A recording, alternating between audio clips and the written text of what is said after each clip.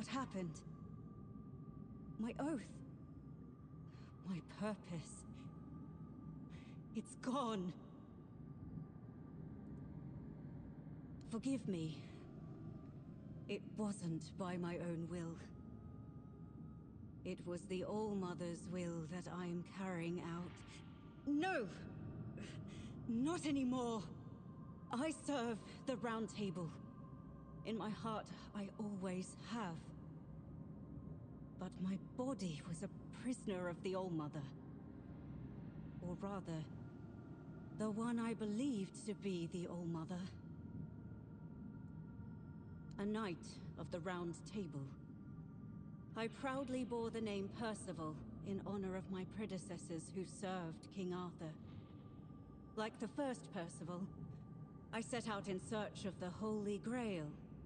My path led me here, to the very temple where my father once wanted to send me for priestly studies. I never felt a calling then.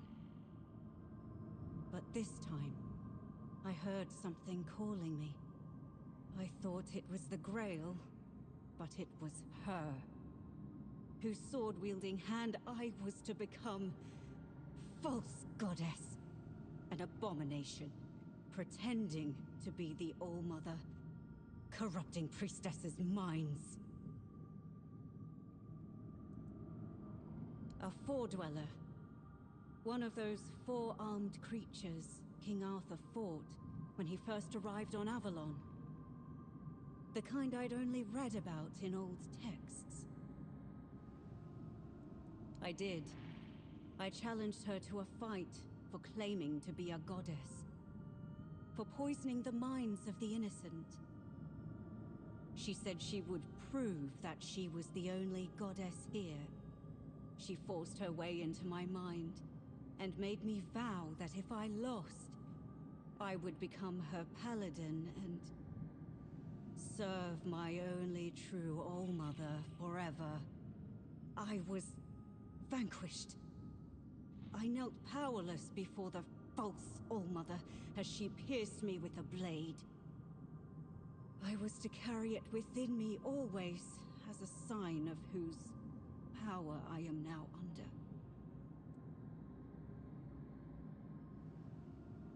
Be careful. If you face her, fight fiercer and strike harder than I did. Above all, don't let her into your mind, or she will turn your own body against you. I spent countless years trapped in the prison of my own body. Bound to her service, where I found the truth. The only truth worth knowing. I was blessed with her presence. I warmed myself in her radiance. Why did you take it from me? Why? I'm sorry. The oath I swore to the false All-Mother. I can still feel its binding. Even my death did not entirely free me from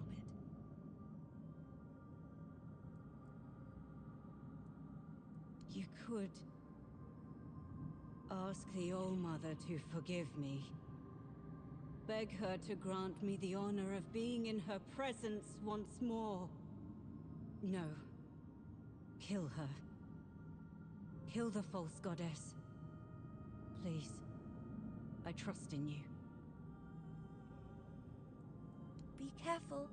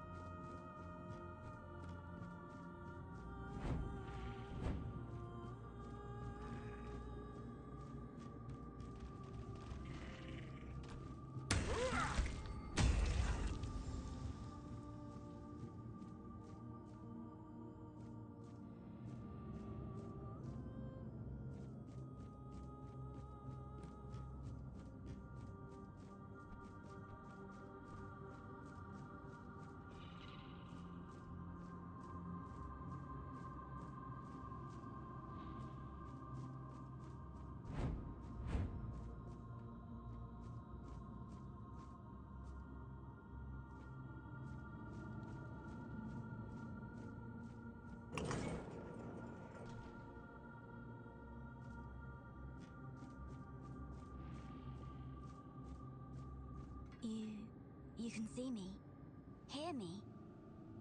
How strange. That's not how it's meant to be. I decide who sees, who hears, yet here you are, unbidden. Why?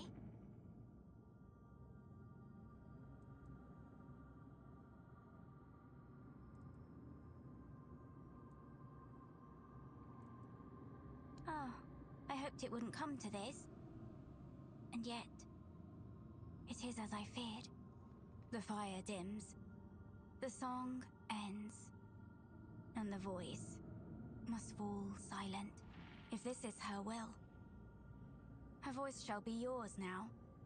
Few are touched by her in such a way. The voice of the mother is a gift, but also a burden. Go then, and let us see if you are worthy of bearing it.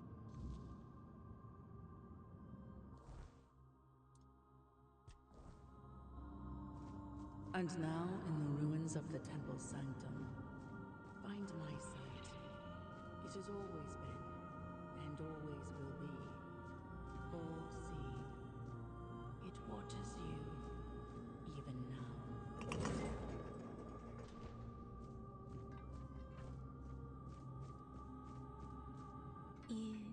You can see me, hear me. How strange. That's not how it's meant to be. I decide who sees, who hears, yet here you are, unbidden. Why?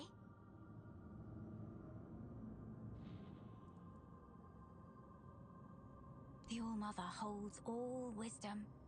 In her womb, the threads of destiny intertwine, the tides flow to the rhythm of her heartbeat.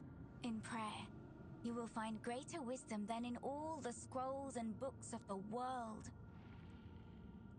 Ah, Niante, the fractured one. Yes, she feels the void, doesn't she?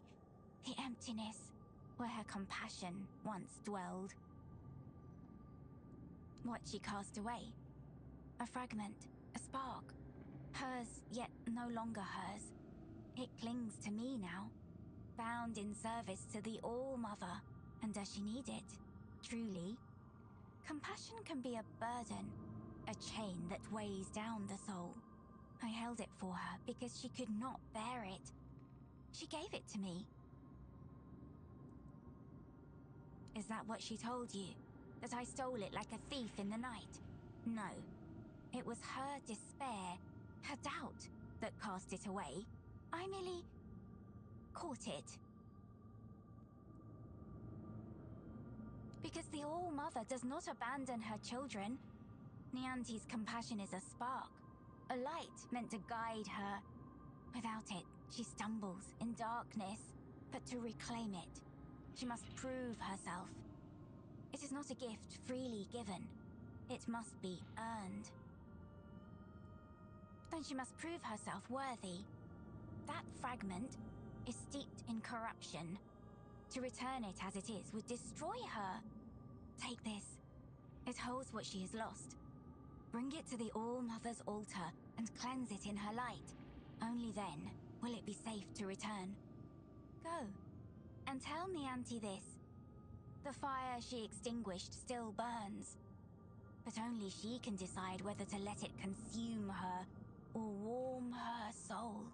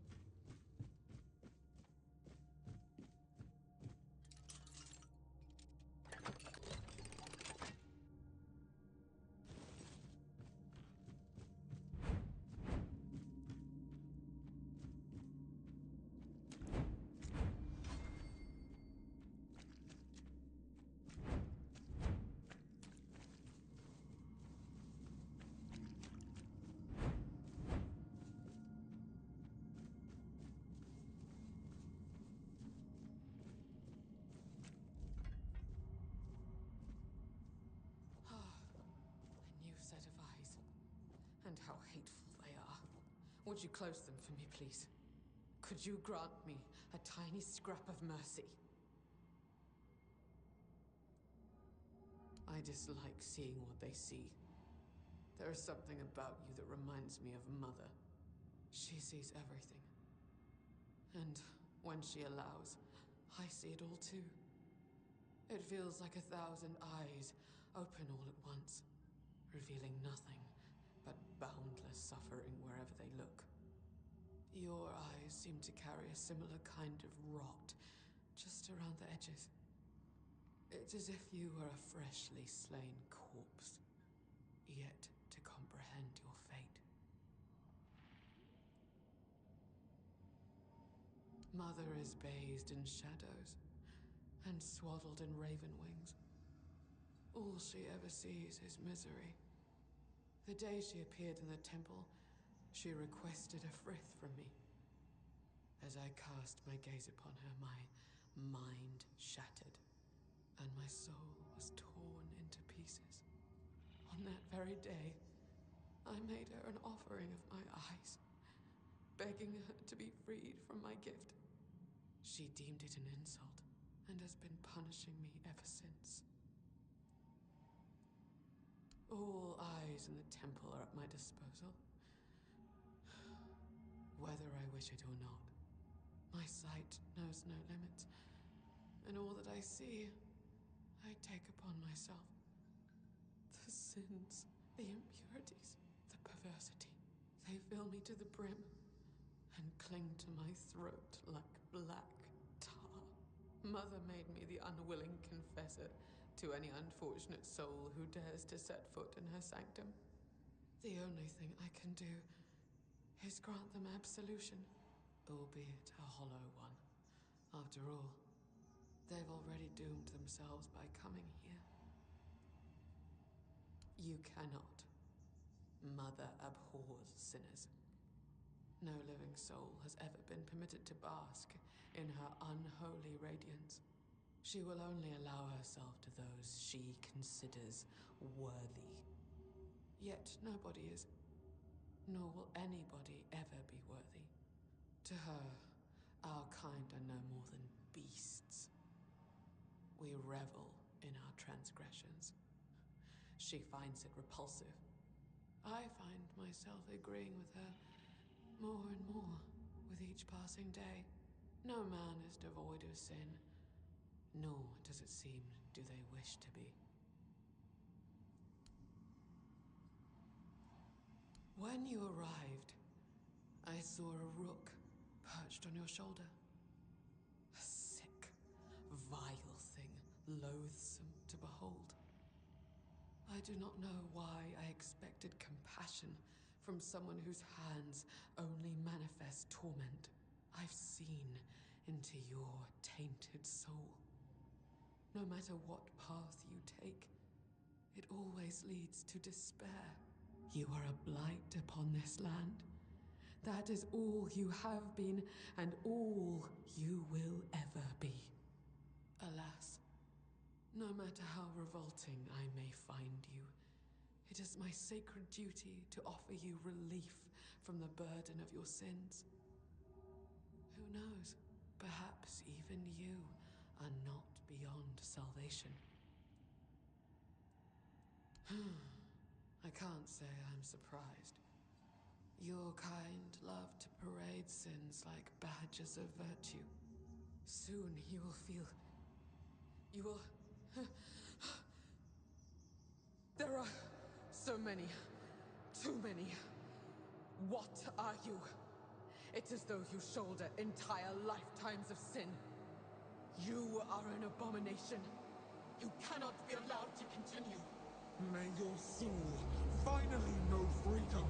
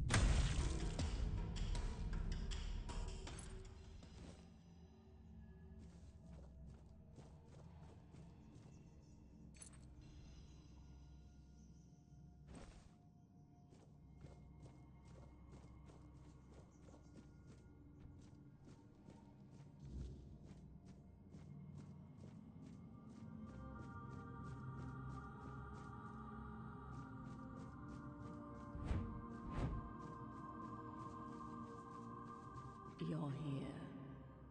I've felt your steps through this place. The tethers holding me, unraveling one by one. Are you here as my savior? Or have you come to seek my mother's embrace? I am a mother. Yes. I have known a mother's joy. And I have endured a mother's sorrow. I carry the grief without a name. The kind that rends the heart and bleeds it dry. Year after year. Hour after hour. I have walked Avalon for centuries. Its soil watered with my tears.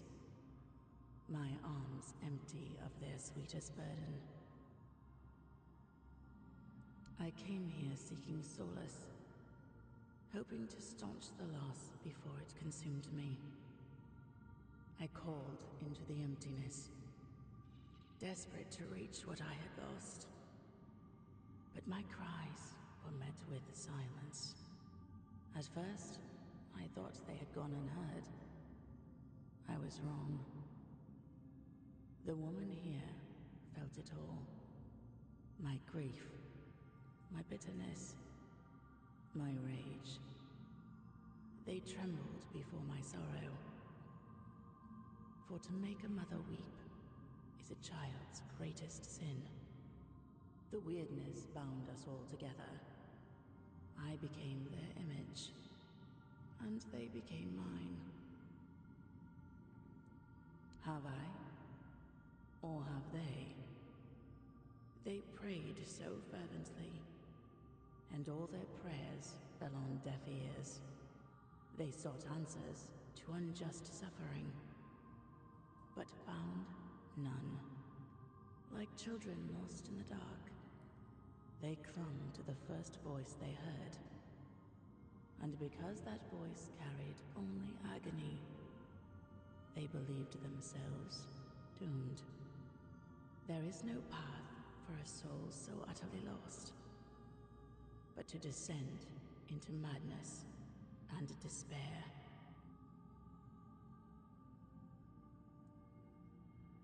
No more than I could help myself. I have not remained here by choice, nor have I claimed them out of desire. They wove a prison from their faith, with the Wyrdness as the thread that bound it all together. Belief is a dangerous thing here on Avalon. Those who seek godhood should rightly fear their believers. You have already freed me.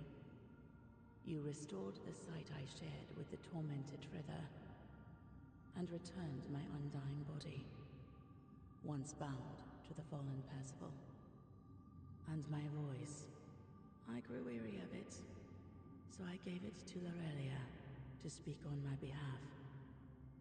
The sweet girl made it her own, ensuring she will remain here, even when I am finally gone. I lingered only because I wished to meet my savior. I had hoped, but no. What I hoped for no longer matters. As for the others, I fear they are too far gone in their madness. The only freedom left to them is the one only a mortal can embrace. Farewell, stranger. Perhaps our paths will cross again.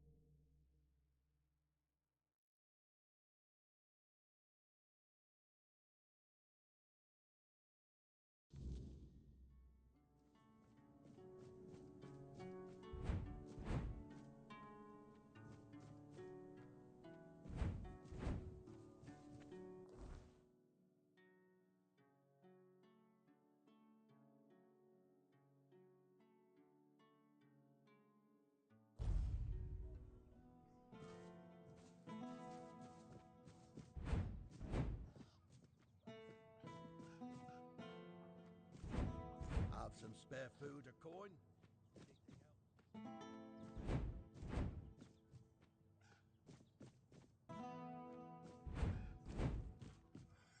Creeping around like that will only get you more attention.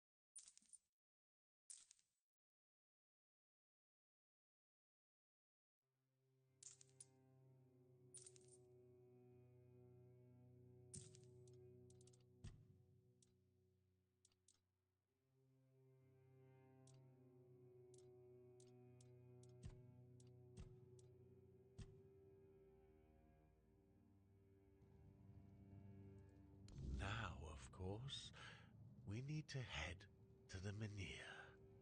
If I've read the notes correctly, the ritual has the best chance of success if we perform it after nightfall.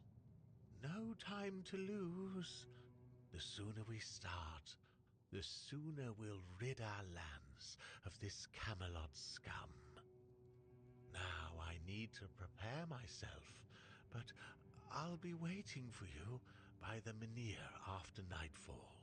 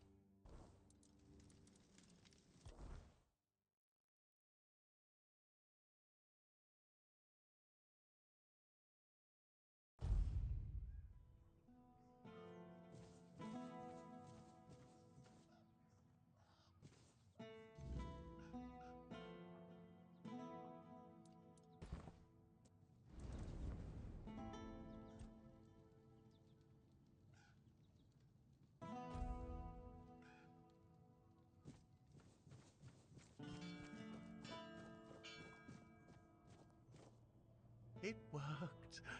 I can hardly believe it. I mean, I hoped, of course, that the wisdom of my predecessors and our shared effort wouldn't fail, but you know how it is. Something could have gone wrong. Is everything all right? You don't look too well, eh? Eh?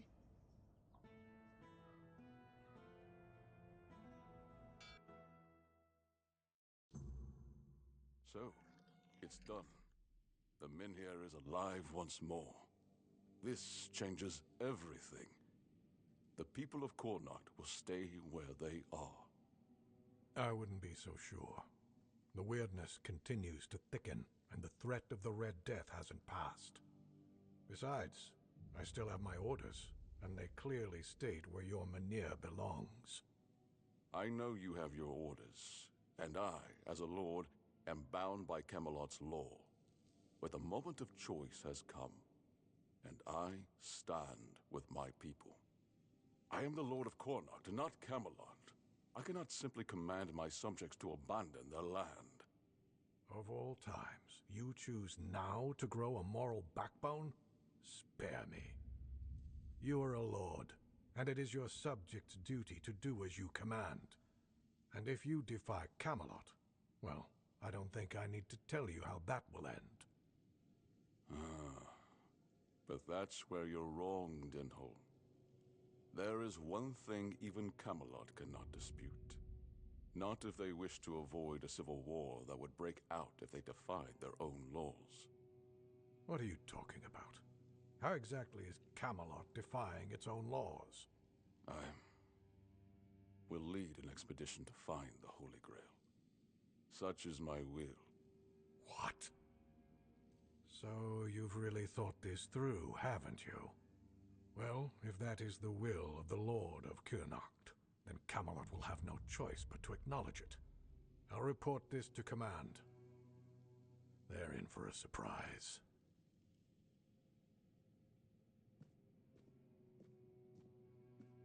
You heard what Dinholm said. Camelot won't dare touch the Minhir as long as I lead the expedition for the Holy Grail. Once again, I need your help, and I'm prepared to grant whatever you ask in return. People I can trust. Those prepared to share the burden of this quest for the Grail. I can't command anyone to join me. They must come of their own free will. Otherwise, the expedition is doomed to fail before it even begins.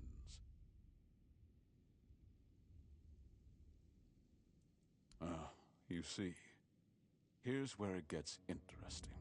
I've turned Camelot's own ancient laws against them.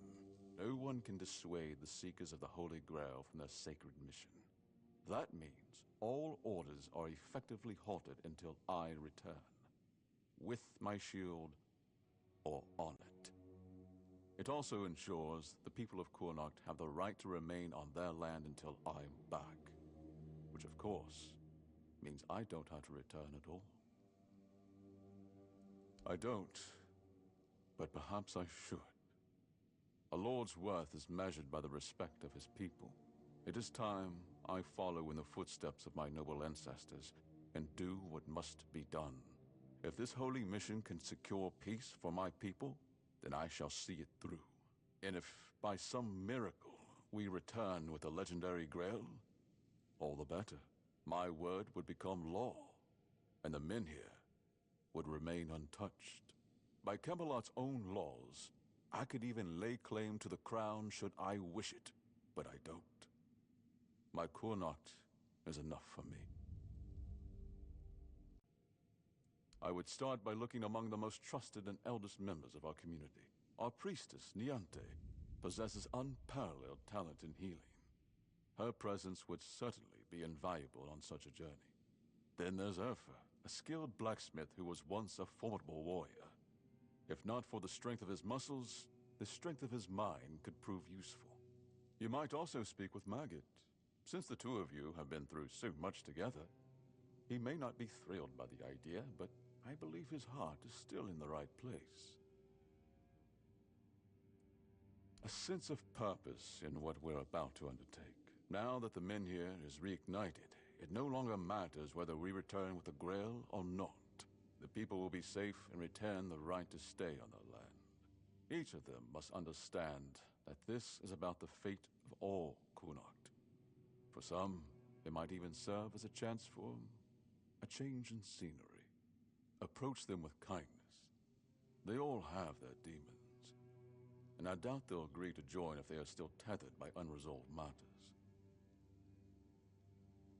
Thank you, and believe me, the reward you'll receive for your efforts will be priceless. And whether they agree or not, I will set out for the Grail. I will buy more time for Connacht.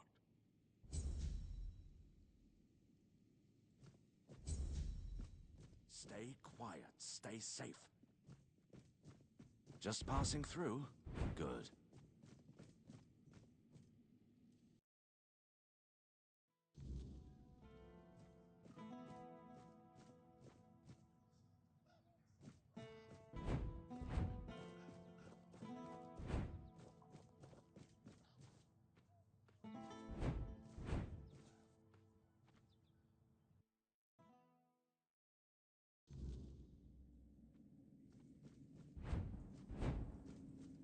Force me to take this further. Aurelia's voice, it's different now. I take it you're the reason for that. So, this is it. The piece of myself I've been missing all this time. It feels familiar, yet strange and deeply corrupted. If it truly is mine, I cannot leave it in this state. If I try to retrieve part of my soul from this thing, it will poison me as much as it heals me. She's right. Surprising, considering the things she's whispered to me all this time. And I'd like nothing more than to perform the ritual, but the altar isn't safe. Too many of the sick gather there. I can't risk it.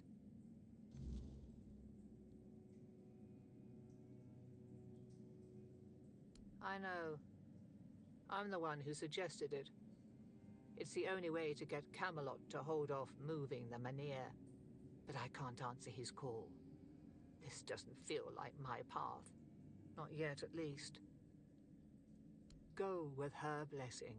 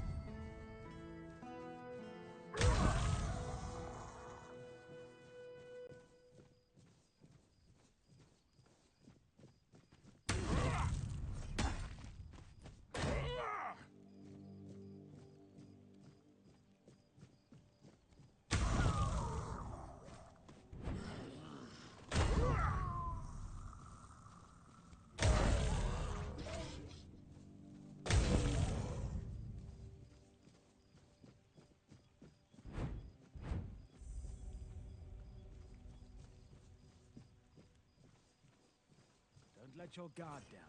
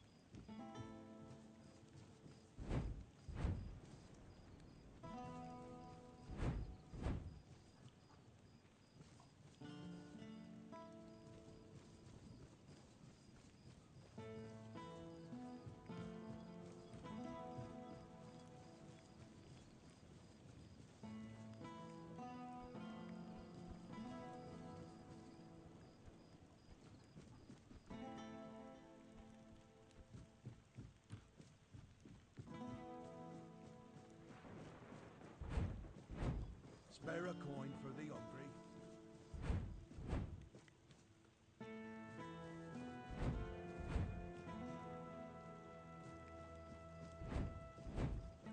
I've got my eye on you.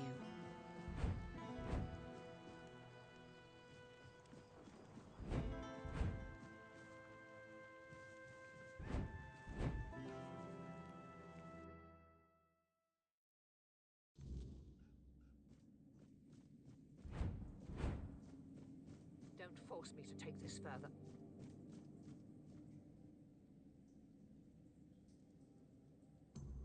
Thank you, truly. You've already done so much for me, but I must ask for one more thing. Your presence. This is something I can't... This isn't something I can face alone. Thank you. May the All-Mother guide us both.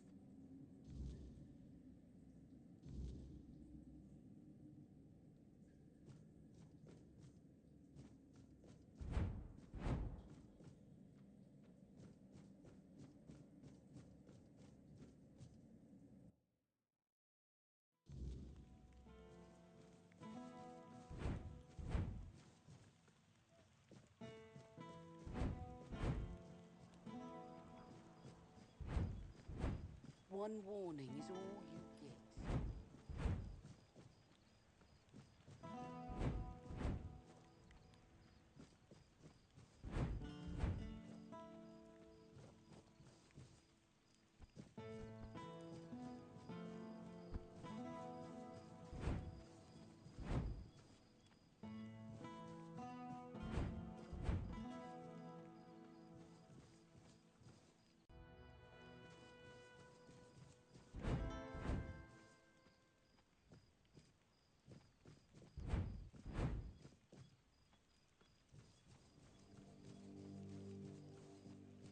The All-Mother's light will reveal the truth, or burn it away.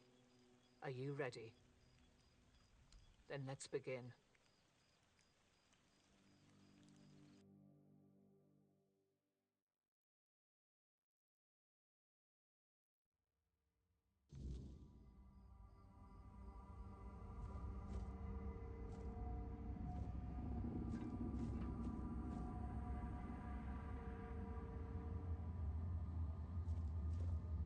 Oh, hello.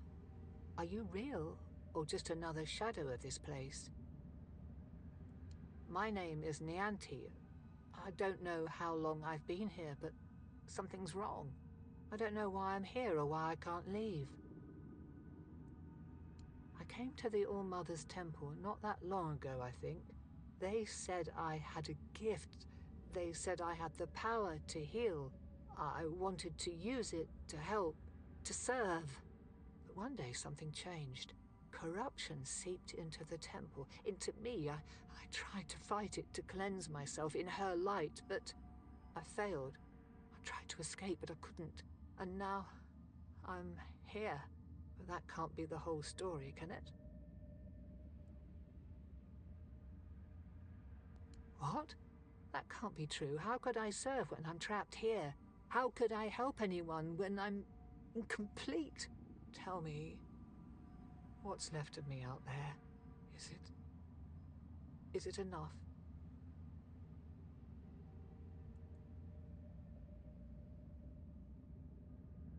Needed?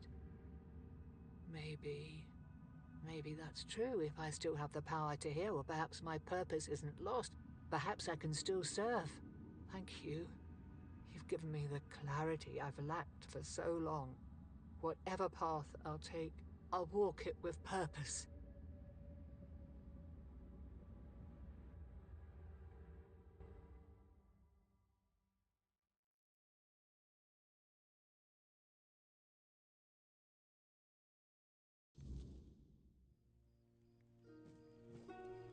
So, this is what it feels like to be whole again. It's strange. Like I've been walking in a fog all these years, blind to what I'd lost. And now, the light is so clear.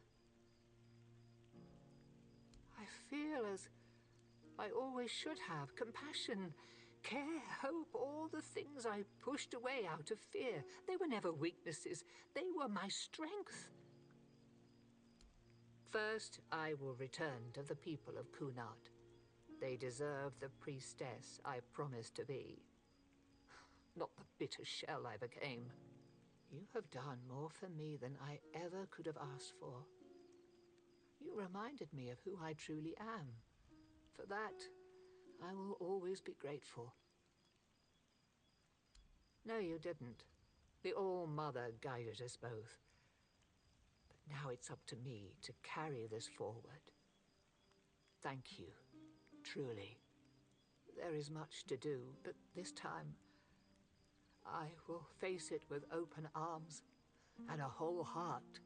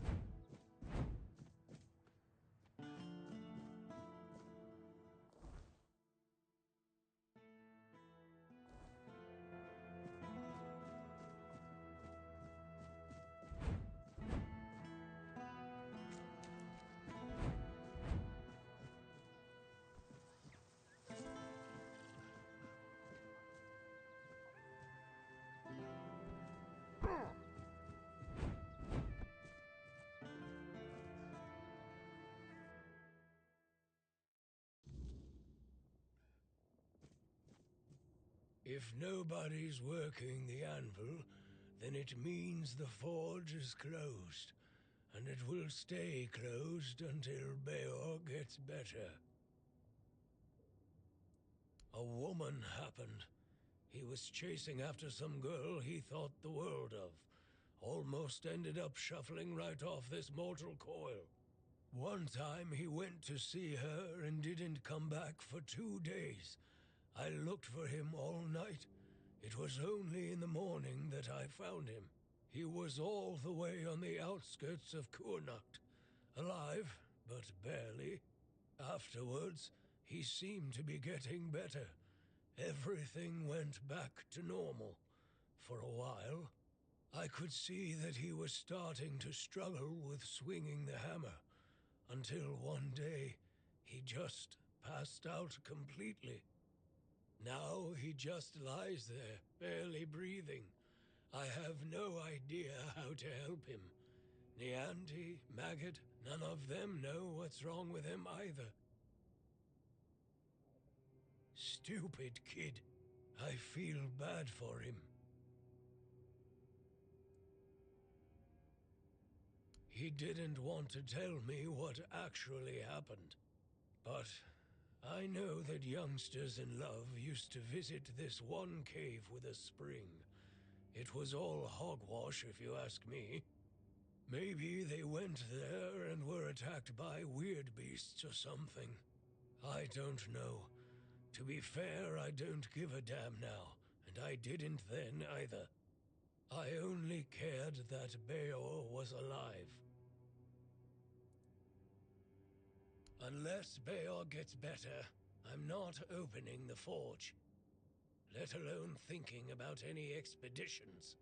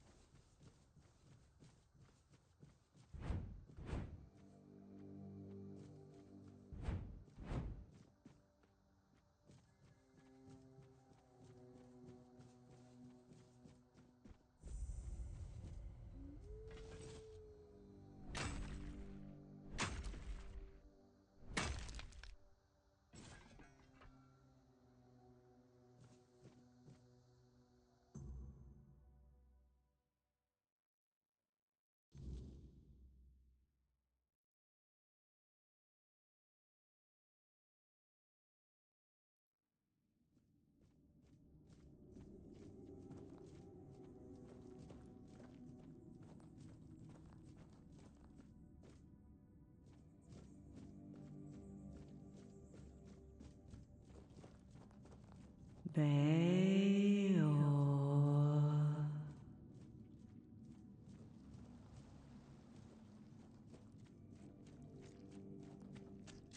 But you broke mine.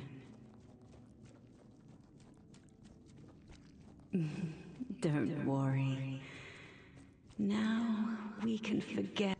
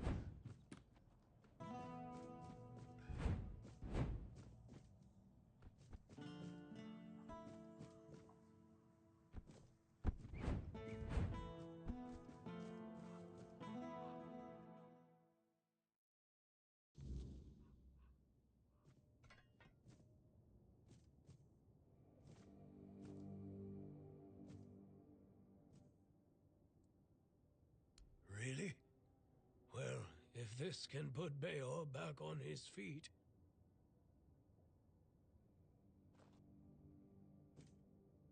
Beor, your wound, it changed. What? What happened? I don't remember much. There was a cave. And a girl? She touched me. I came back and dreamt. Then there's only darkness. That's right. And what did I always tell you about chasing after women, huh? She stole your heart, literally. You're lucky this one showed up. Otherwise, I never would have guessed you fell in love with a weird beast. Better take this to your grave if you don't want to become a laughingstock. You're so smart, and yet so stupid, eh? Well, get up now, whelp. Enough lazing about. You can take it easy today, but tomorrow you're back in the forge first thing in the morning. You've got a lot to catch up on. I'm sorry. And you, thank you. I'd thank the All-Mother for sending you at the last minute, but I don't want to owe her a thing. So, I'm thanking you. Finally, we can get back to work. I missed it. If you ever need a smith, you can come to me. All right, back to work.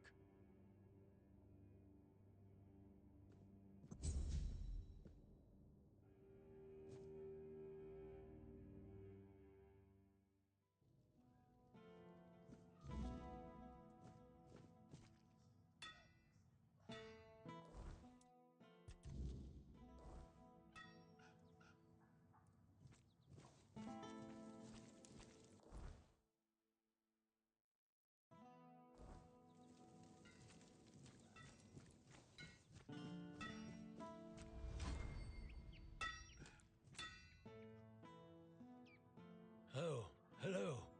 Do you need something? Times are tough, but I won't forget what you did for Beor. Tell me, how can old Airfear repay you? Beor is still wet behind the ears, and his heart is barely beating. Until I'm sure he can handle things, I can't leave him on his own.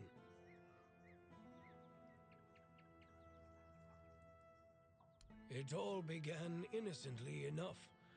Our milksop of a lord, Yvain, decided that we didn't have the right tools to unearth the riches of our land. So he sent messengers to Camelot asking for their men and equipment. It was supposed to make us richer. And it worked. For a while. They came here and resumed mining. Brought gold with them too. So for a while there, we were even happy to see new faces. Then news from Camelot arrived. The Red Death is in Kuanacht. The Wyrdness is getting thicker. We declare martial law. Cut down all the trees and take them in here with us. Everyone goes to Camelot. Load of bullshit if you ask me. The Wyrdness has always been here. Kuanacht has been doing just fine without the support of the dog-fuckers of the Round Table. Denholm, the one in charge of their army, came here with the Red Priests. It seems like he's well aware that his orders are stupid, and that people from Kuanacht are smarter than Camelot thinks. And now, Kuanacht is divided. Some want to leave for Camelot. Others can't imagine it. Like me. I just can't stomach leaving the land of my fathers. Camelot says we do. I think we don't, even after the moronic theft of trees. Lord Milksop, of course, doesn't know what to do. If he leaves for Camelot, he'll become just another ass-kissing sponger princeling no one gives a toss about. And the court is already full of those. Here, at least, he's somebody. or he can become somebody if he makes the right choices. The man here is dying, that's true. More and more weirdness creeps into our homes at night. Soon, the flame will no longer be enough. I don't know what would need to happen for everyone to stay in Kuanacht. The truth is, we can only survive if we keep together, either here or there. Bayor is still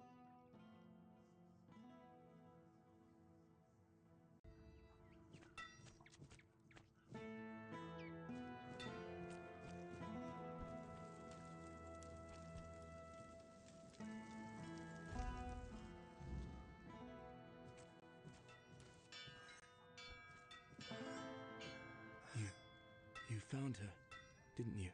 You went to that cave and came out alive. So that means she's dead. She wouldn't have just given you my heart back. I'm not sure.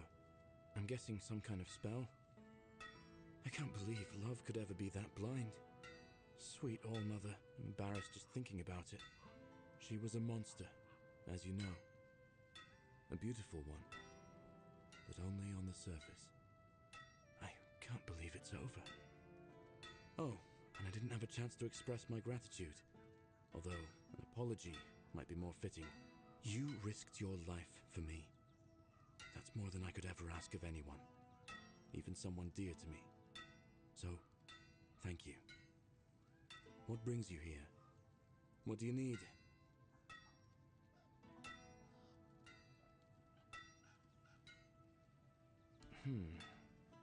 In my eyes, she never looked like a monster. I remember following her to that cursed place. When we were close, she touched my heart. I felt a great pain. And then I saw what she really was. I got scared, grabbed something heavy. I managed to get away, but inside I felt emptiness. Each morning after that, the burning of my wound grew more intense. He seems stern, but he's a good, hard-working man. This time, though, it's personal. As soon as I was sure I could swing the hammer twice, I got straight to work. I'm forging a new heart. I know I've only just gotten back the one that beats in my chest, but I can feel there's something wrong with it. It's weaker. I am weaker and unsteady. It's easier for me to grow impatient and angry. More things seem to cut me deeper. I feel like my heart is poisoned. So far, all my attempts have failed. None of those hearts had the spark a forged replacement ought to have. They were far too weak to beat in a blacksmith's chest. There's a legend about the Stone Wardens. It tells that they could forge a heart stronger than any other. A heart that could make a man invincible. Sadly, I don't know much more than that. Right now, I'm just banging my head against the wall.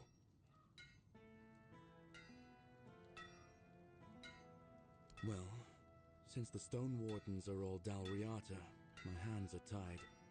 Vrel is the only person from the tribe that I know. A Rei Arthur selling books. And that's something, isn't it? I was planning to ask her about the legends myself, but maybe you could do it for me? Urfir will clobber me with his hammer if I shirk my work again. Thank you. I hope Vrel will be able to tell us more.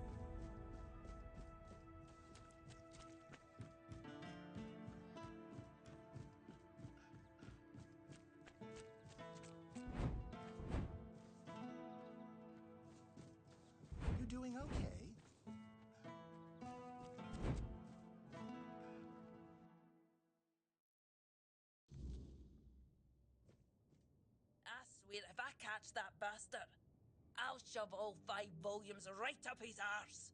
What? Aye, something happened. Some blighter broke in and stole every book about the beautiful Liliana.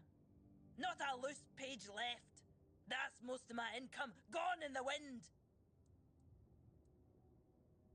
That's no something I'd like to think too much about. Aye, one of the soldiers. He threw a fit a few days ago, 'cause I wouldn't sell him the latest volume on credit. There's no chance I'd ever allow that. Give it 2 months, I'd be bankrupt.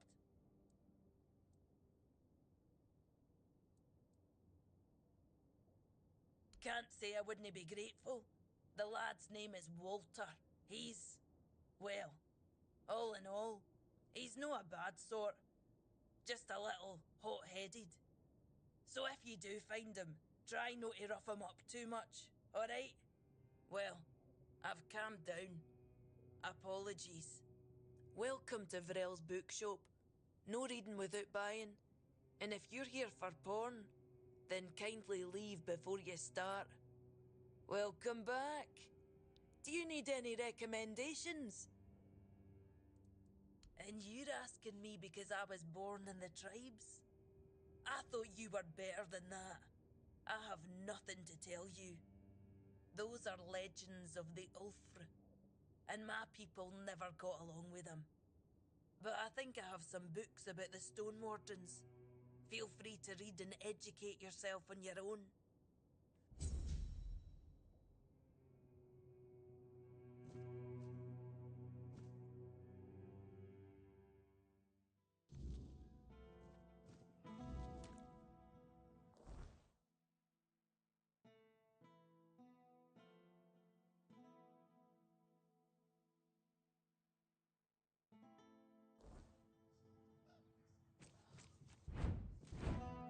You'll regret that.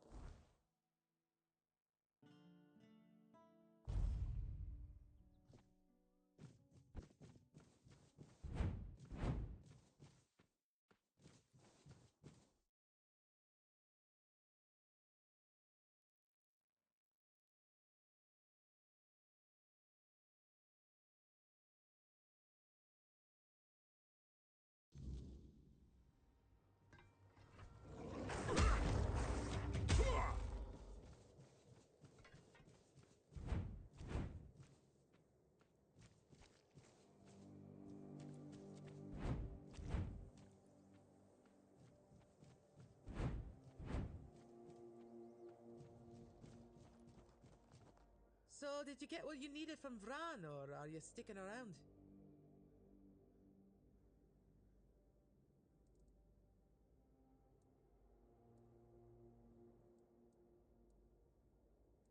See you around, I guess.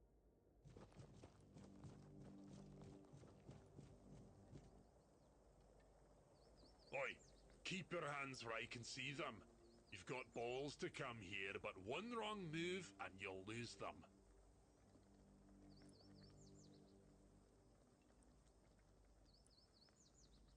Yeah? I do. What are you doing here? Why am I sitting here on my arse instead of doing something worthy of a warrior? That's a damn good question. One Eye told us to guard the entrance to the Bloody Temple. So, we're guarding the entrance to the Bloody Temple. If you want to enter the Bloody Temple, you're not going to. Because if you make one step towards the Bloody Temple, I will cut your bloody legs off. Good. But if you change your mind, I wouldn't mind getting some exercise. Why is everything always such a hassle?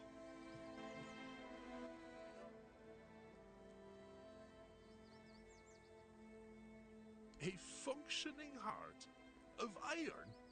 Wouldn't an iron head be more useful to you?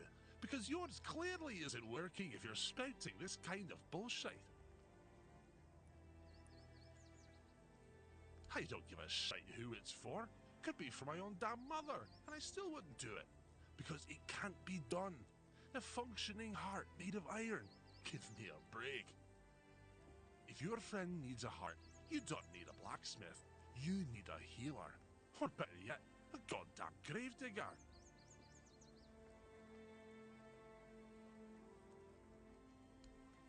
Getting restless. Ha! Look at this. One Eye's got the Camelot dogs handing over their precious keep without so much as a fight. I'd much rather have fought a lot of them, but hey, I'm not complaining. Our leader, and soon the leader of all the Dariata. He doesn't piss about trying to make deals with Camelot. He fights for what we're owed with fire and iron. He will unite all the tribes, and then we'll march on the capital.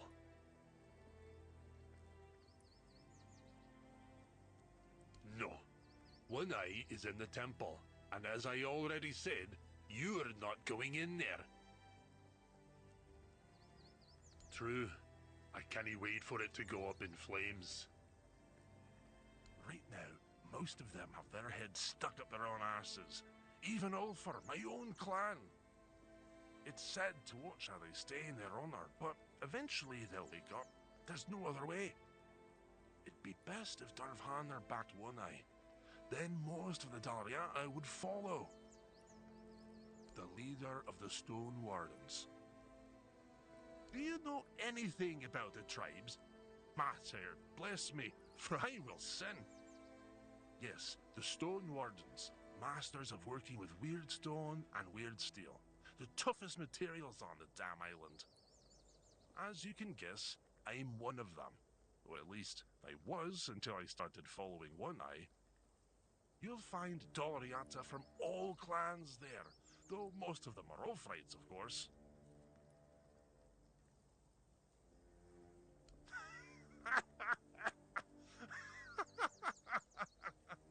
A stray from outside the tribes wants to join the elite Daliata Brotherhood?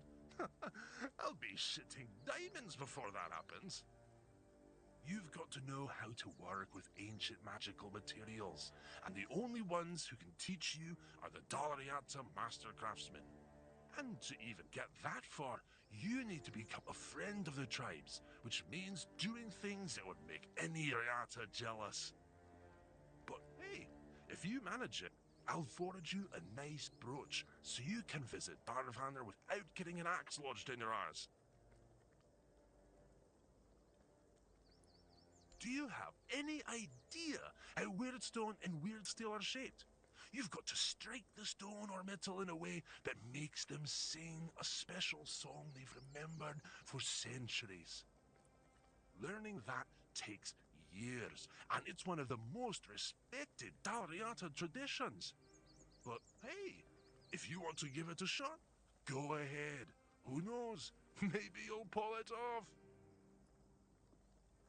Matter, old me, because I'm about to lose it. You want to try? Fine. Here's the guide, a piece of weird stone. Go ahead. Try to sing a simple reliquary out of it. Why is everything always such a hassle?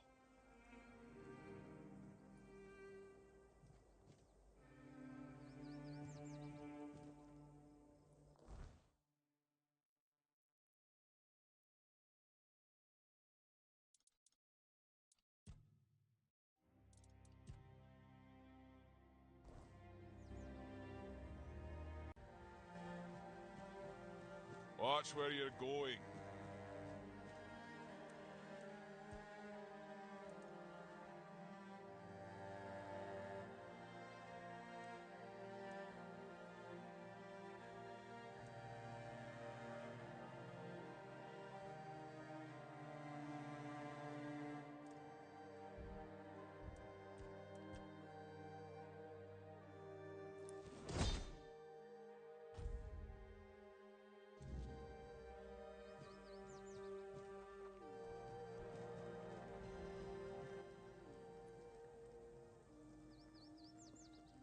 Damn. How did you do that? Did someone teach you how to shape Weirdstone? Oh, or do you have Four Dweller blood in you or something? I mean, sure, the craftsmanship is rough and there's a lot that could be improved, but damn, I've got to admit, I didn't expect you to pull it off.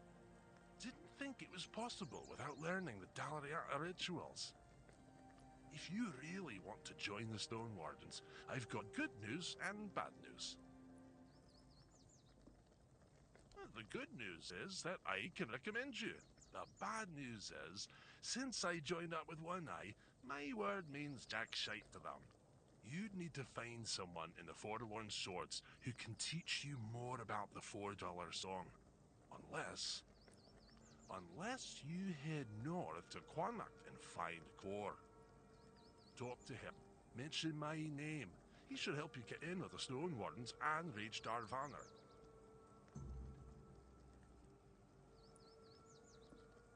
A friend. And probably a better blacksmith and stonemason than I am. But if you tell him I said that, I'll rip your tongue out. He didn't join up with One Eye because he's never cared about anything but his craft. But that's why he's still at the Stone Wardens and can help you get in.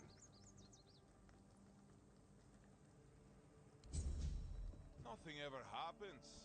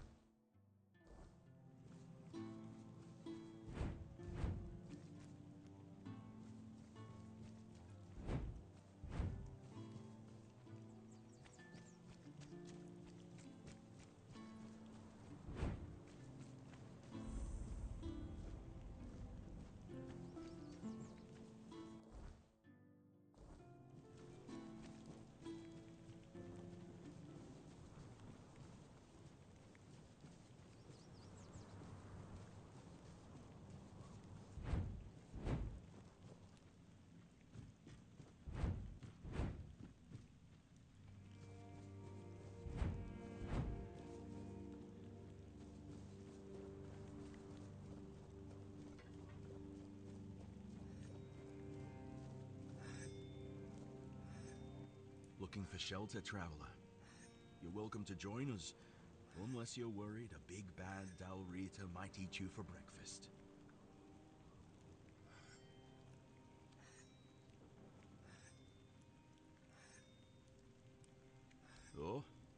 Where'd you hear a tale like that?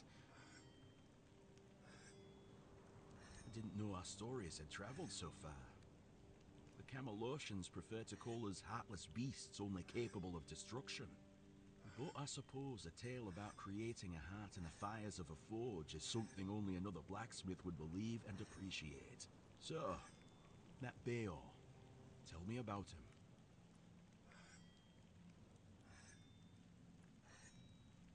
Aye, that's the way of it. A heart given to those creatures is never whole when it returns. If it returns at all, they drain every joy, every spark, leaving what's left little more than a brittle husk. I'm sorry your friend bears that burden. He used iron, didn't he? Iron's too brittle. Steel's no better. It's cold, lifeless. To forge a heart, you need metal that is alive. You need a metal that will sing as your heart sings when you see the smile of a loved one.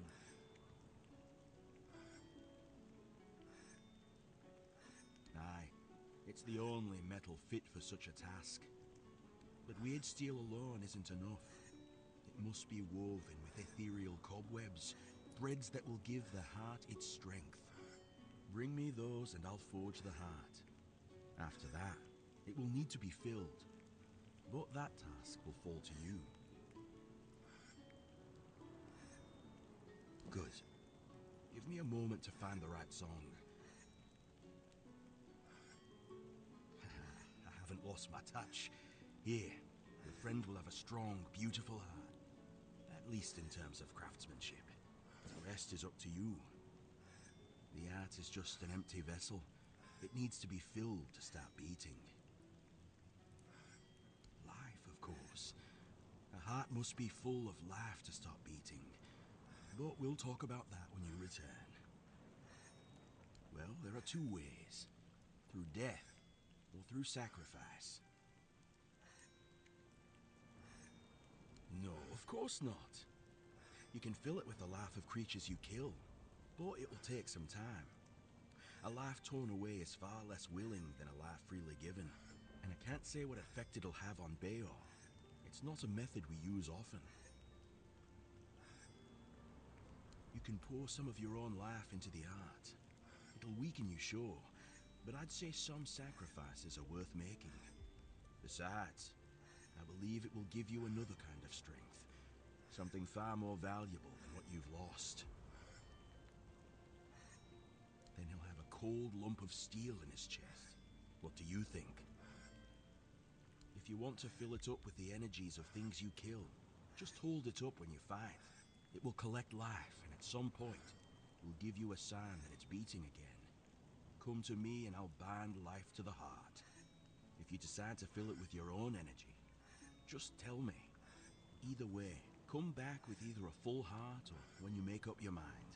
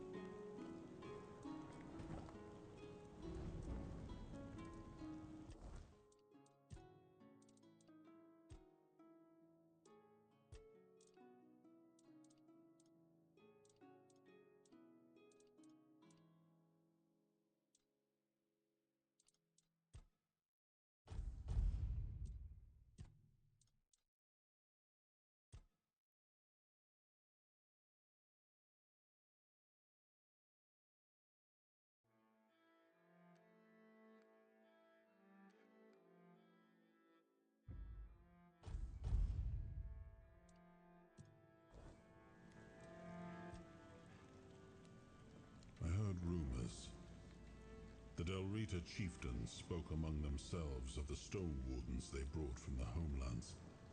Yet when I asked, they had little to say. It seems their brotherhood has found a way to bend the Wyrdness to their will. That is good, I suppose. If you have the chance to learn from them, do so. We need every advantage to restore peace to Avalon.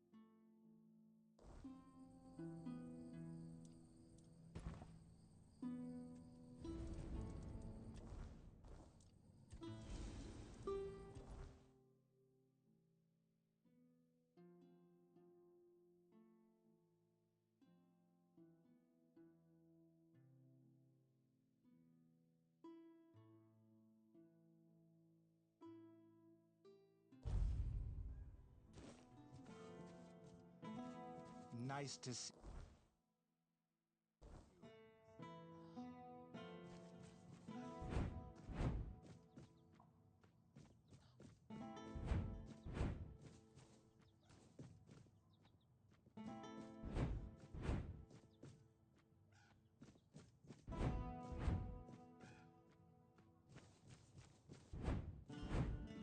If you're trying to be sneaky, you're failing miserably.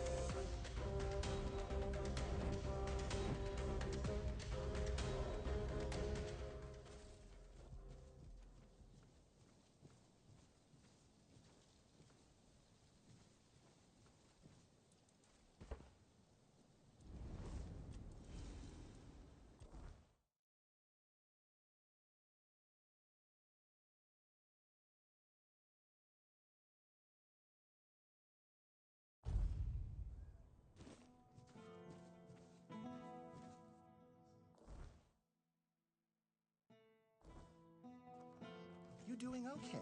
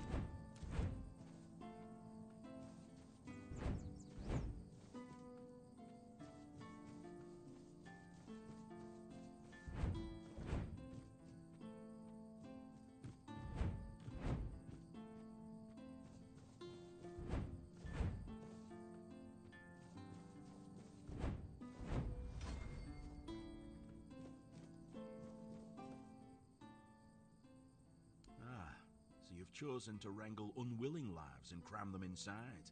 I can almost feel them churning within. I'm curious to see what will come of it. Here, this is no peaceful heart. I hope your friend is strong enough to tame it. It was a pleasure. Give Bayor my regards. I hope his new heart brings him happiness.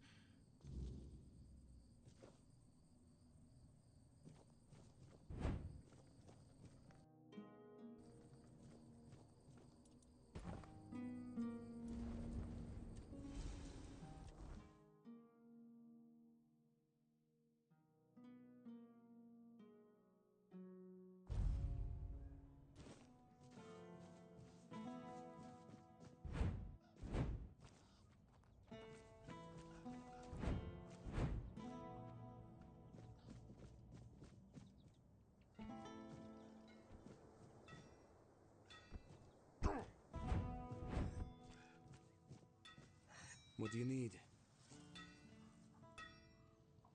What? That's amazing. What materials did he use? What else was needed? Did he tell you how to make it? Oh my. I have so many questions. But those can wait. First things first. For this, I will need your help, my friend. Once more, as always. So, shall we begin?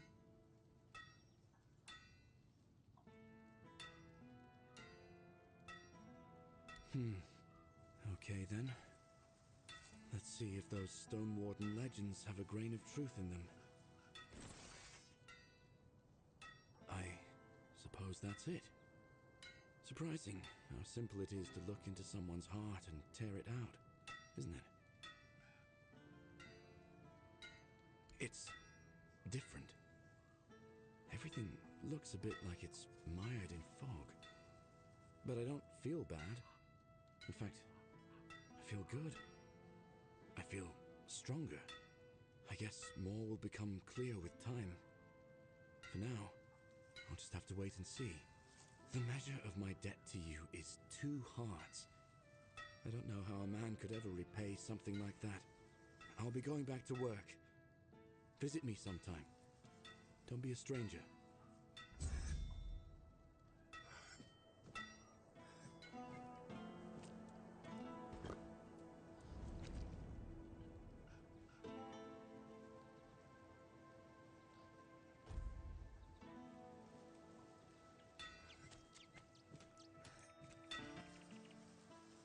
Bayor's fully recovered. He's doing well and making his own decisions. He doesn't need an old man hovering over him anymore. And, well, to be honest, I've been waiting for this moment. I'm proud of him, but you didn't hear that from me. You've done right by me, so I'll give you some advice. This whole expedition is madness, but as they say, sometimes there's method in madness. And I'll admit, I'm glad these old bones can still be useful. I might not think much of our Lord, but I won't turn my back on him when he needs help. This isn't just about him. It's about our home. I'll do whatever I can for Kuanacht. Tell Yvain he can count on me, even if it's the last journey I'll ever take.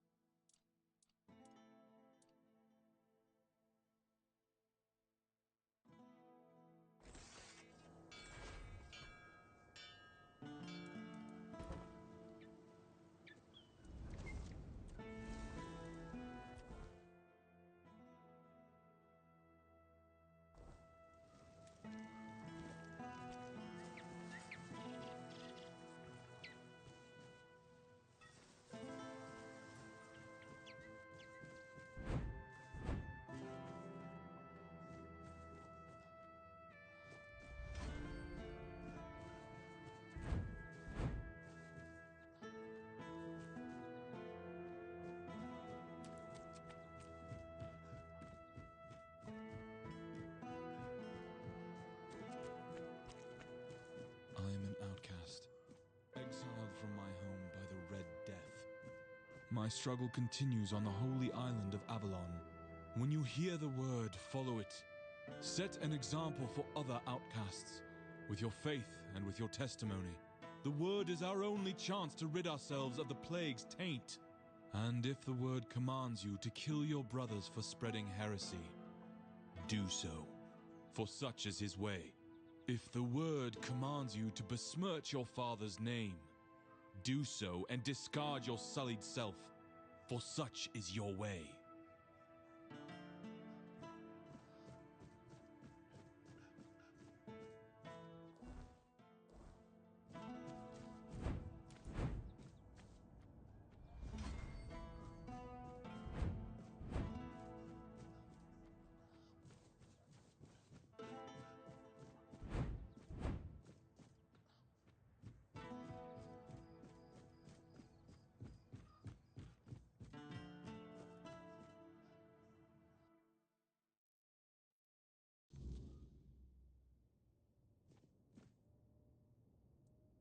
Yvain can count on me. After everything that's happened, I see now that this is the right path. Tell Yvain I'll join him on this holy mission.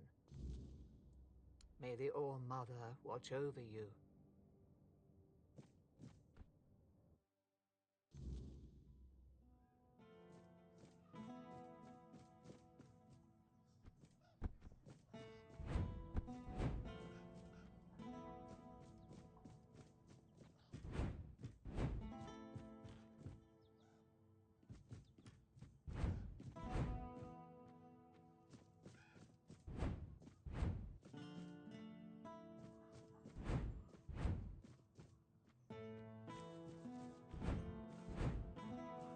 Think I don't see you?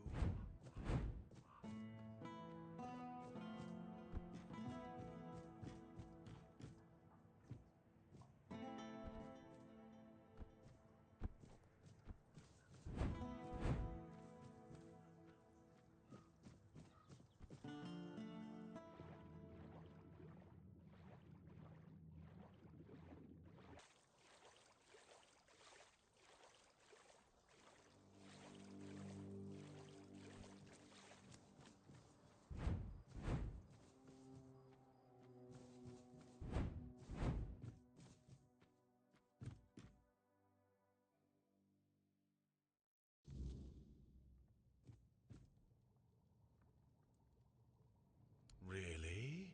What for? The Menhir burns beautifully. Nothing bad can happen now.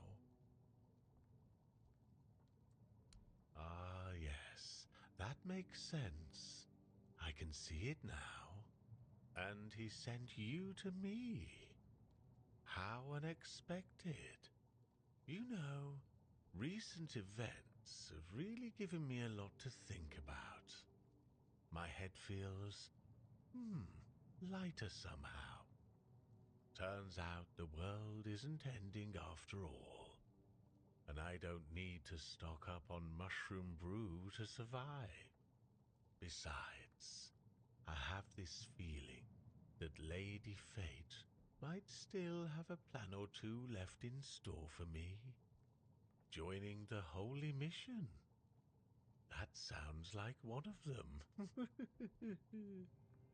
Tell Yvain I'm ready to join the expedition, and I'll gladly stand by his side.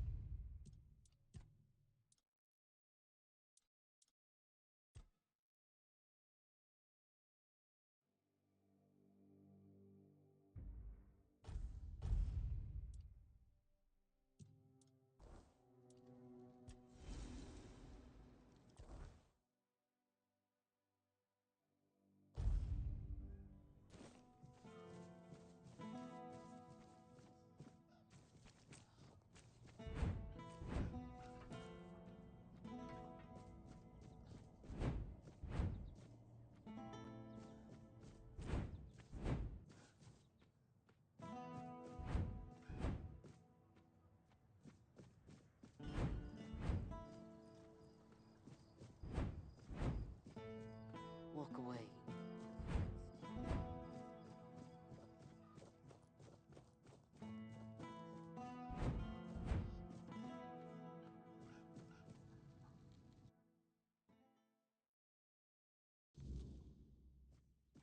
The less attention, the better.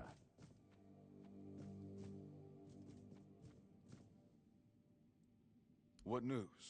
The people I told you about. Have any of them agreed to join me on the quest for the Holy Grail? Now that is truly wonderful news. You've achieved what seemed impossible. I'm grateful that fate has guided you to my side. With Niante, Magat, and Ifra, we shall strive to restore hope to the people of Kurnocht. You've done me a great favor, so allow me to repay you. Before I depart, know this. You brought change to Kurnocht and earned my deepest gratitude. Let my repayment be the blessing my lineage received from King Arthur himself.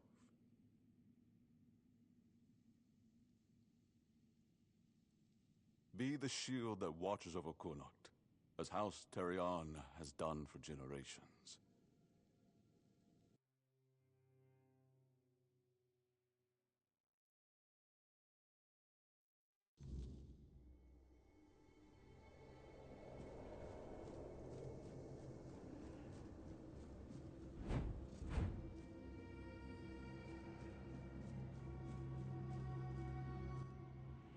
I am his oath, the weight of duty that shields the faithful.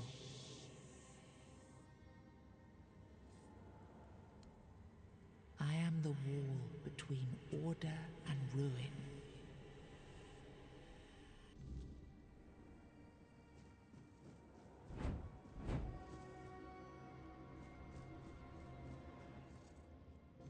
You can't just allow for things like that to happen. Not ever again. Not when the kingdom is beginning to find its way. You're the king, and that comes with a whole lot more responsibility. You can't let people like Merlin do what they want, even if their intentions are pure. You must see the danger now! The memory of Seawall is my burden. Harder to bear than I'd like to admit. But I've realized that his story is what happens when power answers to no one. Then do something so that a tragedy like that never happens again! Palamedes, you've always spoken your mind, even when I didn't want to hear it. You've stood beside me through the darkest days and fought not for glory, but for Avalon and its people. I have done only what I believe was right, nothing more. Yes, and that made me realize that Merlin was wrong. The legacy I leave won't endure through the legend of a single man, whether it's me or anyone else. I decided to give my sword to the Horns of the South, to bind them not to me, but to the people. But Avalon needs more than that. It needs structures, memory, and resistance to corruption. It needs the foundation of something greater than any one of us. A shield? Yes. One to guard Avalon, even from itself. You've proven yourself time and again, so my shield is yours, Palamedes. Not just to wield, but to become. Let your bloodline anchor what my reign could not. And you believe I am worthy of such a responsibility? I will not fail you, my king. Don't carry this burden for me, Palamedes. You never have. Carry it for Avalon, and may your name be a blessing upon this land for generations to come.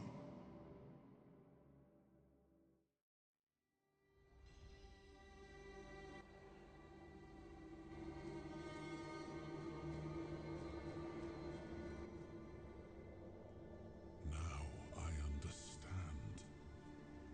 The shield isn't an object. It's the bloodline itself.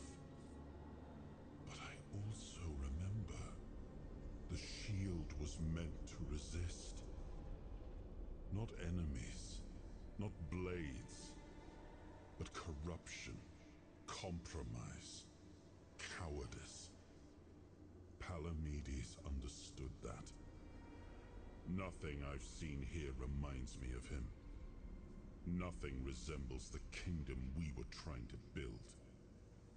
Lord Yvain, a joke of a man. A mere shadow of his ancestor. Not worthy of his title, nor of leading his people. I tried to build something lasting. Something that wouldn't depend on me to survive. I distributed power, tied it to oaths, not blood. Gave regions autonomy, left behind symbols to bind them. But what we've seen so far, that's not a kingdom. That's theater. People playing at being lords and commanders, taking on roles they don't even understand. All I've seen here is fear. Indecisive men wearing the mask of power. But their power comes from symbols they don't even understand. And when a decision needs to be made, they hesitate. When danger appears, they flinch. Denholm, commander of Camelot's forces, is incapable of acting without direct orders. Yvain, a descendant of Palamedes, yet too weak to stand against choices that harm his people. Their fear breeds indecision. If you cannot choose, you cannot protect. And if you cannot protect, Avalon rots.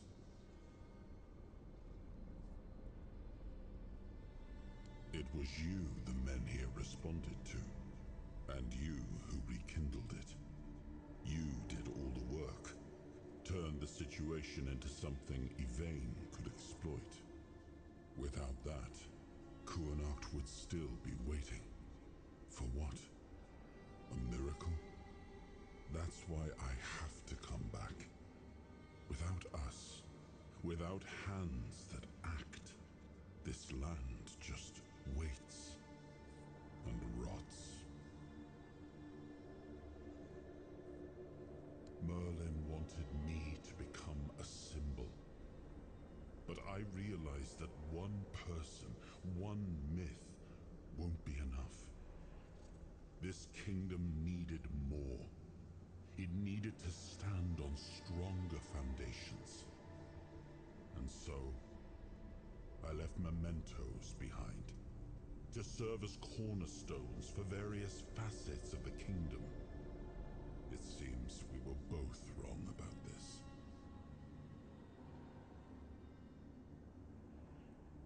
Yes, the situation is complex, but that is precisely the burden of a leader. Complexity does not excuse paralysis, and yet they sit in deadlock, doing nothing, while the world around them fractures. Turn every resource toward understanding why the weirdness is returning and stopping it. Hiding in Camelot is cowardice. Staying here? Stupidity. But what I would do doesn't matter. This is precisely why Palamedes was made Avalon's shield, to judge for himself what serves the people, even if it meant standing against me. We gave our people peace, but they've come to take it for granted. Perhaps those who live without struggle grow soft, and in comfort, they let go of their values. Symbols, without the will to uphold them, are little more than ornament. I named his bloodline the Shield of Kurnacht, and granted them dominion over this menhir, with full autonomy. The land here is among the richest in Avalon. This place was meant to stand as a counterweight to Camelot's rising power. Well, my friend, they still call me the once and future king. Still hold feasts in my name. Feasts won't save them, but action might. We've wasted enough time. Let's move to the Forlorn Swords and find my crown. Let's make me whole. It's the last hope for this wretched kingdom of ruin.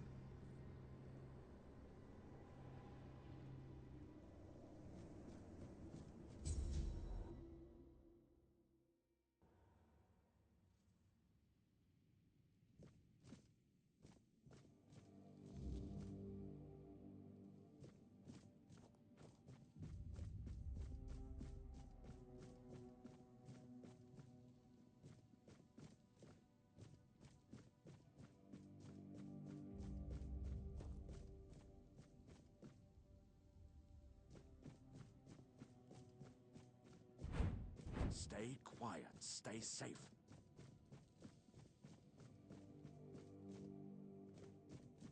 Just passing through? Good.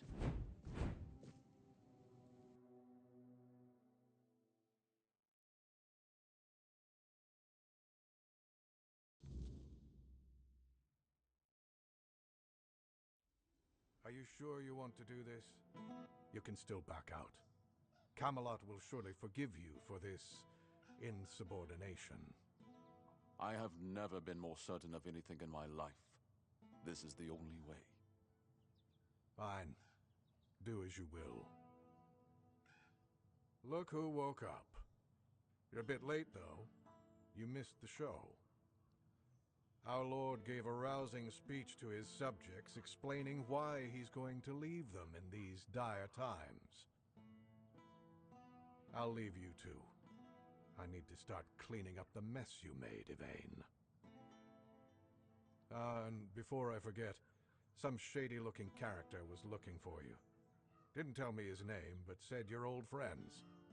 Said he'll wait nearby. Greetings, friend of our house. What may I do for you today? Really? I hope he supports my decision to embark on a quest for the Holy Grail. Although, in truth, it doesn't really matter. I made my decision, and I'll stand by it. Whether my noble ancestor approves or not. Well, and now you are the shield of my people. I trust you will ensure that his blessing is not squandered.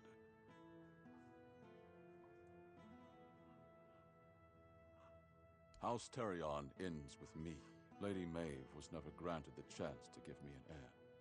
And I couldn't bring myself to take another wife or continue the lineage while the world I knew crumbled around me. But your words are kind. The story of my family began in glory, and in glory it will end. As soon as the necessary preparations are complete, with any luck, it won't take much longer. Ansem will assume my duties in my absence. He is my most trusted man, and he is respected by the people. For now, he's assisting me in gathering supplies. I do not know when or if I will return. Kurnocht and its people must be ready for either eventuality. I cannot say for certain, but I have faith that Ansem will manage. Truth be told, he's been the one keeping things in order for quite some time now. Since Maeve's passing, I've been all too aware of how much I've neglected my responsibilities. Camelot will keep the peace in my stead, and I can only hope that the people of Kurnocht will come to trust Denholm and his men. We may not agree on every matter, but I cannot deny Denholm's honor. When I return, it will have to be enough. And so, I thank you once more.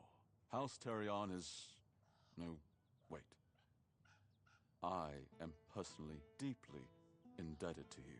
Because of your efforts, my family has the chance to reclaim the glory it once knew. Farewell.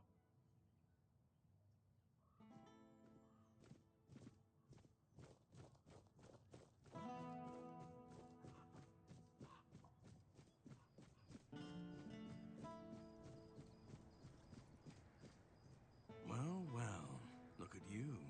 Moving along nicely, aren't we? You're piecing him back together faster than I expected. We're getting closer to the end. And since you've proven yourself so capable, maybe it's time. You should have enough power now to enter his mansion. Here, go to this place and see if the door opens for you. No. If you want to know the truth about the man pulling the strings, it's time you took a look behind the curtain. It's the house of someone I once called my employer, Orin. The same one whose plans got you out of the island asylum. I don't know.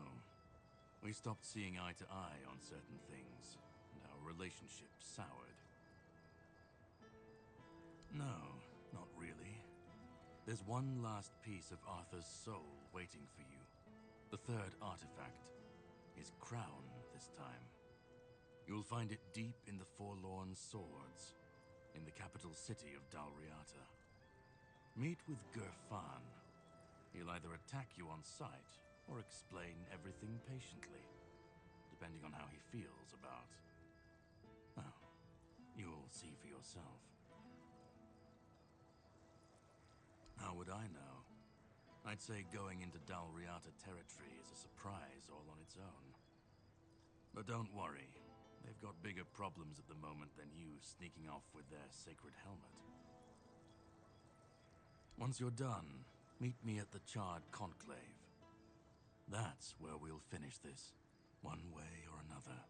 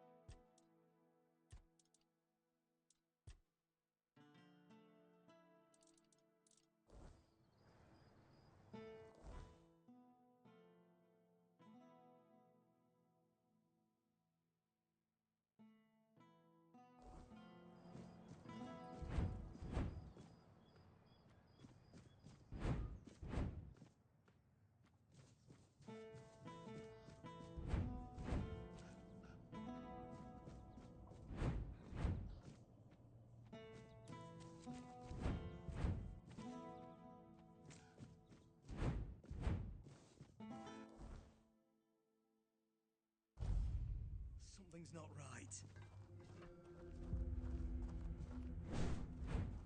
Show me what you are made of!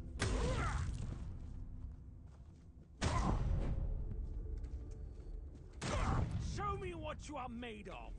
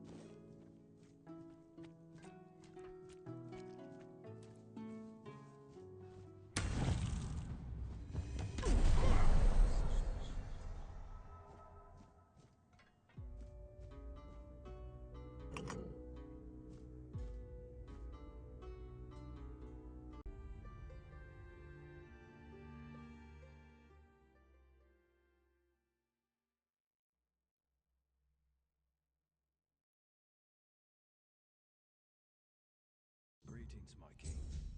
If you're seeing this message, it means Caradoc has fulfilled his task, and the wheel of destiny has begun to turn.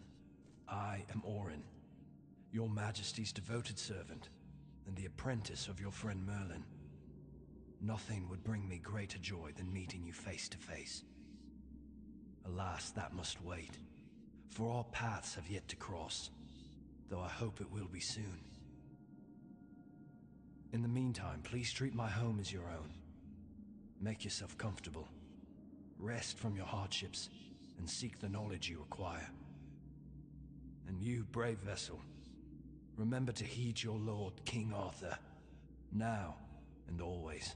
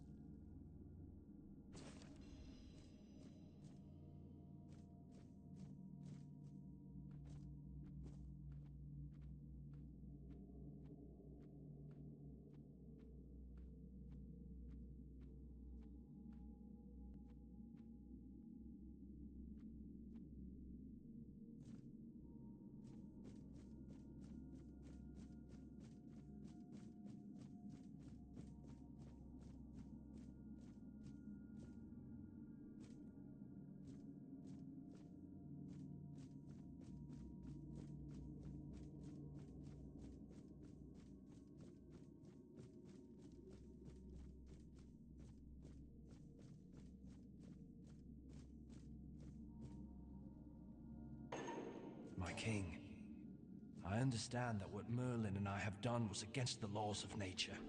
I know how many brave knights gave their lives so we could find a way to bring you back.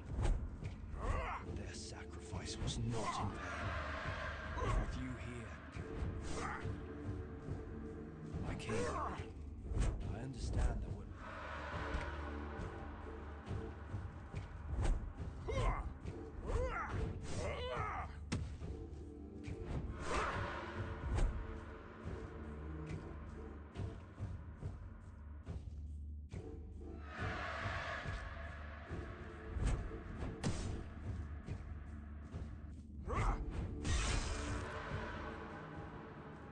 king.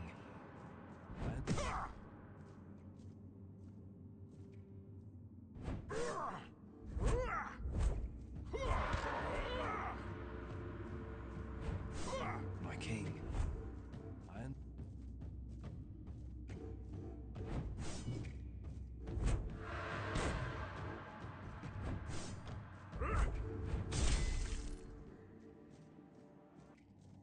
My king. I understand that what Merlin and I have done...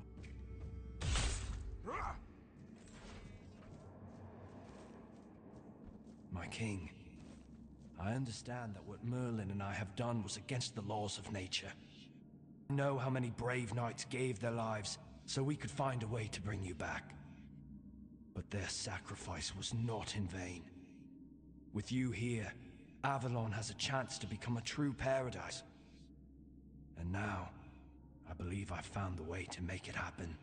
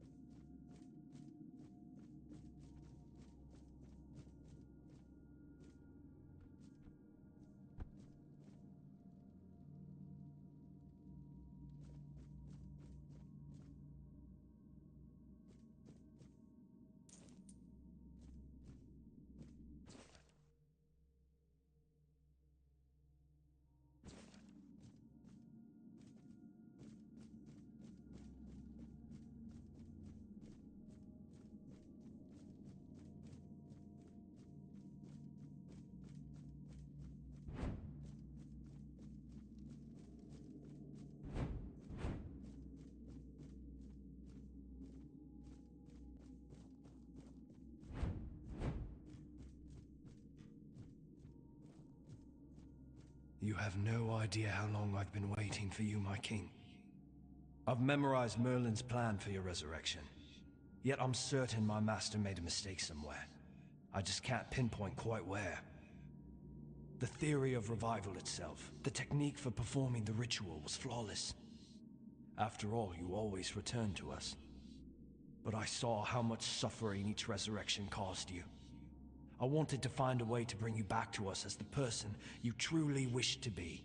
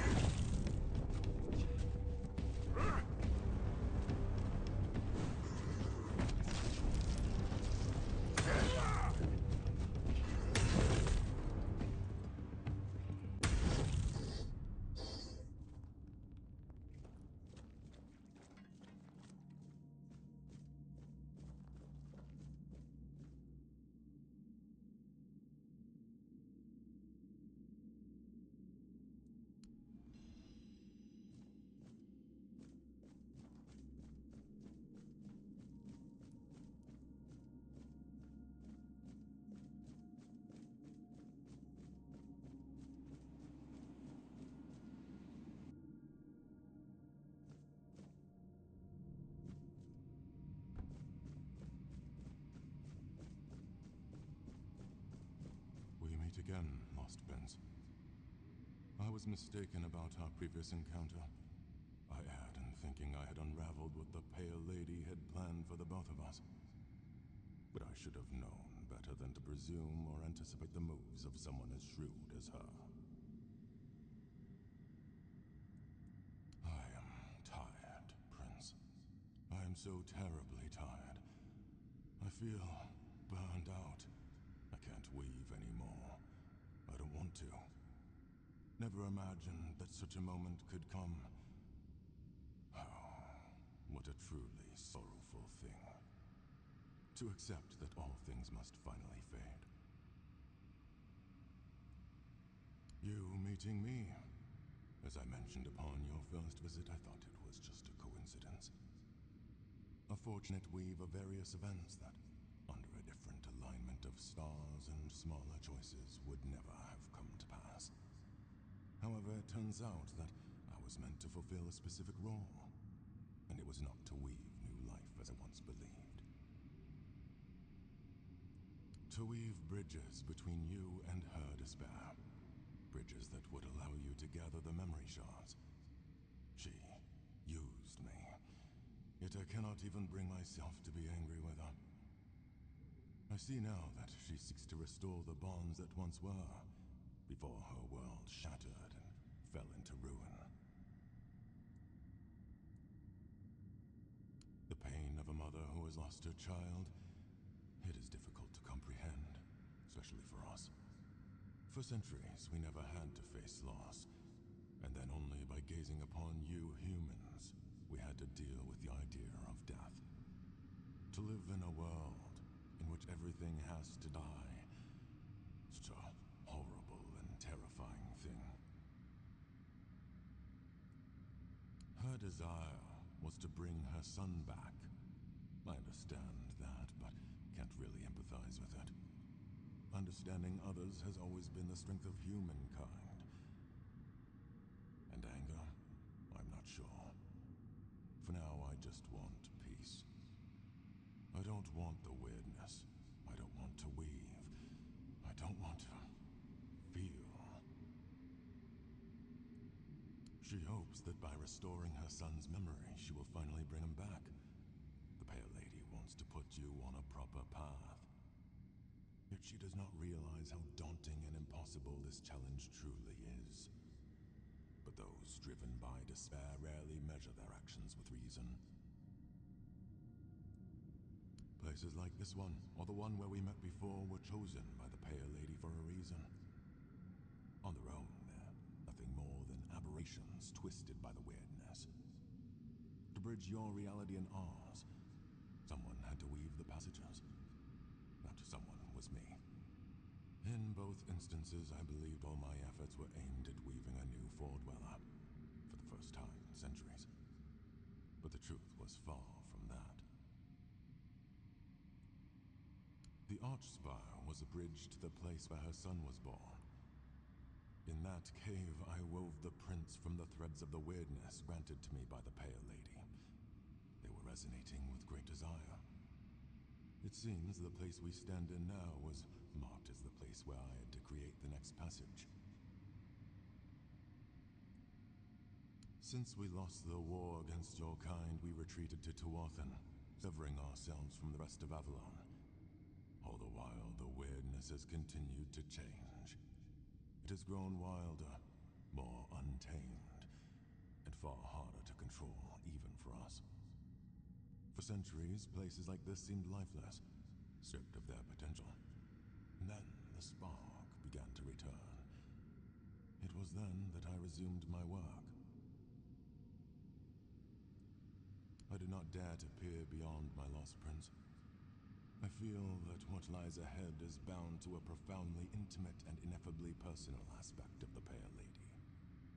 It is between you and her. Prince, it is time to go. Leave me behind. I played my role in this spectacle. Hopefully that will grant me freedom. Farewell.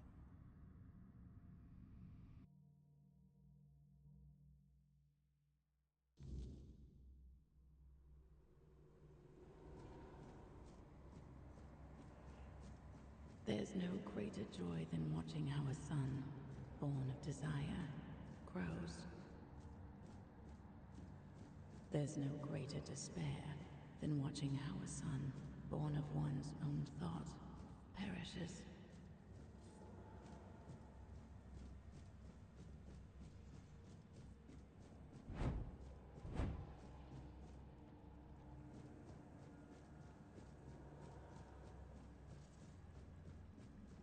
And now you stand here, hidden deep within, and even I cannot fathom what my heart feels.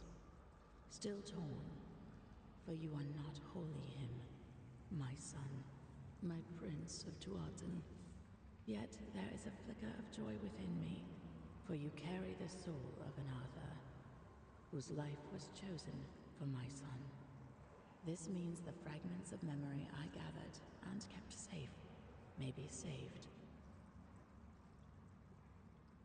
The heart, bleeding and plagued, a fragment of me, of my despair, accidentally brought into existence upon the homelands. My tears seeped into your soil, birthing a terror that became inseparably bound to your kind. The specter, the Red Death. Unintentionally, I could not have foreseen what such an entanglement of our realities would bring. I could not have known the depths of pain wrought by the loss of a beloved child. When it started to spread, I couldn't find a way to stop it. I am so terribly sorry. Arthur believed that abandoning the homelands would stop the plague. The Red Church committed truly horrific acts in their desperate attempt to halt the blight. Yet, no matter what you humans do, the plague will always return. It's like a curse cast upon your kind. And so, you will drown in my tears. I want my son back. You walk your own path, yet you will be faced with choices. I hope that, among them, you will find a way to bring my son back. However, I cannot impose my will upon you. It took me a long time to understand that not everything should be demanded by force. I believe so. And you are already working tirelessly toward this, whether you realize it or not. Since my son's fate became entwined with that of Arthur, the king of mortals, it is necessary to reconstruct the soul of the ruler whose essence you carry within your heart. You will also need the fragments of my son's memory, the ones I so carefully concealed for you to find. Beyond that, the Weaver may possess something helpful. His life-giving spindle. It may prove invaluable when the final trial comes. If you manage to find him, take it. He is no longer bound by the places I created for him, where he could work in peace. I have a feeling he may have returned to his workshop, deep within the forlorn swords.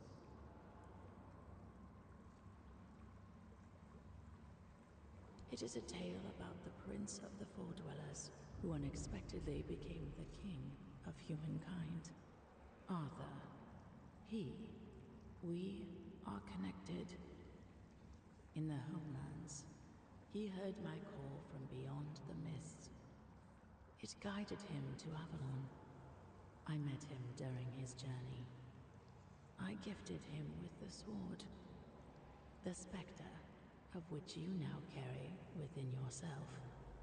He is someone very dear to me. Someone I lost decades ago, whose soul found a new body in your lands. As you already know, we found a way to gaze upon the homelands. My son was fascinated by humans. Fascinated by your impermanence and fragility. When one has to deal with entropy and decay, everything suddenly gains far greater significance, doesn't it? He must have desired to live the life of a human. Perhaps it is one of the most powerful manifestations ever achieved by a Foredweller.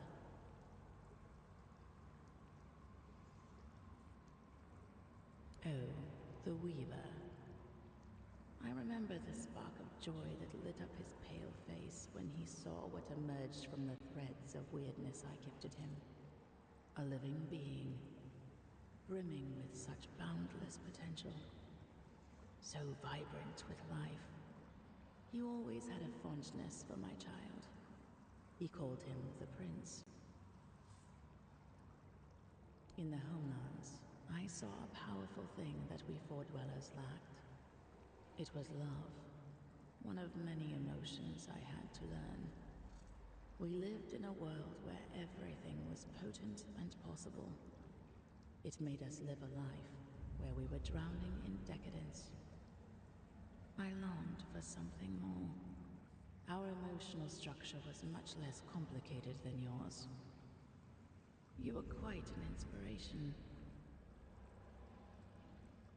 Yes, I am fully aware that my will to bring Arthur to the shores of Avalon brought war and ruin upon my own kin.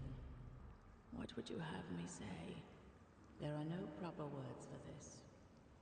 I will simply fall silent. Draw your own conclusions. Yes, although that was a horribly distorted part of me, living as if it were another life. Now I feel more whole. The emptiness is sharper. The sorrow far more profound. One aspect of the potential of the Wyrdness is that it can serve as a tool. For that, I needed a craftsman. Someone who could sense even the thinnest threads of that potential as part of a greater whole. Every Foredweller could manipulate the Wyrdness to some degree. But not all did so with the finesse of the Weaver. He could harness that potential for something far, far greater, like weaving a new life, for example. My skills lay elsewhere. Among them was the ability to peer beyond the horizon of our civilization, to see a different world, a world without the Wyrdness, a world filled with meaning and purpose, constructed through intricate connections, a single living organism, yet full of individuality at the same time. I feel that sometimes you do not realize just how extraordinary your land truly was. Are you sure? If you have anything to ask, ask now. This may be our last meeting before the end of things. I am listening. Are you sure? This may be... So, it is done. I am glad my heart could host you. I hope you will succeed in reaching the goal you pursue. You leave this place with another shard. Use the memory of my son wisely. Ah, one more thing. That perfect obedience will no longer be your burden. It was never my will, but rather a flawed interpretation by humans, consumed with the madness of the dying. Farewell.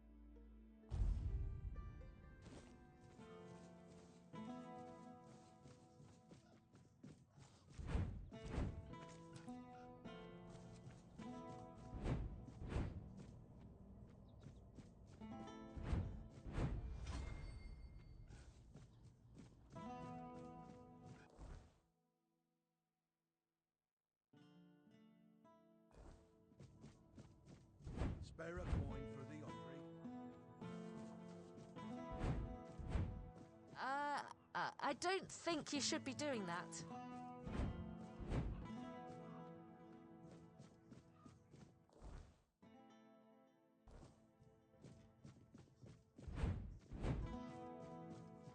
Always a pleasure to see you.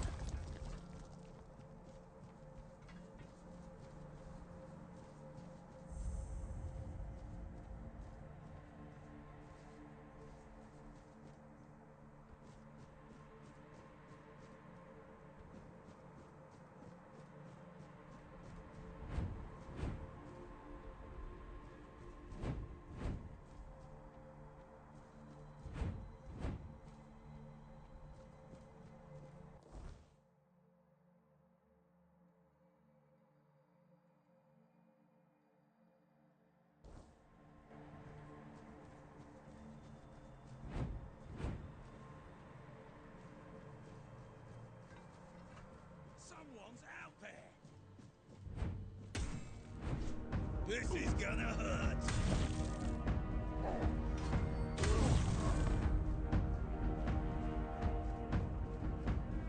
This is gonna hurt! Your gold belongs to us now!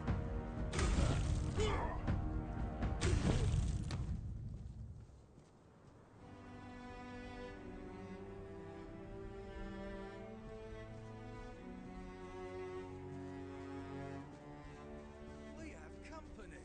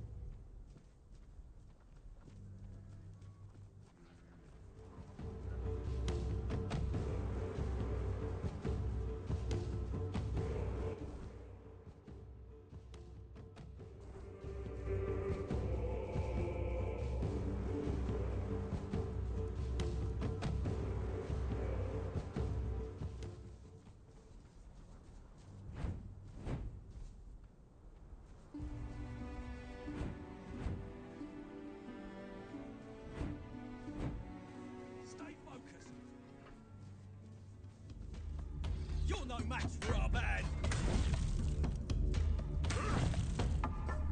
How's that supposed to work?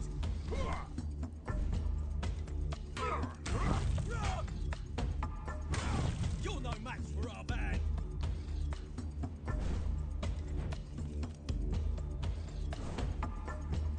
Your wealth is ours.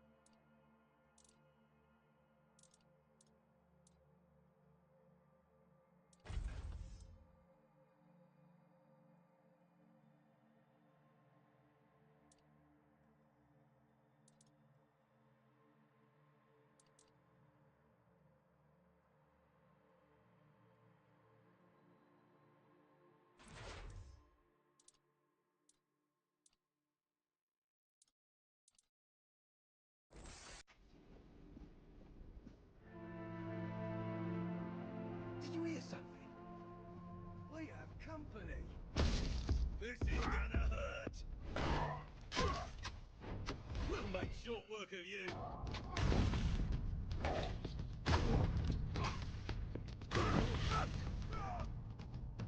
Did that hurt? Good.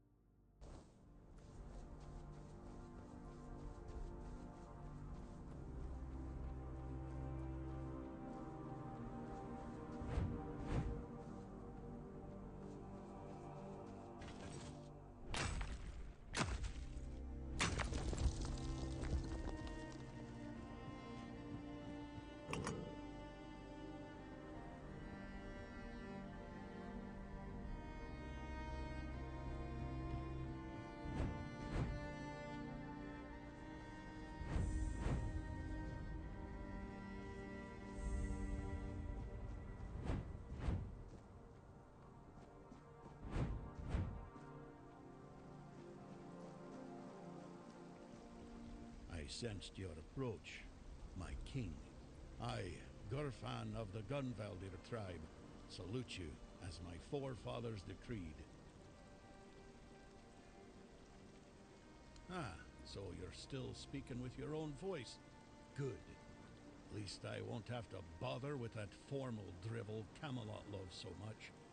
Tell me, how does it work with the two of you? Does the king speak through you sometimes? Or is he just a passenger in your head? Will he ever come out and talk to me face to face? Or does he just sit there quietly, never getting involved? Either way, I've got a few things to say to him. Not exactly polite ones. Ah, so he won't be speaking. Still too weak, is he? Not surprising. Well, then give my regards to the old man. Tell him the Gunvaldir tribe stayed loyal to the old treaties right to the end. The saying can't be said of the Camelocians. Pack of cowardly dogs without honor. I hope Arthur's squirming in your head, seeing what his beloved capital has been up to. Normal ones, honorable. He entrusted us with the forlorn swords and his crown, the one he used to command giants. We were sworn to guard them. In return, Camelot was supposed to leave us alone, now and forever.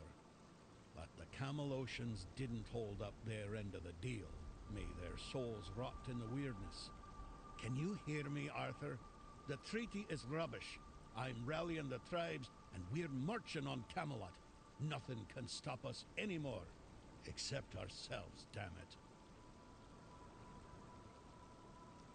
Why? He's barely gotten his life back, and not even all of it. Does he have a death wish or something? There's a passage, sure, and if you're Arthur, it will open for you. Go ahead, if you think you're strong enough. Nobody's gonna stop you. But let me warn you, it's not going to be an easy journey, or a short one. Well, the giants are asleep, at least on the surface. But below, what if they wake up when they see Arthur? I doubt they'll be happy. And if the giants weren't enough, there are still the monsters, and other surprises.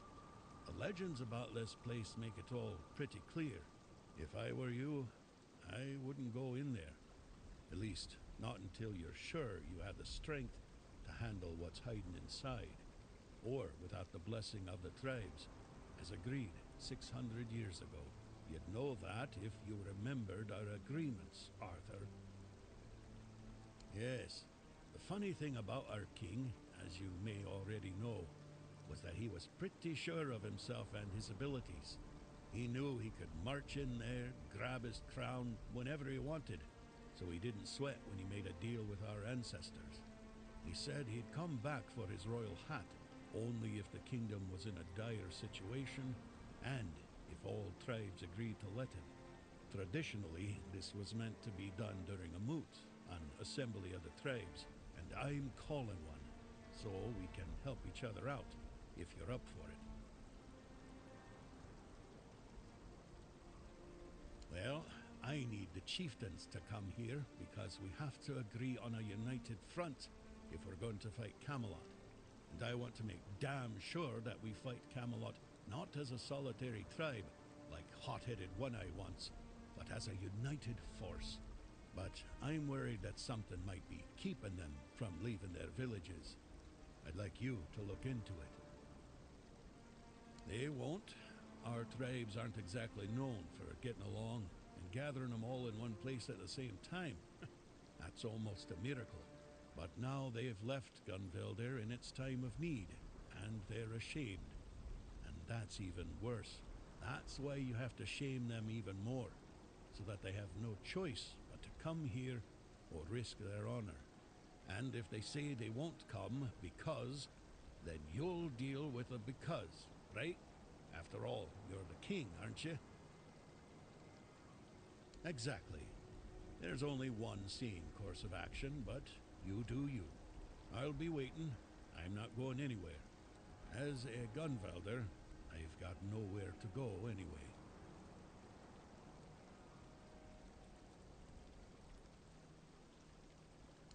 eye for an eye. There's no other way. Does that surprise you? I was the one who honored the old treaties Camelot violated. I was the one who tried to convince One Eye not to throw people into guerrilla warfare, but to organize a proper military campaign instead.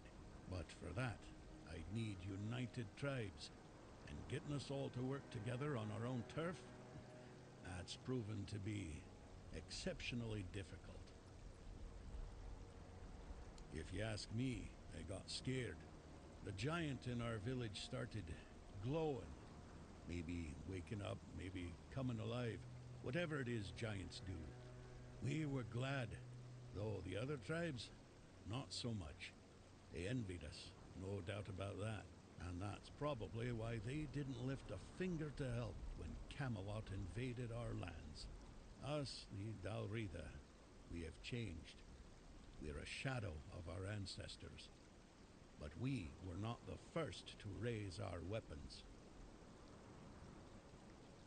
Well, you see, the giants for us are a bit like gods. We call them our protectors. It's a tradition dating back to the battles of the Age of Legends. The Dalrita befriended the giants long before Arthur ever did. There was peace between us, even when we stood on opposite sides of the war. We honor them because we believe that when they awaken, they will repay our care with their protection. It's good to have allies like them.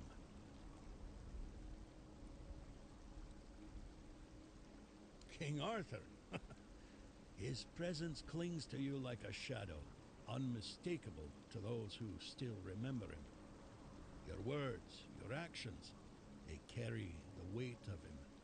The way you stand, even your damn stubbornness. Arthur always left his mark on those he touched. The Gunvelder haven't forgotten. Betrayed by Camelot or not, our blood still remembers the old king. But don't mistake my recognition for trust. If Arthur truly walks with you, prove it. Show me his legacy still lives and breathes. Yes? Who have you managed to convince?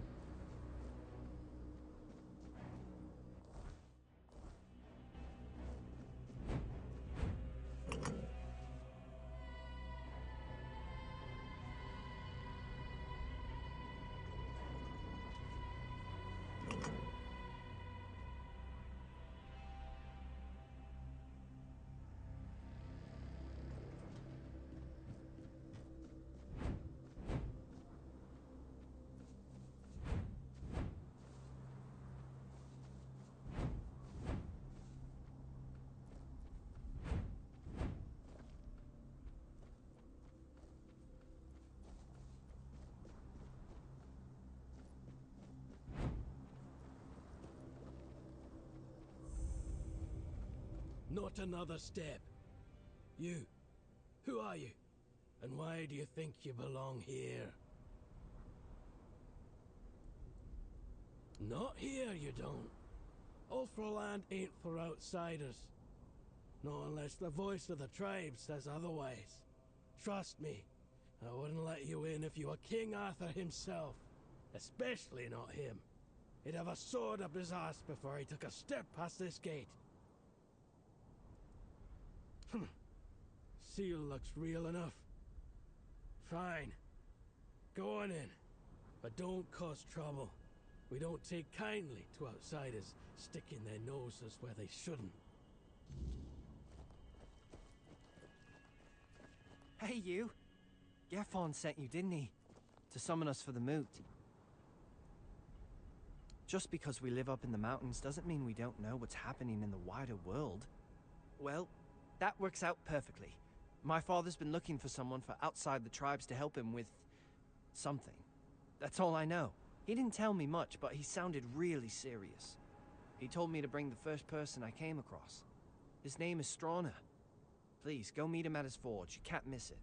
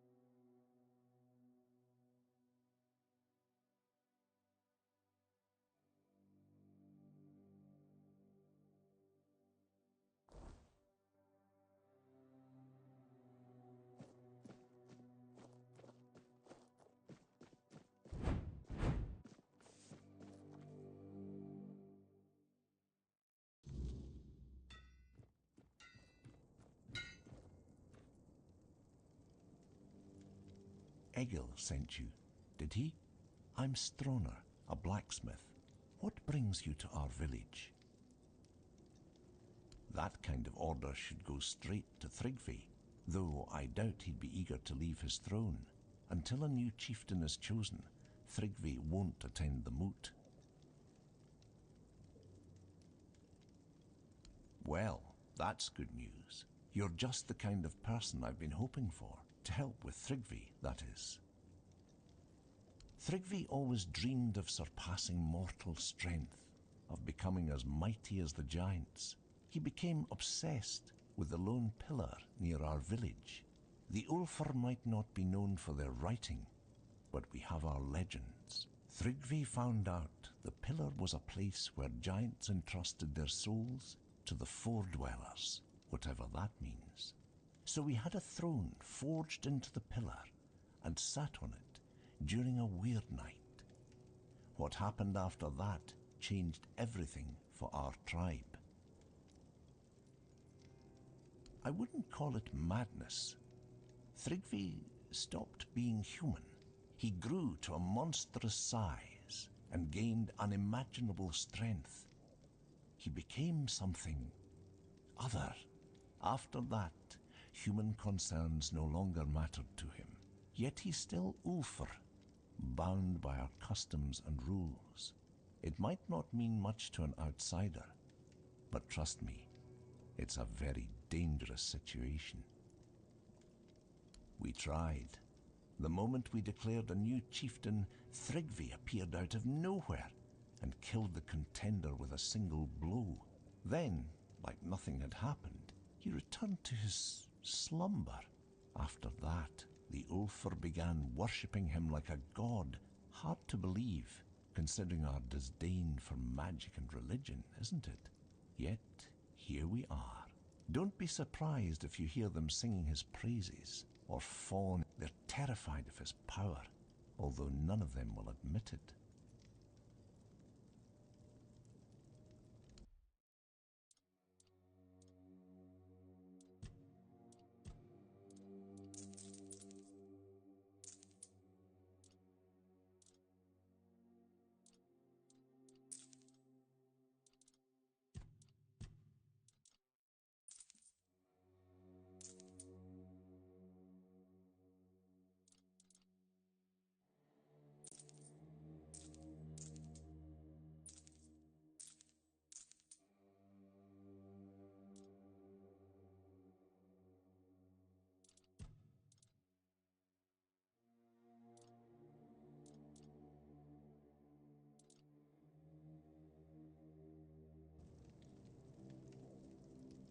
The only way to remove an Ulfr chieftain is through an honorable duel, but there's no honor in fighting something like him. Perhaps my mentor Darvan knows how to defeat him. He won't tell me. He says he's afraid I'd try to face Thrygvi myself, and honestly, he's probably right. If I knew how to bring him down, I'd do it in a heartbeat. But Darvan thinks if our plans were discovered, I wouldn't live to see another day. He's probably right about that too. My brothers have grown unpredictable. Smart choice. He lives in the second largest house in the village. You'll find it easily enough. I'll be here if you need anything else.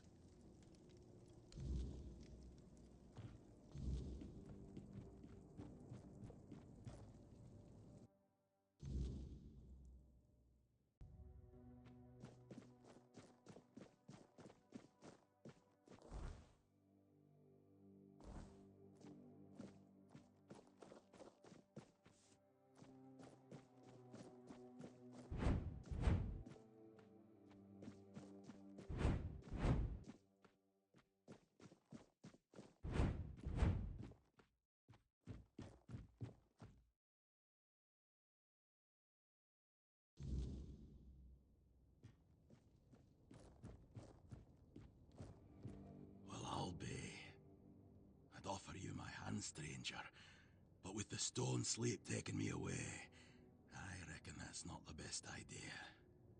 Still, I'm glad to see a new face before I leave this world behind. Especially someone with such a rare way about them. My name is Noleg. You're the last living soul outside my kin to hear that name. Farewell, traveler. It was good to see a new face in the Ulfr village. Who knows? Maybe I'll still be around to see your coming bear some fruit.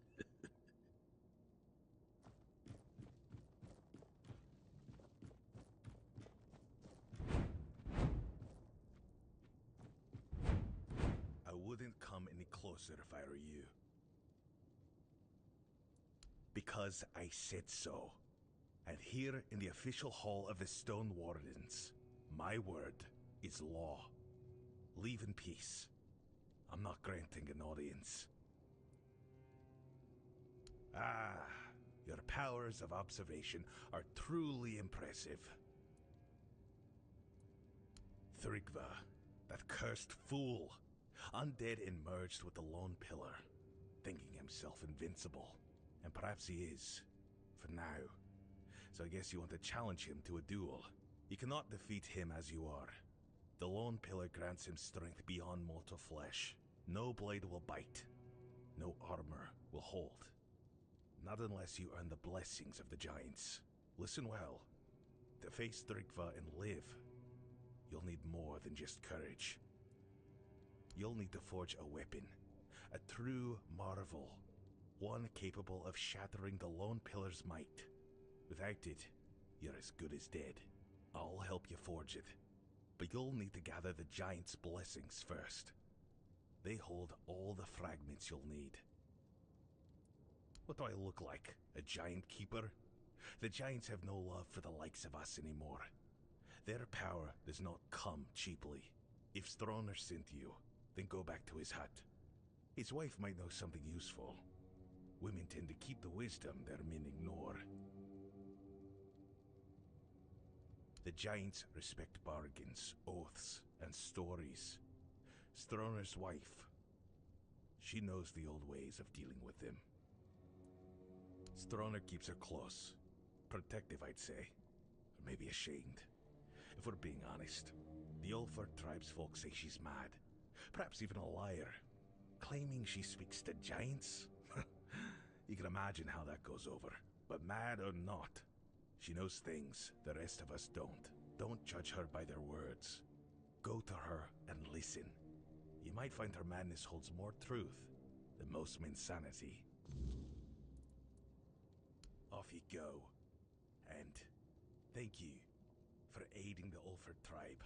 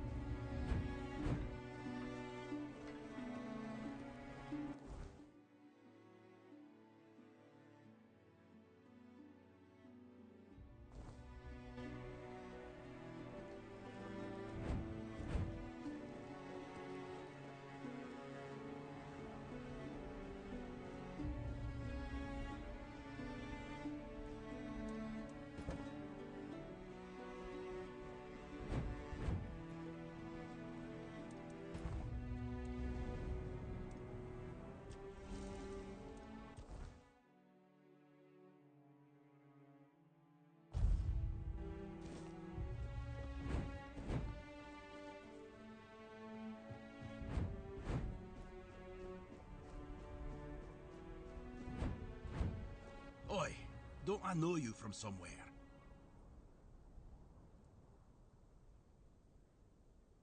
Aye, that's it. I knew you looked familiar. It's good to see a fellow survivor from that cursed hole. Tell me, friend, how did you manage it? That hooded fellow helped you, didn't he? I need to know everything. I don't remember you talking in riddles before, but fine. Have it your way. Good on you for making it out of there. So tell me, what's happening in the wider world?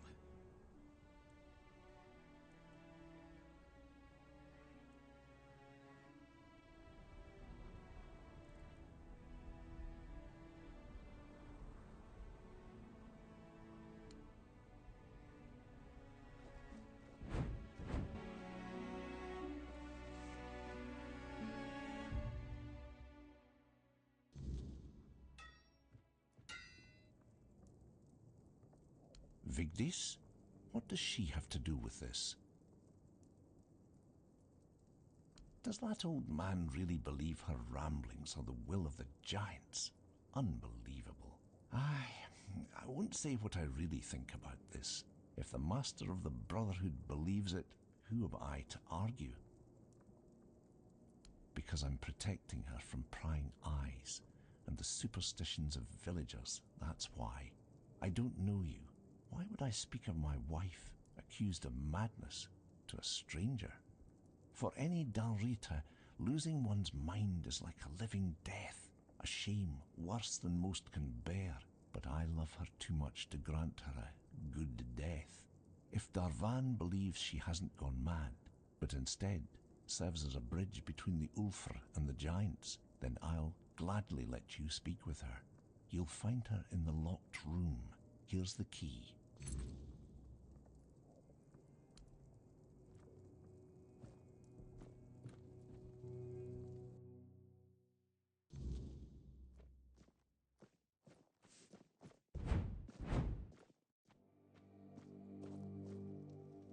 So tell me, what's happening? Sounds about right. That's why I wanted to get back to my own people.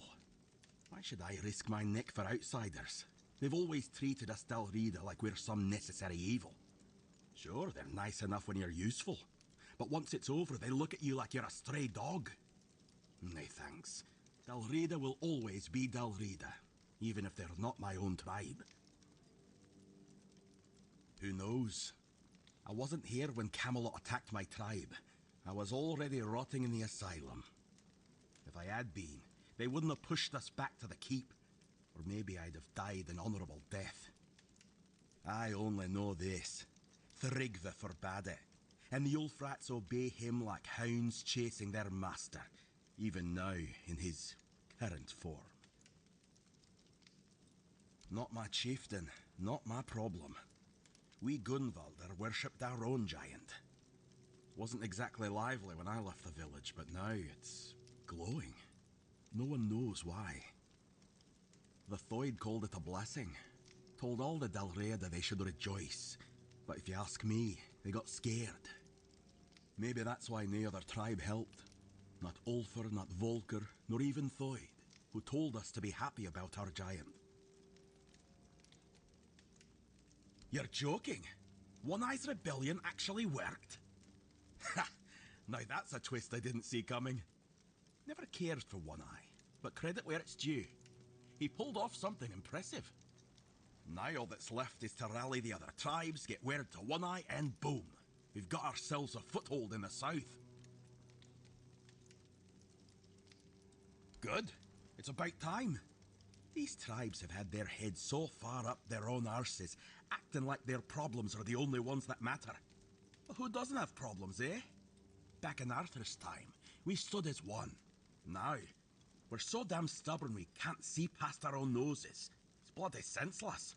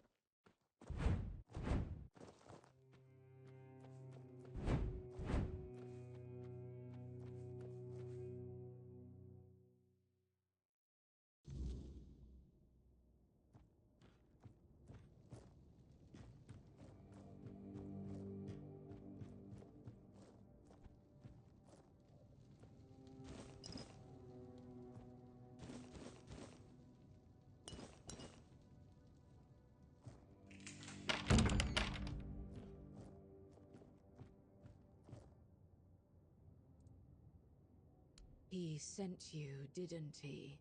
Ha! That's bold of him. Sending someone else to poke at old wounds. Yes, I know their ways. Or what little of it the Ulfr haven't buried with scorn and silence. But you're not here for stories, are you? You're here for the blessings. The giants don't just hand out blessings like baubles at a market. Their favor is earned, not begged for. They respect oaths, strength, and sacrifice. You'll need to approach their shrines, what remains of them, and prove your worth. Each giant demands something different. It could be a test of will, a trial of battle, or a riddle no mortal tongue can solve. Start where the land still remembers their steps. Their shrines lie in places of weight. You'll feel it when you're close. The air grows heavy, and the earth hums beneath your feet. We built shrines near the giants themselves, where they stand petrified, often part of the mountains now. If you falter, they will know, and if you lie, you'll wish you hadn't. For the Gunvaldor giant, the summoner, bring proof of the hunt. The summoner respects not just strength, but the bonds you forge. Alone, you are nothing. Together, you are worthy. For the Thoid Mother, the giant of bloom and ash, offer flowers. Simple, fragile things, yet they carry life even in ruin. She remembers beauty, where others see only loss. And for the giant below, the keeper of depths, well, you'll need to find that out for yourself. The giants demand truth, not tricks. Fail them, and you'll face a wrath older than the earth itself.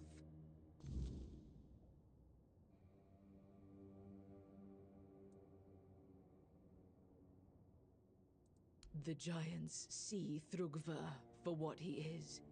A parasite clinging to their world, twisting what was once sacred. They have no love for him. For years they've waited, longing for a champion, someone strong and worthy enough to carry their blessing and cleanse this land of his corruption. If you prove yourself, they will help you. Just show them you're the one they've been waiting for. Because I speak truths they'd rather forget. It's easier to call someone mad than face the shame of their own weakness. The giants haven't abandoned us. We abandoned them. If you want their blessings, you must show them we still remember. We still honor their strength. Go with purpose, and tread carefully. The giants do not forgive fools.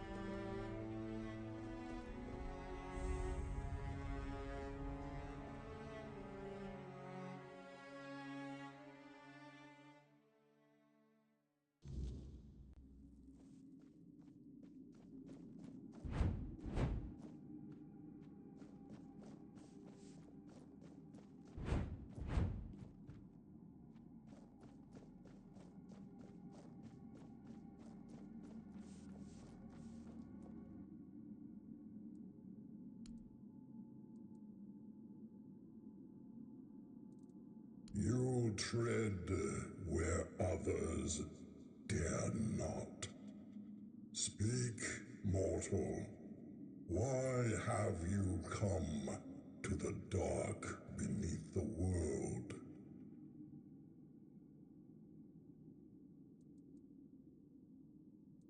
Trigva.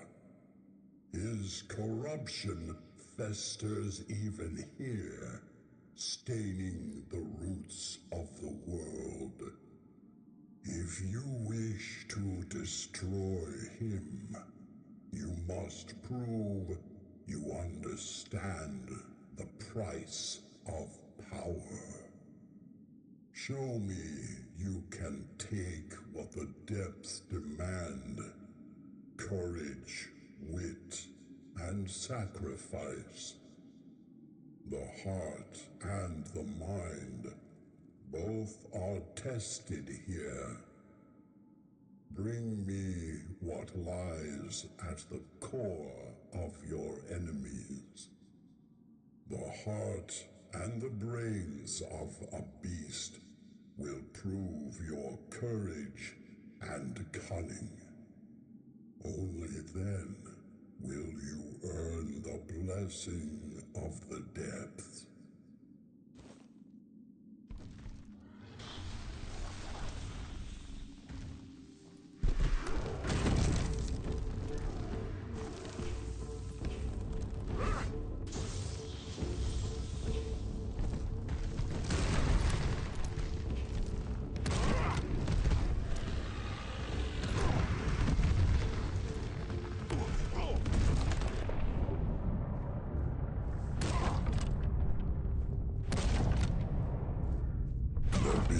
Lies slain, its heart and mind laid bare.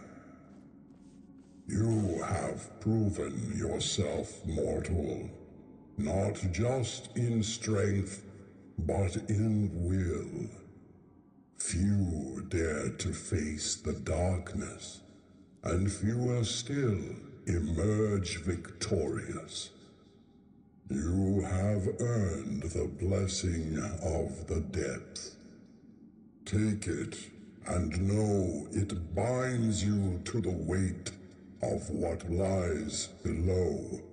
The unyielding, the eternal, the unseen. This fragment is yours, forged by the shadows and the earth itself. Go now, and tread carefully. The depths remember all who walk them.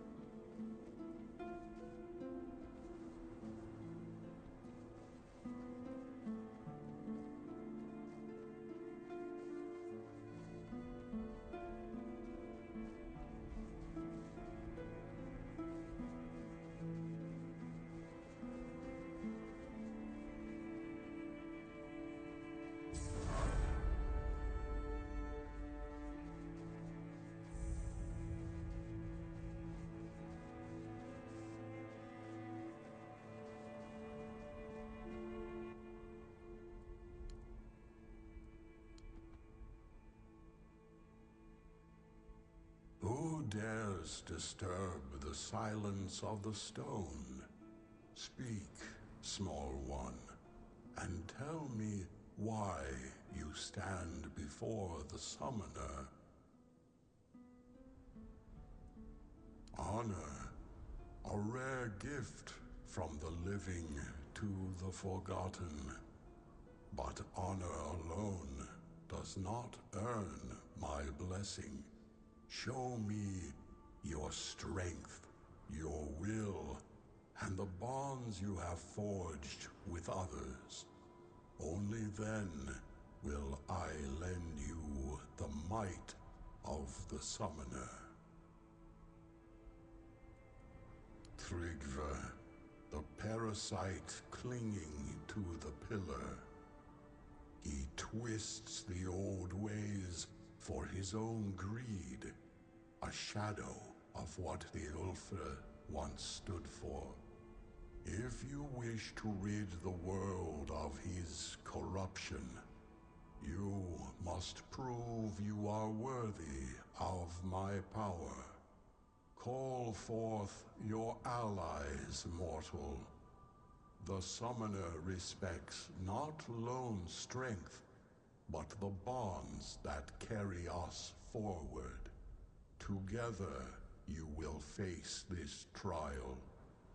Fail, and I shall remain silent forevermore.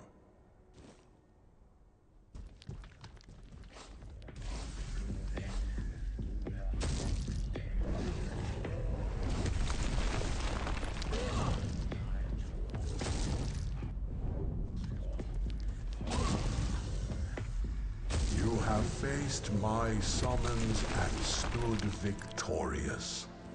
Few possess the strength to endure, and fewer still the bonds to overcome. You are worthy of my blessing.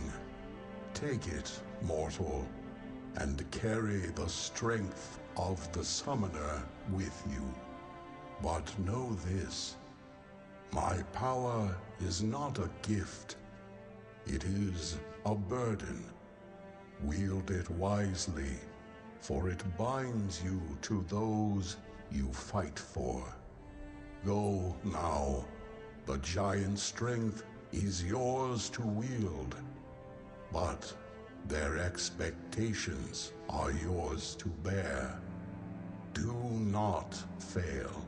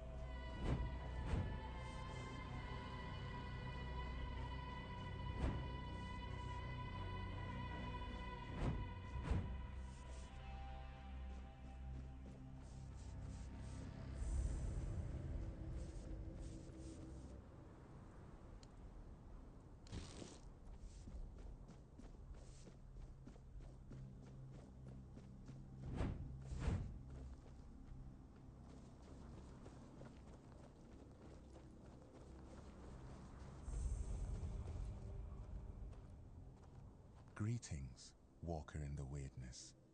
Your presence heralds the end of our vigil. The Thoid tribe longs to dream Mother's dream. It is our greatest desire, our deepest happiness. Mother told Senja, schooled sister, when the one who walks in the Wyrdness arrives, then your time will come, my children. You will fall into the sleep, and we will be together forever. Everyone aids Senja in her dreaming, except Chieftain Ingvi and your humble servant, Schooled. Because of this, Mother's grace flows upon us all, and Senja's sleep remains strong and true. Mother is everywhere. You can see her image there, towering over our lands. We long to surrender to her. In her warm embrace, we will find eternal shelter. Schooled is not worthy to reveal Mother's secrets, not even to the walker in the Wyrdness. If Chieftain Ingvi decides to tell the walker more, then it shall be done.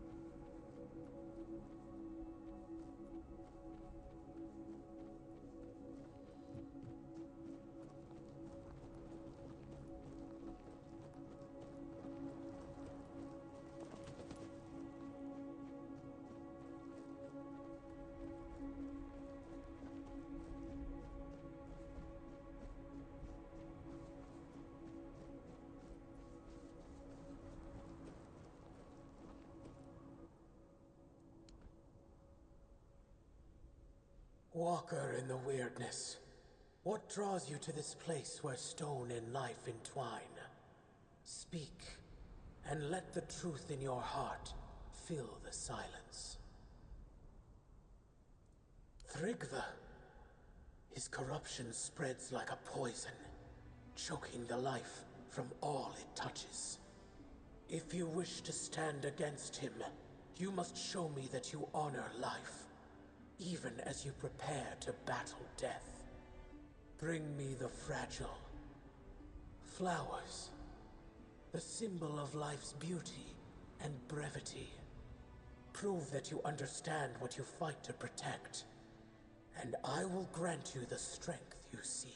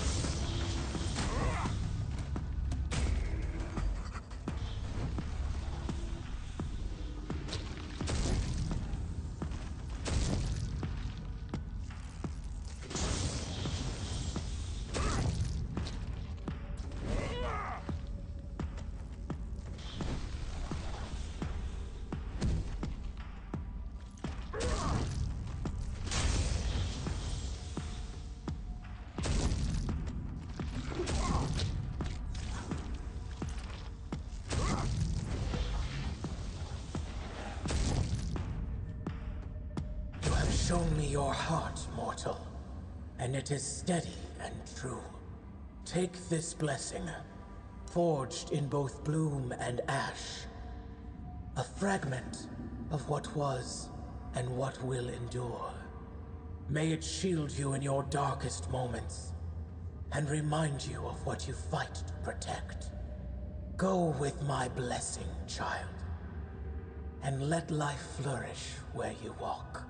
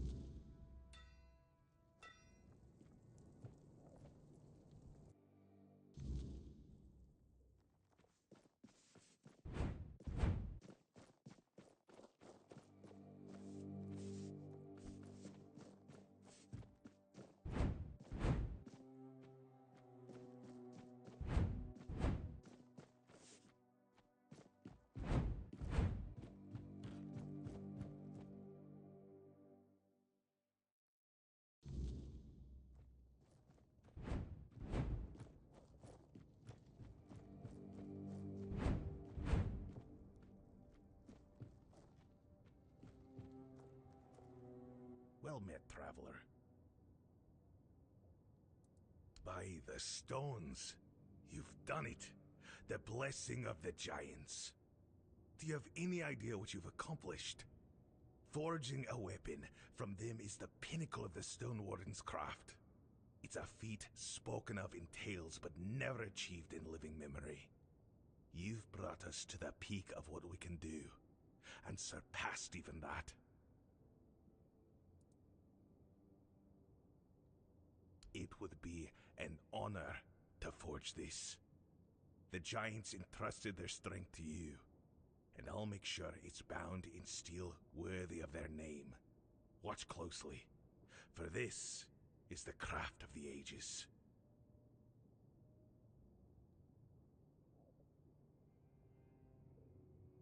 It is done. Use it with purpose. The strength of the giants is yours to wield. Do not squander it.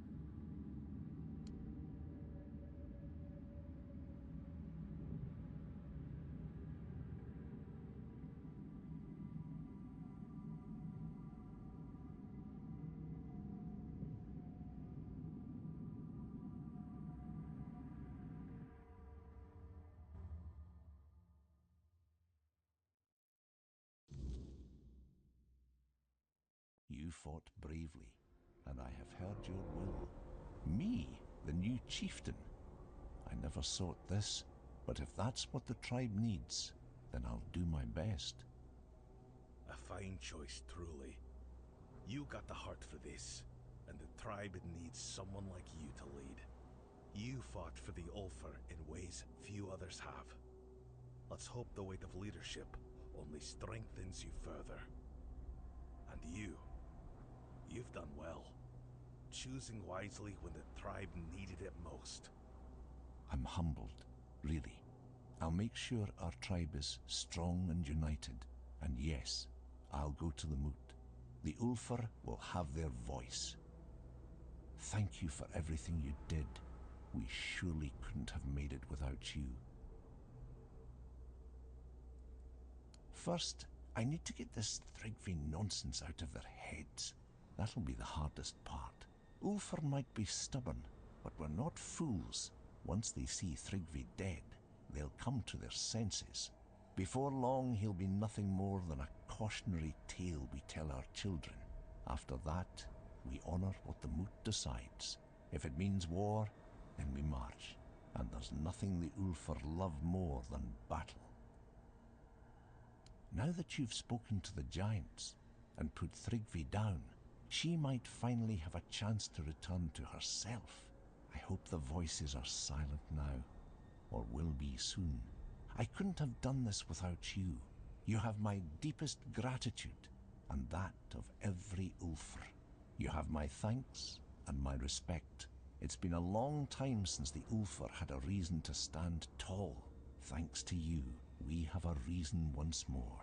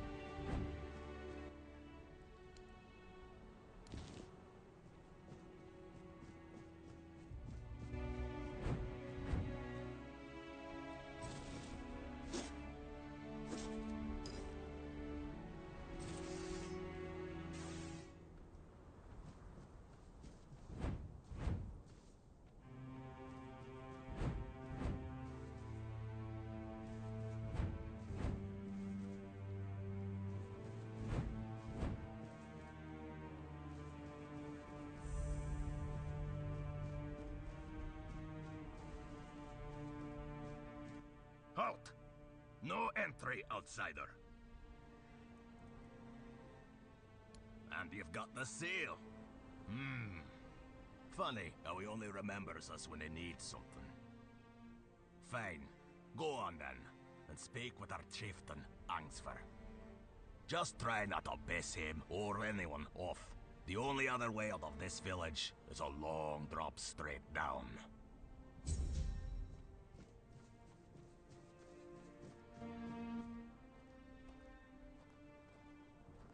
You don't belong here. Mother speaks and I listen. She says you must be tested.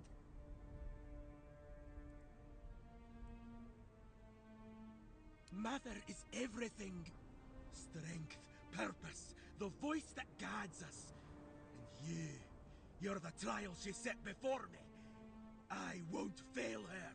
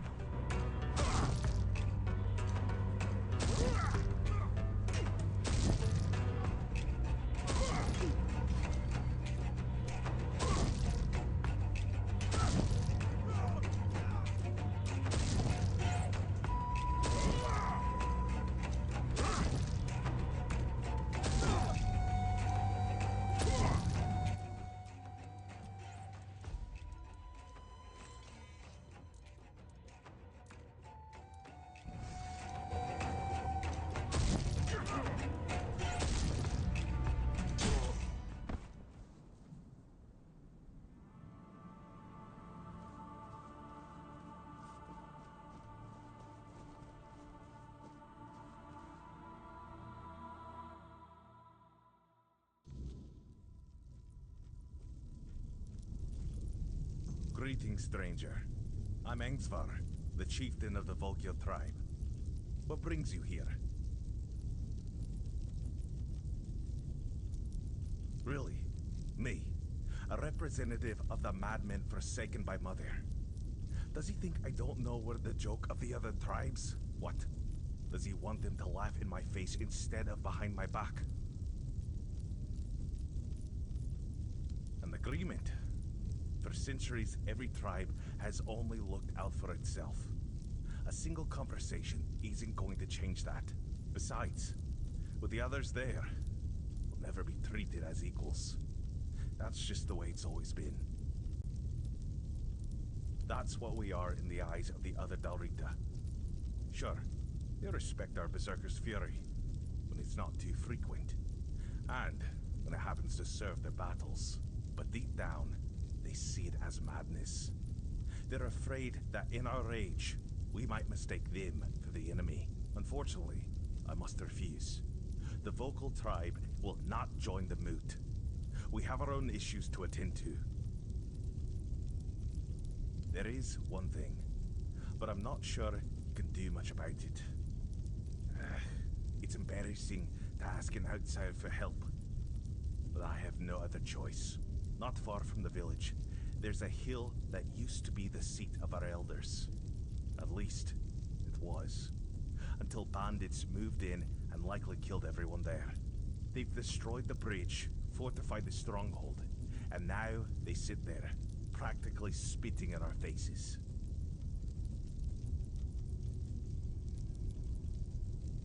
I know. We've fallen far. Once, we were a proud tribe. Now, we're stuck watching petty thugs parade around our own land. Mother is clearly showing us what she thinks of us. We did. We lost too many good warriors. We underestimated them. On top of that, many Volkir left to join One Eye. So our numbers are thin.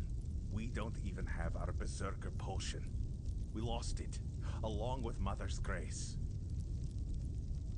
Yes, but if my warriors couldn't do it, I don't expect you to manage it alone.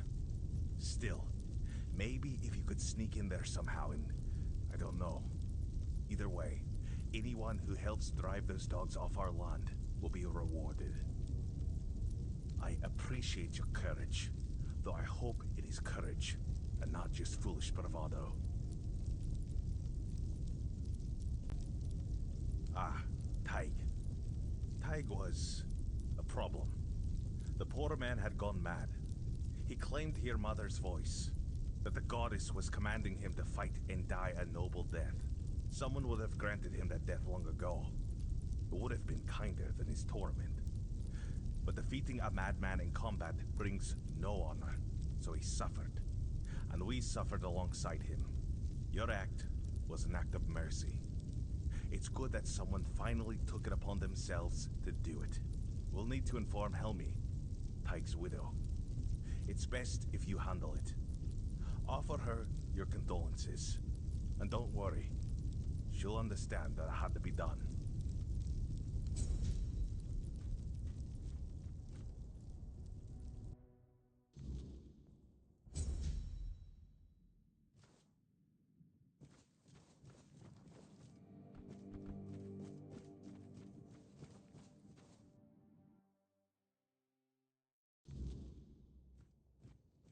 Oh, Tiga. What have you done? Why did you leave me like this? So brave, yet so foolish. What am I supposed to do now? Oh! You startled me. Barging into a Dilrida woman's house without knocking. You're lucky to still be breathing. Wait, you're the one who gave him a good death, aren't you? I'm Helmi. Yes, Tiga was my husband. And I suppose I should thank you. I'm only sorry that Tiga is gone. But I am grateful to you. You acted honorably, allowing him to challenge you. No one else was willing to do it.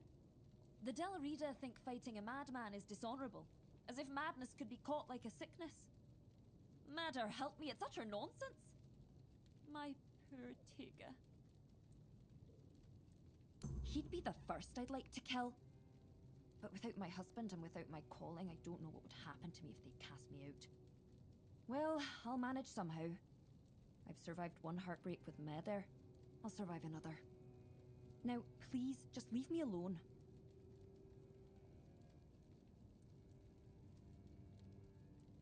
I don't believe Meder was speaking to him. And I know what I'm talking about. Before I got married, my greatest dream was to become the Volker matron. But I believe that he believed it. That's why they thought he was mad. If I had become a priestess, Tiga would still be alive.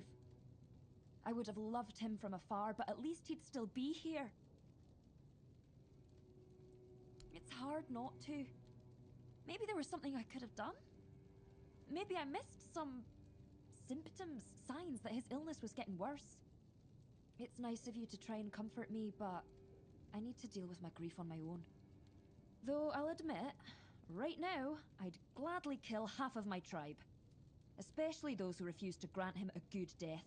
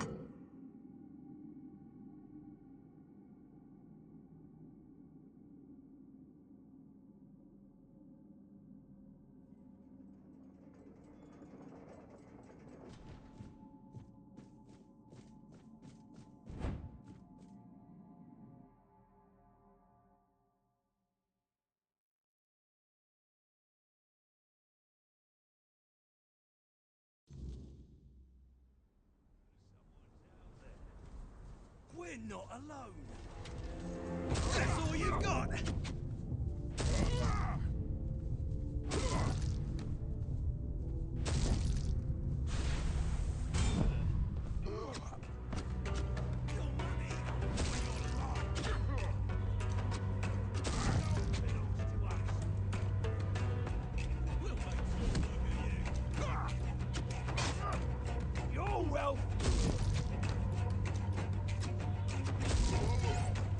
Survived that!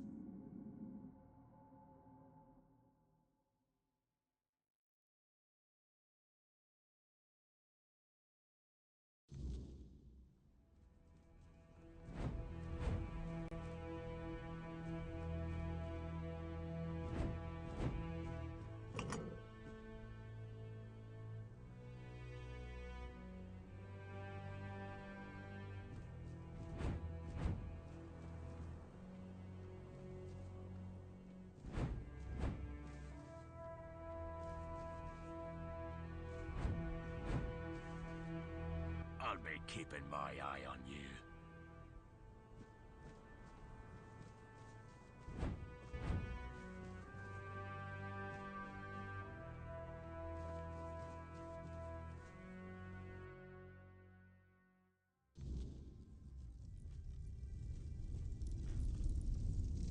Really?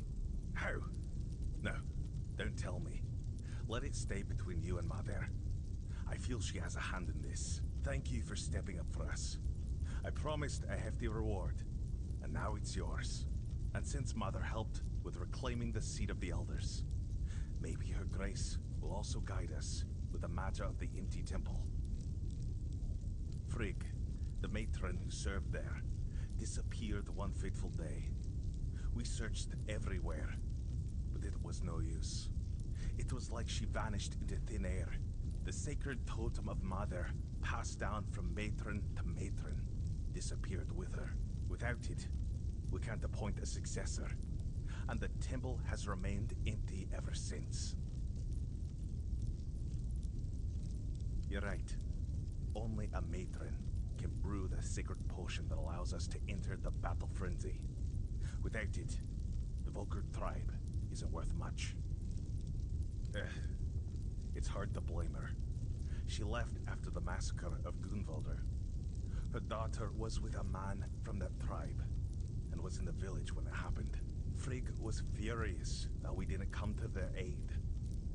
But tell me, would anyone have helped us if the situation had been reversed? Of course not. I've spent years questioning whether I made the right decision back then. Even now, I don't have an answer.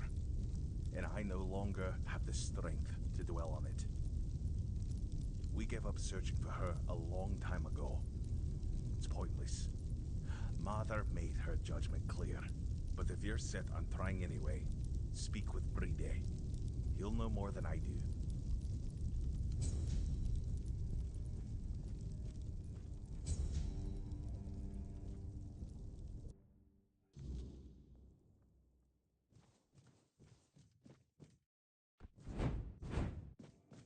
Ah, so you're the one who lit up this sad old pillar. You almost caused a stir among those sad lumps. Almost. So, I guess you're not exactly what they've been waiting for. But you've certainly piqued my curiosity. This tribe. Once hailed as mighty warriors. Now they're just sitting around, waiting for someone to save them. If it's not their matron they're hoping for, then it's for the pillar to flood the village in scarlet light. They've lost their purpose and are desperate for someone to give it back to them. That's a good question. The pillar reacted to me when I first arrived, although very faintly. And now it's reacting to you for some undeniably fascinating reasons I'd love to hear about. But here's the real puzzle. Why does the pillar respond to creatures touched by the Wyrdness? And what exactly are they waiting for if nothing is ever enough? I doubt even Angsvar could answer that, but you should ask him anyway. I'm quite curious to hear what he'll tell you. That's what they call their priestess. She disappeared long ago and never returned. The Volker claim she took Mater's favor with her, leaving them cursed. They act like a spoiled child whose mother suddenly got cross with them, and they can't understand what is happening. It should be amusing, but somehow it's not. Meet me later at the temple, fellow brother in the Wyrdness. I have a feeling we'll have plenty to talk about.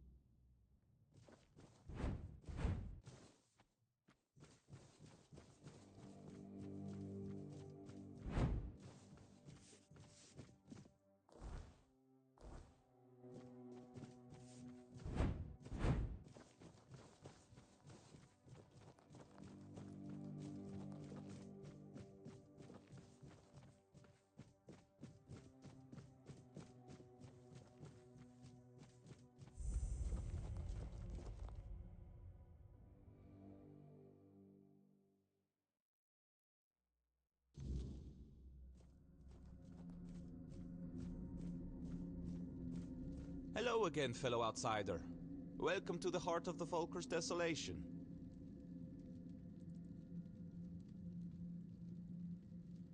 Why, chasing mysteries, of course. You know what I find most fascinating about the Volker?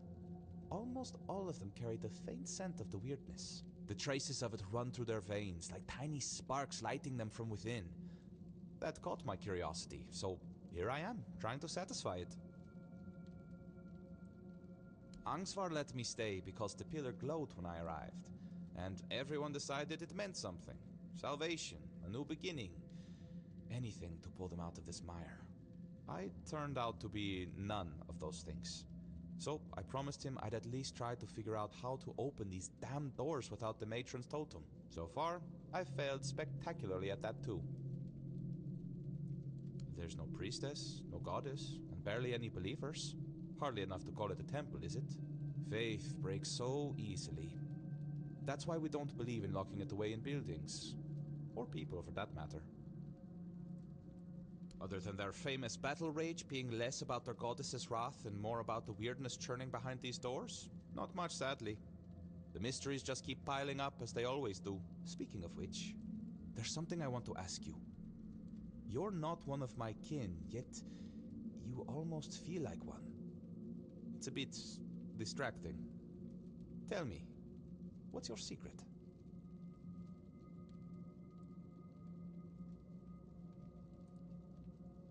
Huh. That is certainly interesting. And it might have answered more questions than just this one. Might have sparked a few more too. We'll see. Hopefully. Matron Frigg. I doubt she'd have been pleased to see me here, in a place that belonged only to her and those who came before. The Volkers say she cursed them and left, that Mater herself hid her tracks so she could never be found. They're wrong. At least about finding her.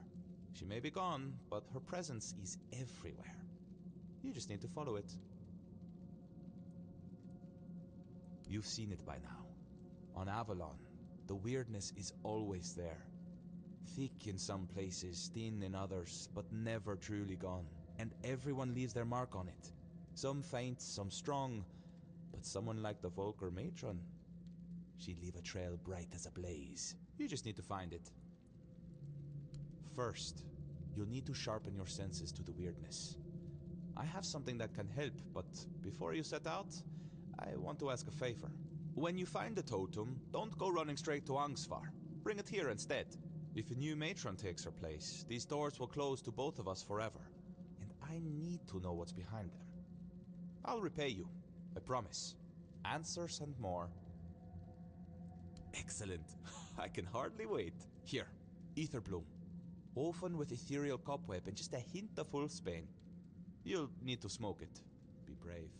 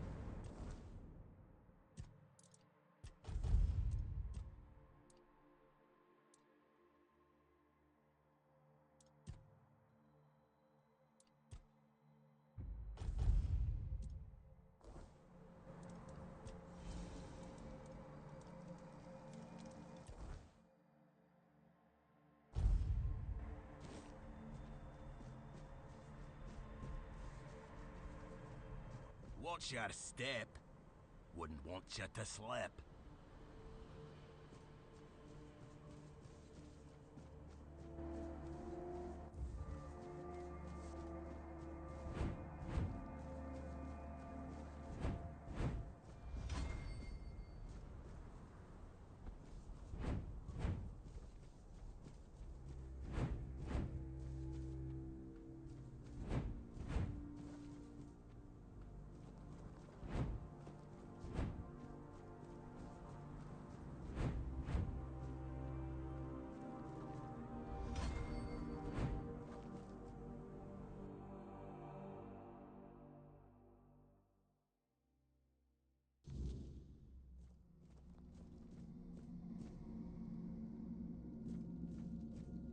It's always a pleasure to see you, fellow outsider. What brings you here today? Oh, now that is exciting. But please, the honor should be yours. You're the one who put in all the hard work, after all. I'll be right behind you.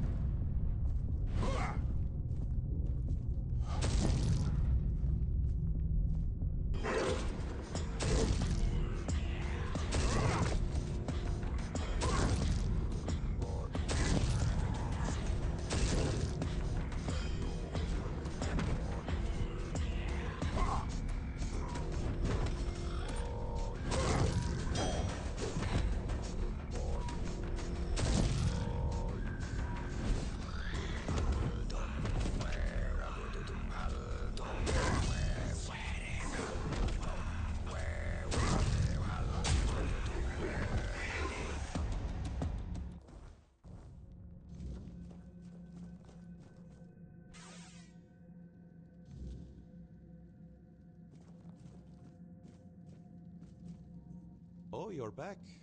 I tried following you, but the door shut right in front of my face. Almost on my nose, to be honest. Maybe I could go in now, but first, I'd rather you just tell me what happened in there. A four-dweller? Ah, so it's just as I suspected. But why would a four-dweller be in what's supposed to be the Temple of Meter?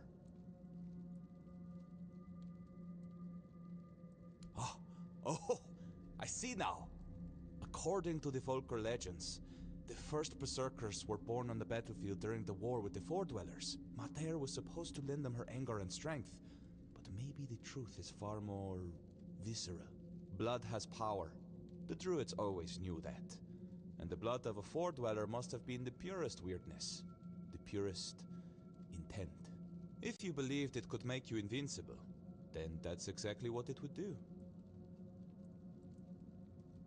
War is disgusting. Blood, rot, viscera, it's all part of it. What happens in war is never pretty. Maybe, once. It could have been a captive, brought here by the Dalrita and hidden in the vault. But there's no way it survived for 600 years, being bled over and over again. Nothing could endure that. At least, I hope not. I think it's an apparition of the Wyrdness. Same with the blood. But with intent that strong, sustained for so long, it's probably indistinguishable from the real thing. Well, I can't say for certain. Although personally, I don't believe she's truly on Avalon. As for the potion, her wrath isn't really hers. It's born of the Wyrdness. That's why so many of the Volker still have its traces coursing through their veins. Once someone drinks the potion, it it stays with them. But that much weirdness all at once for someone so unprepared?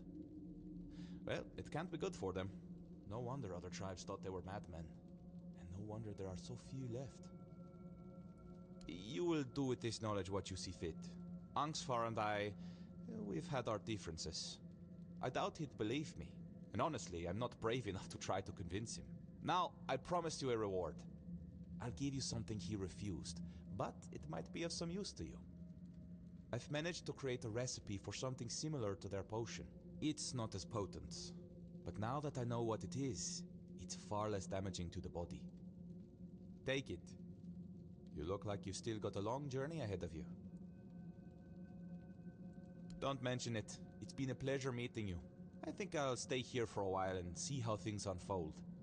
After that, I'll find another mystery to chase. Who knows? Maybe our paths will cross again, fellow traveler in the Wyrdness. In the meantime, try not to get into too much trouble. Unless it's something interesting.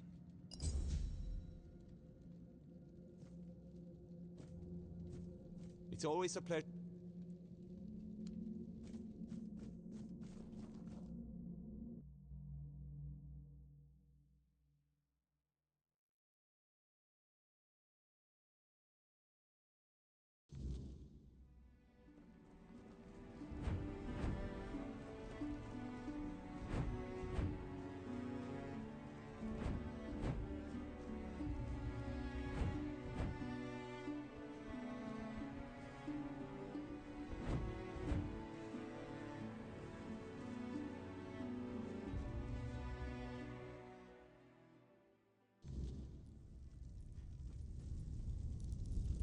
With our luck, it couldn't have ended any other way.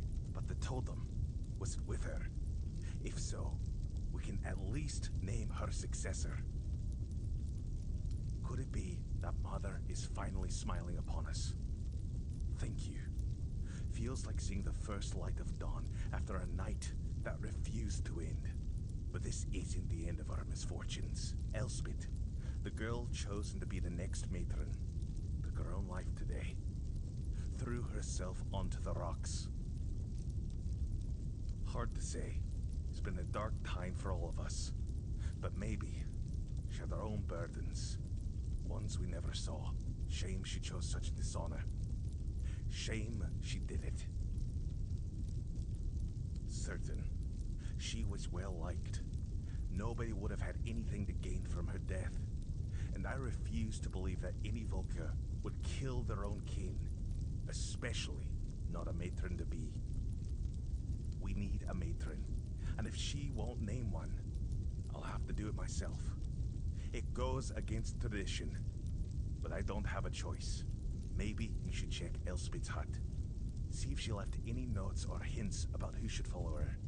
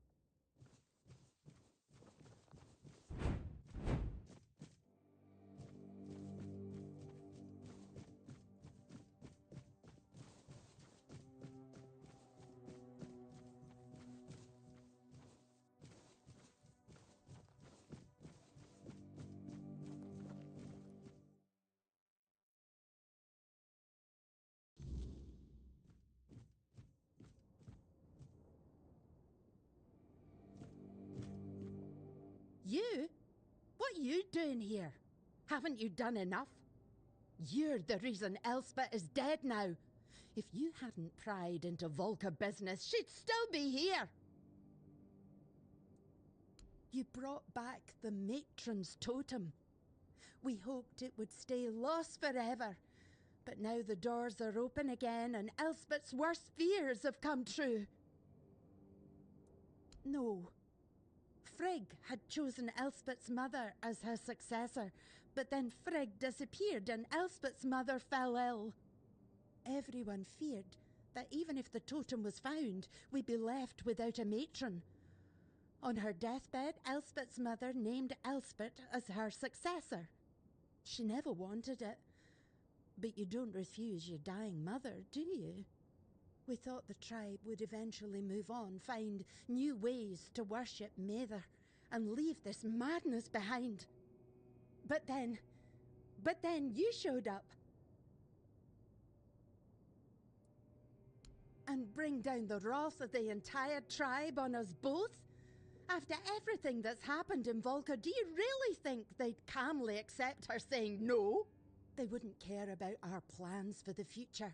Plans that don't involve Elspeth being stuck in the temple forever. To them, it's an honor. This entire tribe is worthless. They all see themselves as Mather's chosen, yet they act like sheep who can't survive without a herding dog. You don't know?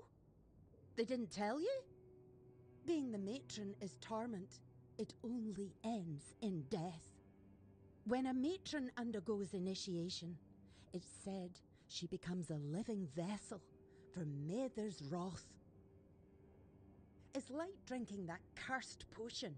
Your veins burn and your mind screams for blood.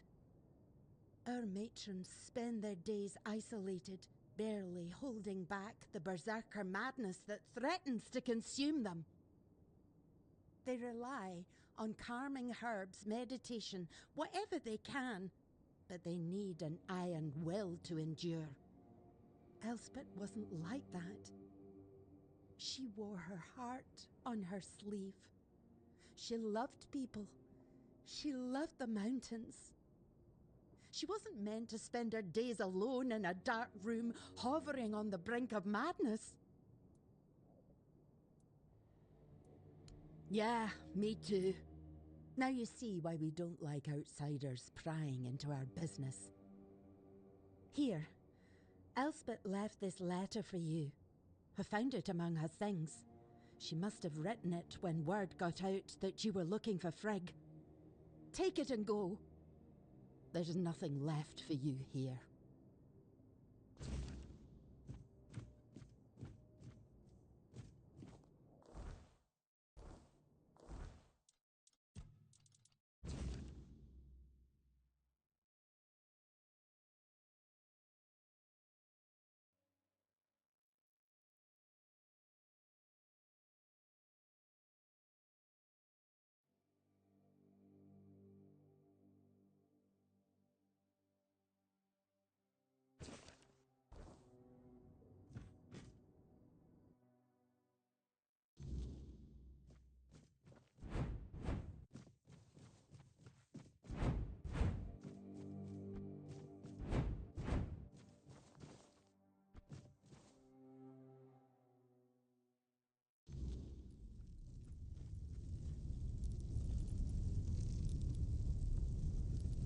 Dead by her own hand, rather than serve as matron. How could she do this? We needed her. The tribe needed her. And now what are we supposed to do? The tribe cannot survive without a matron, but I cannot force anyone to take the mantle. We've seen what can happen. Find us a matron stranger. Someone willing. Someone with strength. I can't ask them myself. They will obey. Find us a matron stranger, and I will attend the moot. That's a promise of the Volkir. Yes. Have you found the right candidate for our new matron? What in the blazes are you talking about now? This tribe fell apart without a matron. How are we supposed to move forward without one? Now that the totem is found, why would we stay as we are? I know the matron's role isn't easy. And Frigg showed us just how ungrateful we've been for their sacrifices. But the women were always willing. They saw it as an honor. Elspeth's case was different. And it's not like she ever complained. How was I supposed to know her mother pressured her to agree?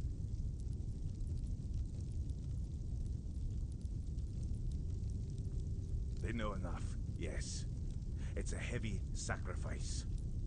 But we don't force anyone into it blindly. Elspeth was an outlier. Her mother pushed her into it. And Elspeth made the mistake of building a life she couldn't sacrifice. But she still knew what would happen when the totem was found.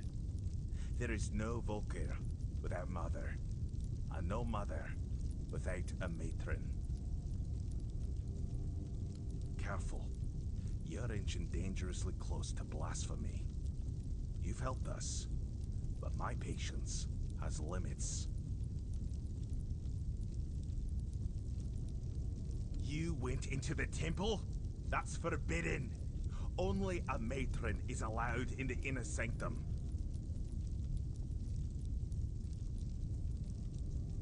I am listening. What I'm hearing is madness. Our tribe is supposed to be Mother's chosen, with her wrath flowing through us. What you're saying makes us exactly what Camelot has called us for centuries. Barbarians. Drinking the blood of our enemies? How does that make us better than the beasts?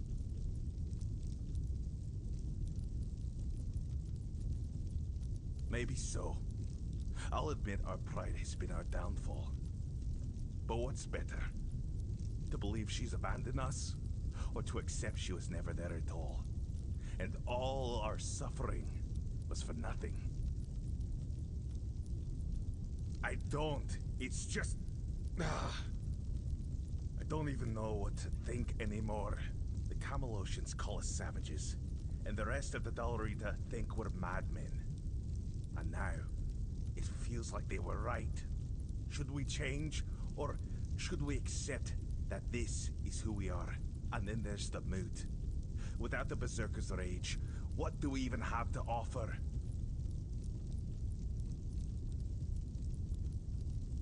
Oh, he's never going to let me forget this. I know. I've had my suspicions for a long time. Even before everything with Frigg. There were never that many of us. And the madness people claimed we suffered from. It's true. It's taken more of us than I'd like to admit. But without it, we're no one. Our tribe might as well be nameless.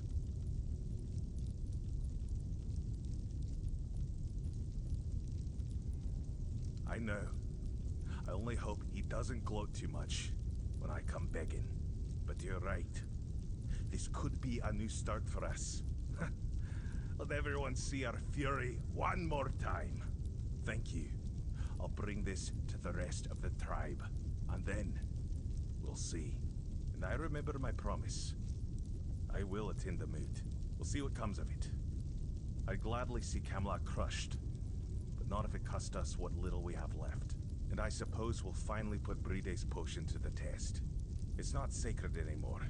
Maybe it's time we stopped dying for it, and started sharing it. Bride will be delighted. Smug little arsehole. Nobody gets on my nerves quite like he does.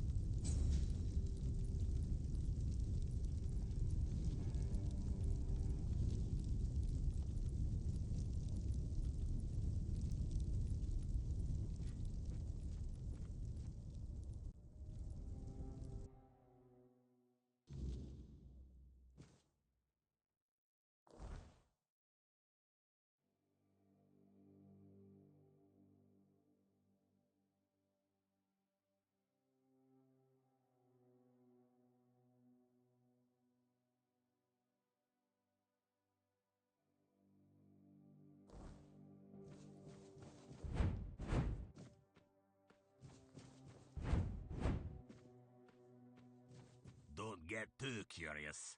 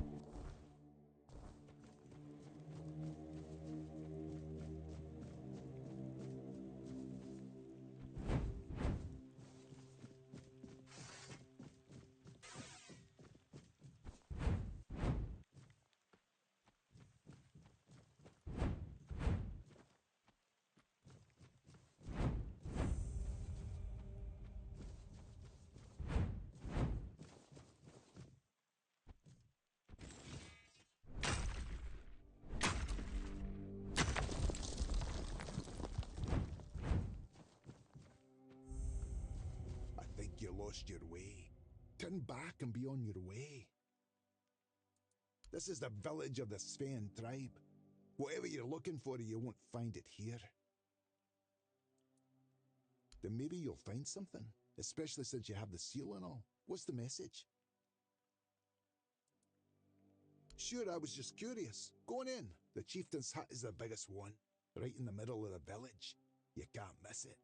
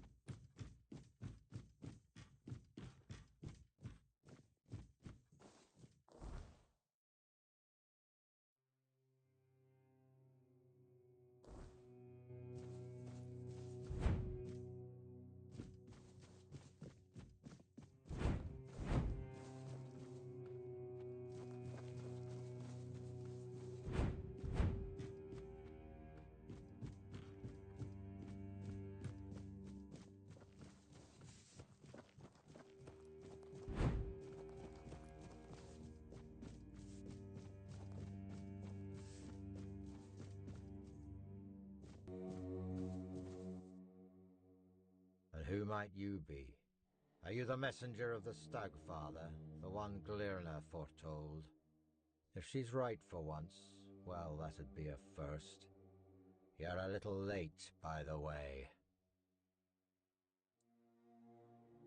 Ah, perhaps that's for the best. The last thing we need is another self-proclaimed prophet causing trouble. As you can see, I've got enough on my plate. I'm Barlam, the chieftain. Welcome to the Svinelands, where the tribe that's just ceased to exist. Can't you see? I won't speak of it further. Not with outsiders. See this?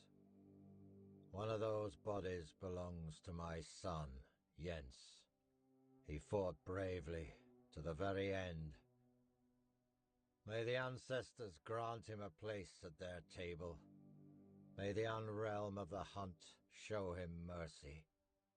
It's a damn shame his god failed him. You just had to be stubborn, didn't you, kid? Hey, no point wasting breath. What's done is done. Most of the Svine tribe is gone. Let me guess. He wants to call the moot. He's been trying for years, and every time I've had to refuse. Not because I want to. I know the moot is sacred law. But above that law is my duty to protect the tribe. And as you can see, I've failed. The Svine tribe is gone. Not having a tribe is what's holding me back. Can you turn back time? Bring my people back to life? No? That's what I thought. I don't know you. And if Gerfan thinks I'll trust someone from outside the tribes on his word alone, he's showing weakness, especially now. But I do have a solution. Find Kjell. If she vouches for you, I'll honor the voice of the tribe's request, and I'll let you help us, if that's even possible. She should be nearby. She'll have a task for you, something to prove you can be trusted. Once that's done, meet me here. Maybe then I'll share something more.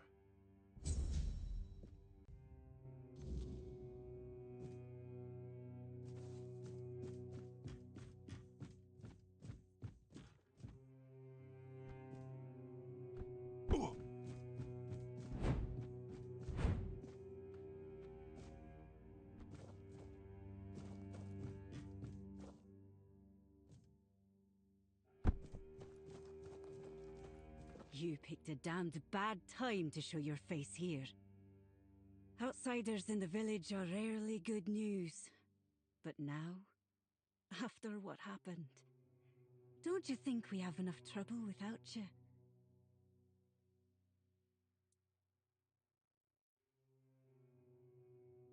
Sure, that's what all outsiders say, until trouble finds them. Anyway, watch yourself. One wrong move, and you'll have more than just me to deal with. Our whole village will be on you. At least, what's left of us. What do you want? Well then, the two of you aren't talking. I don't know you, and I'm not vouching for you. The sooner you leave the village, the better. For you, and for... Wait, hold on. There is one thing you could help me with. One of our hunters went to the cave nearby, and hasn't returned. With everything that happened here, I forgot all about him. If you want to prove yourself, find out what happened to him. And don't come back empty-handed. What? You went to the bottomless cave? And you made it out alive? That's impossible! It would have torn you apart in an instant.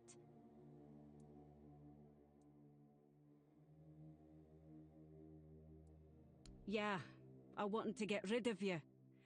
We don't need outsiders here. Definitely not now. But you've proven you have what matters most to the Swine. Strength of spirit and the will to survive. Go talk to Barlam, our chieftain. He'll probably find some use for you. I can't tell you more than that. Barlam will decide what you need to know.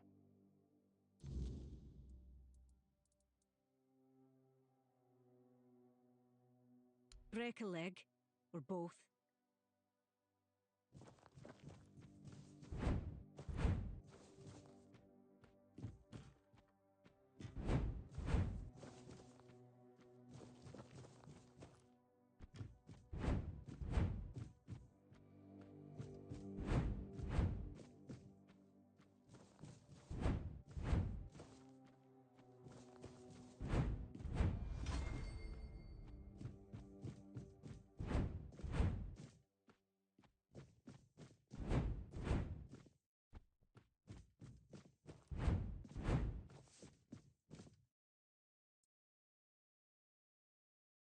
Kill you, maybe.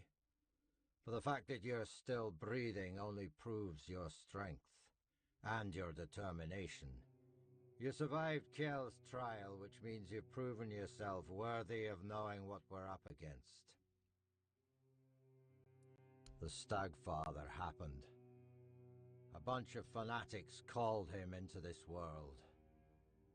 They claimed that when he arrived, he would devour everyone, then choose his own and grant them their rightful place in the afterlife.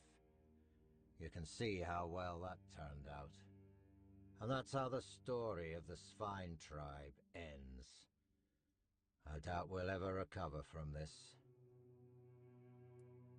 He is our most important god, the one we worshipped in the homelands, and we brought him here with us. He watched over us, blessed us with an abundance of game. In return, he had our unwavering devotion. But, as it often happens, some became blindly devoted, while others began to doubt. And the first group decided that the rest were unworthy of the Stagfather's grace, so they set him loose, to kill the entire tribe. The faithful joined him. The unbelievers were slaughtered.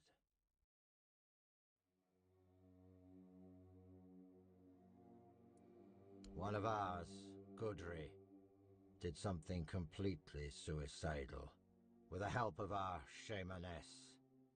He accepted the god into his body and is trying to keep him contained. But he's growing weaker by the day. We don't have much time before the Stagfather breaks loose again. And trust me, mixing the old gods with the Wyrdness thickening in these lands is the worst possible combination. We have to act quickly, although I have no idea where to even start. Out of the question. If we don't deal with the Stagfather, what happened here will happen to the rest of the Forlorn Swords. And the only thing that's happened so far is you proving you don't bow to fear, and that you know how to handle a weapon. Now, I need someone willing to help the Svine tribe. Well, that's a good question. Because I have no idea. All I know is that we need to find a way to get rid of the Stagfather once and for all. Gudri won't be able to hold on much longer, and when he gives up, we're all lost. Go find Glirna. She must know something. She's the shamaness serving the damn thing, and somehow she's keeping Gudri alive. We may not like each other, but I know Glirna isn't a fanatic.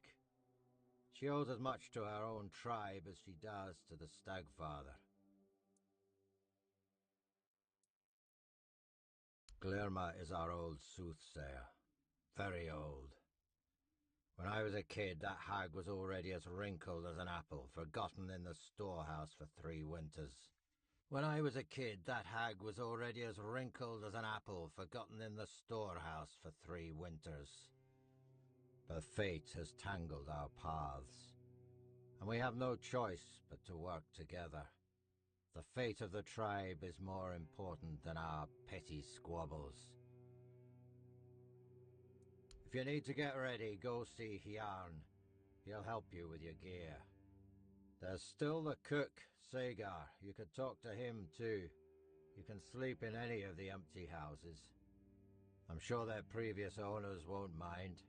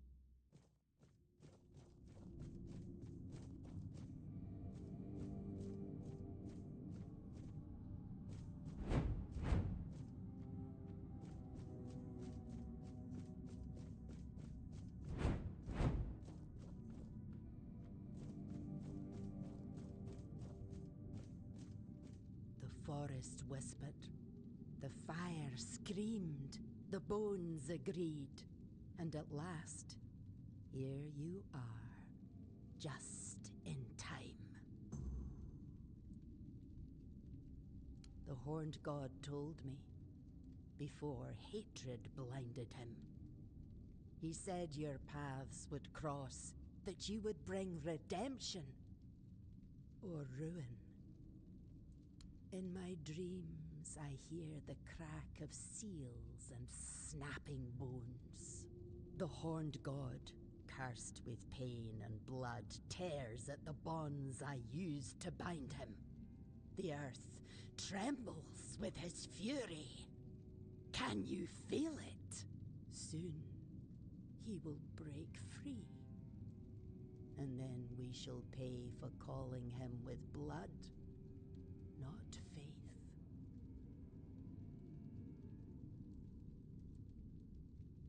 He cannot be healed.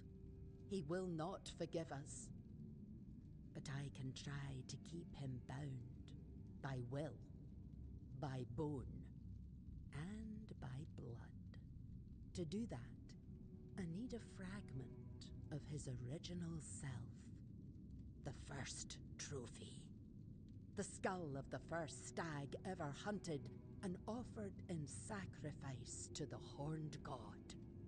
It will remind him of who he once was. Bind his essence to the first offering, one made out of reverence, not fear. It may hold him in the unrealm of the hunt, long enough for me to complete the rite that will seal him there. It's hidden, tied to the places where we once worshipped the horned god. 3 shrines, as old as the forest itself. But now, they must be destroyed. Each one... Once all 3 fall, the 4th shrine, hidden and forgotten, will reveal itself. The first trophy waits there. Go, but be warned. The shrines are no longer sacred. They're fouled by hatred, and the guardians who watch over them do not rest. Until we meet again.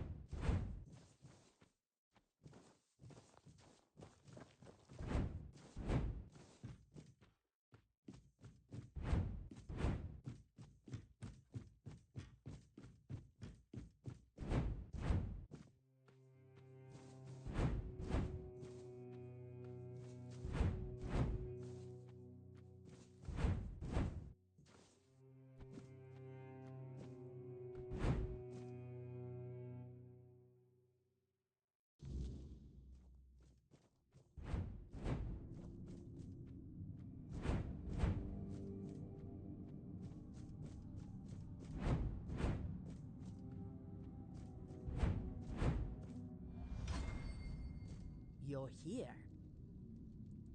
I knew you'd succeed. Fire and bone do not lie. There's no time left, child. The horned god is tearing Gudri's body apart, and his fury fills the air. Soon, his essence will break loose and devour everything in its path. I must begin the ritual, but I fear he may be too blinded by rage and pain to see the first trophy as anything more than bone and memory. Your path leads to the unrealm of the hunt. There, you'll face the horned god. If you can weaken him, if you can break through the frenzy even for a moment, then the first trophy might reach what's left of his old self.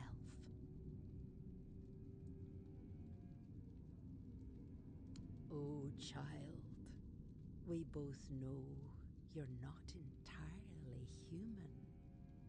Your second soul will guide you where others lose their way and perish. I understand. He's the chieftain after all. But be wary of his words. Whatever is going through your mind right now, there is no other option. We need you and your help. If you need to prepare, go.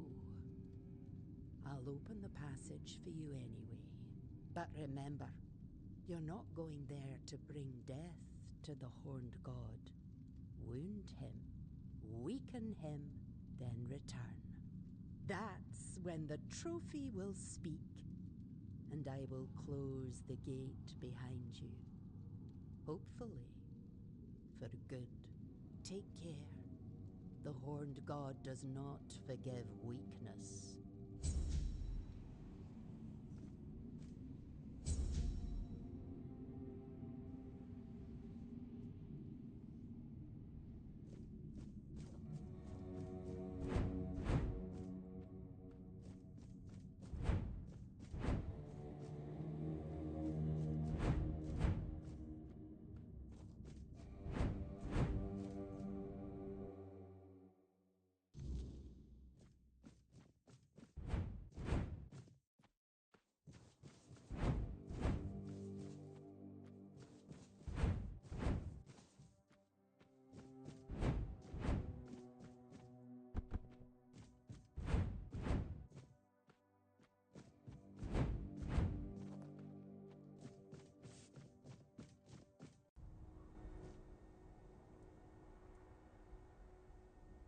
Maybe he can, but so what?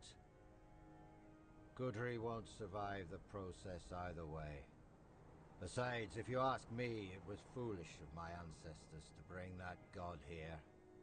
They didn't know what they were doing or what the consequences would be. And now we, their descendants, are the ones left to deal with it. If they'd known what would happen, I'm sure they'd have left him back in the homelands. We need to get rid of that damn thing once and for all. Even if it means the woods stay empty and the hunt runs dry. I won't let my people live in fear anymore. For too long my predecessors let that old witch manipulate them. Gudri must die. And when he does, the Stagfather will show himself. That's when we'll strike and kill him.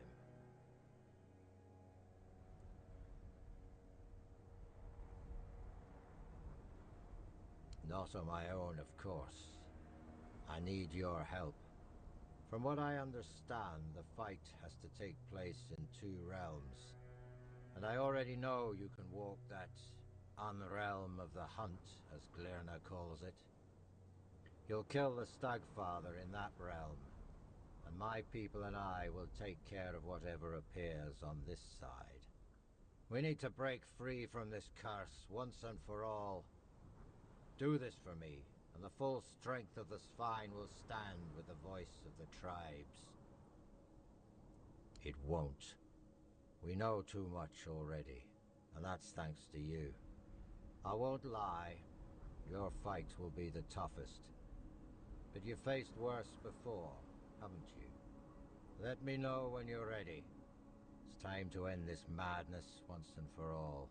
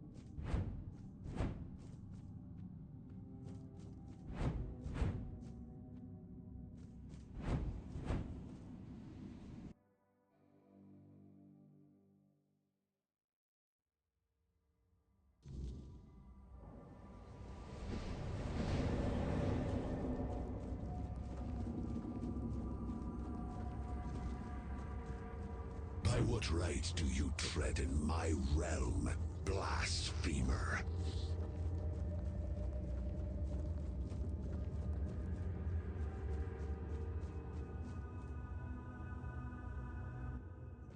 Who dare stand before me unbidden?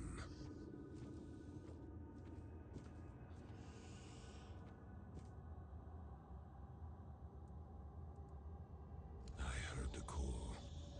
I answered it, as I have done for centuries. And the moment I stepped beyond my realm, the weirdness consumed me. The hunt that began then was unlike the hunts I behold through the eyes of my followers. I was the hunter, they the prey, and I felt in that moment as if it had always been so. Only those who summoned me were hidden from my sight. The Svein owe me obedience. Such is the law of nature, eternal and binding. It is they who gave me form through their faith. Without me, the Svein are no more. So tell me, will you strike down the strength of a tribe with your own hands? Or will you spare them what they are?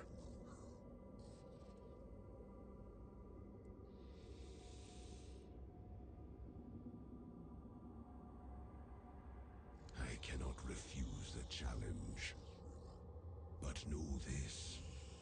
No god is fated to fall by a mortal's hand. Die with honor, my prey.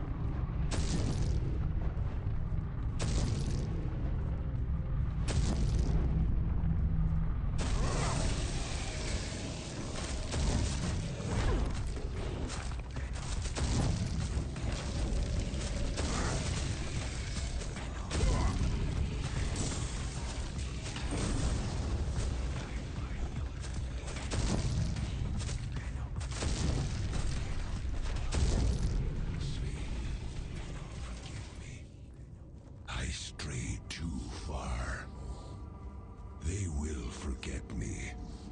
And that is the true death.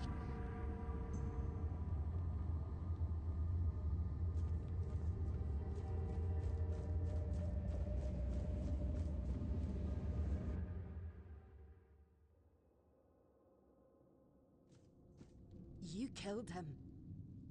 You have no idea what you've done.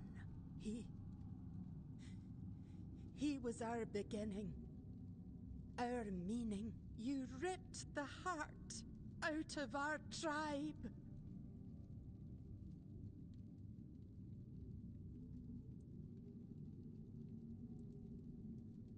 Yes, but with his fury, our faith died too. Our strength, the memory of our ancestors, will survive. But not as Svein. Go.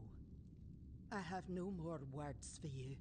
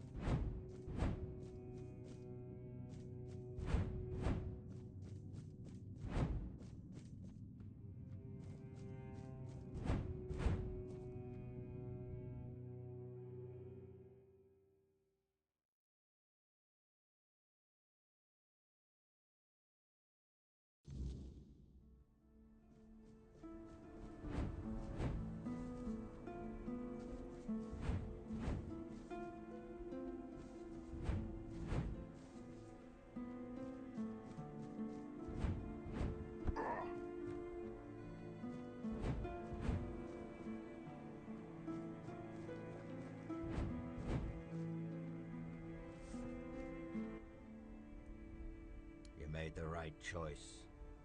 Thanks to you, we can now rebuild the tribe on our own terms. Yes, I will. Even though only a few of us remain, the Svein tribe will honor the old traditions and support our brethren with the strength of our arms. Perhaps what awaits us now is death at Camelot's hand. If the Council of Elders decides to go to war, we no longer have a god to aid us in battle or in our struggles with the world. But you know what? So be it. Better to die in battle than to keep hiding in the woods like animals. It's time for the Svein to reclaim their rightful place among the Del Rida. Hard to say. But we'll decide together. I propose moving to the capital since it's nearly empty. We can hunt anywhere, and this place, it'll always remind us of the massacre the Stagfather and his fanatics brought upon us. I believe it's time we stepped out of the shadows and tried to unite with the other tribes.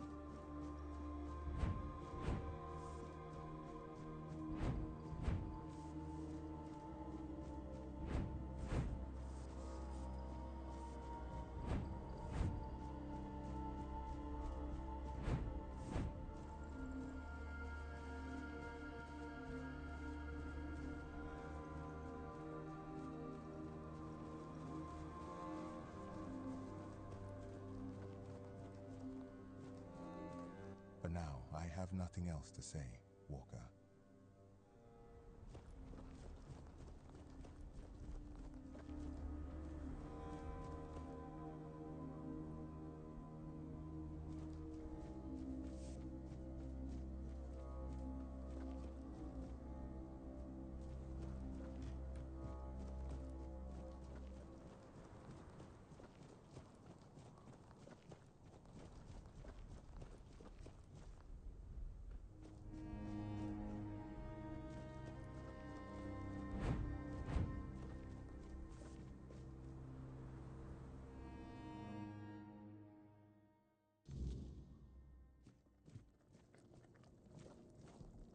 You are here, Walker in the Wyrdness. Your arrival heralds change. I am Yngvi. May my stature not surprise you. For the Thoid, it is what you bring to the tribe that matters. I bring myself, my skills, and my devotion. I am my tribe's servant.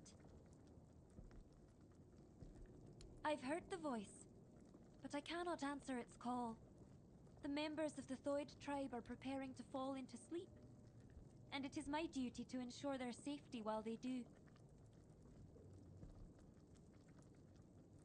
How do you think you can help us?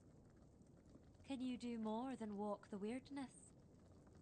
Can you walk through dreams too?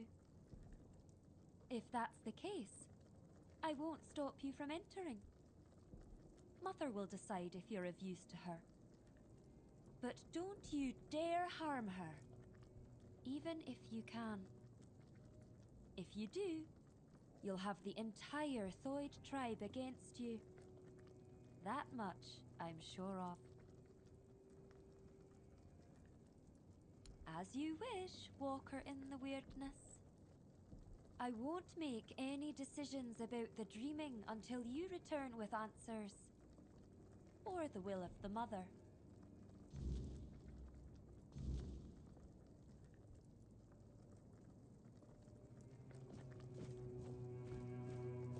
Walker in the Wyrdness.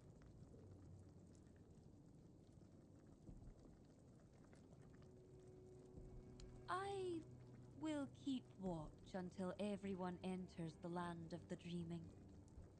Once they fall into sleep, I'll decide whether or not to join them.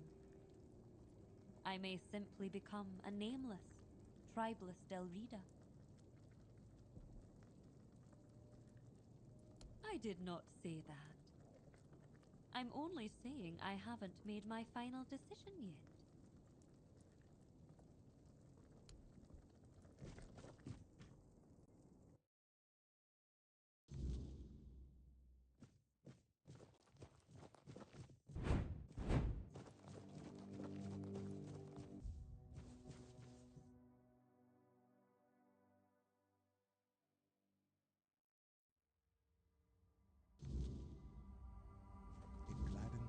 To see you here, for it means we draw ever closer to Sonder. Behold the dreaming, our true home. Walker in the Wyrdness. As I greeted you in the waking world, so do I welcome you once more.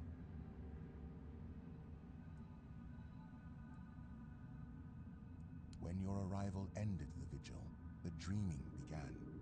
The final phase of our dreaming is Sonder. Sonder is the moment when we shall become one with Mother's dream, forever entwined. Sonder is also a place deep within the lowest layers of the dreaming. There at last we will be safe, far from the world ensnared by the Wyrdness. Yngvi believes you may unravel the burdens that weigh upon some of the Thoid. Without freeing them from these burdens, they cannot enter Mother's chamber, where each of us must drift into ever deeper dreaming, until at last we reach Sonder.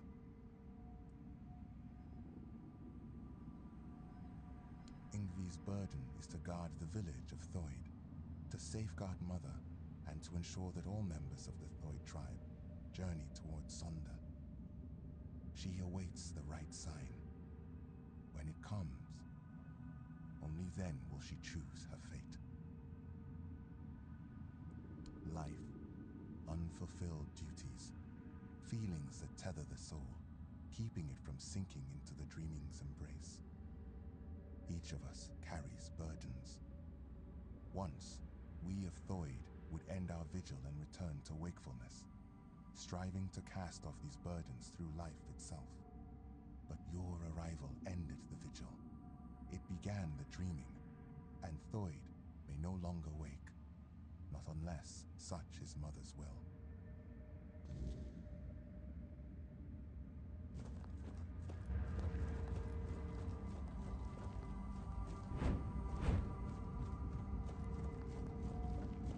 You, don't just stand there.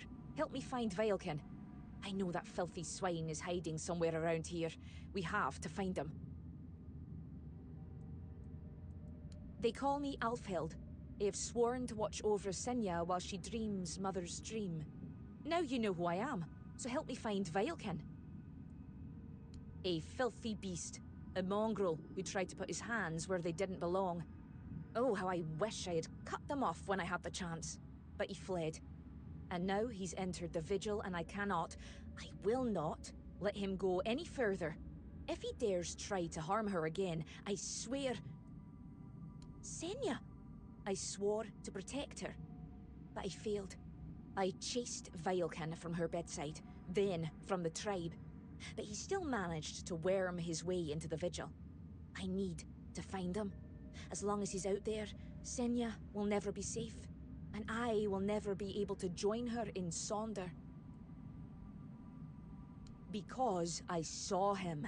I tried to give chase, but he's surprisingly good at slipping away in this place. He cannot be allowed into Sonder. There is no place for the likes of him among the dreaming. His very presence would be like poison. Good. I'll wait for you here. Bring me his head so I can finally dream in peace.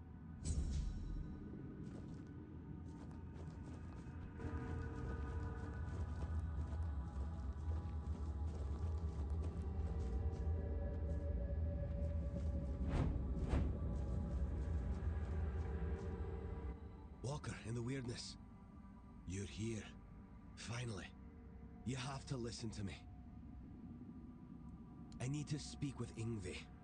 But ever since the dream began, I can't leave this place. She must hear this before it's too late. That's exactly the problem. Sonder is a trap. No one can go there. Especially not Yngvi. Please, I'm begging you. You have to help us. The Giant Mother, the one we believe to be Mather, wants us to become her children, to surrender ourselves to her care. But why did we ever assume she was Mather? Our mother goddess was a warrior. She gave us the strength to stand against adversity, to unite against those who seek to destroy the Dalriada. And what is this dream, if not turning our backs on our kin? On the other tribes who still fight? Are we to crawl under Mother's skirts while the world burns? Sonder is an escape, and now I see it clearer than ever. If we flee into Sonder instead of standing and fighting, we are no longer Dalriada. There is no honor in this. We are on the verge of losing everything. Our identity as Thoid, our very souls. I don't know if it'll be enough, but you have to try. Tell Yngvi that Rune reminds her of the duty of every Dalriada. We stand and fight. We dunny run. The Giant Mother is not Mather. She's nothing but a weak, selfish wretch who would see the Tweed destroyed. I know my plea must sound desperate. If you grant my request, I'll enter Sonder. I'll be thrown into it whether I want it or no. But if that is the only way to save the tribe, then I will do it. I will sacrifice myself for them.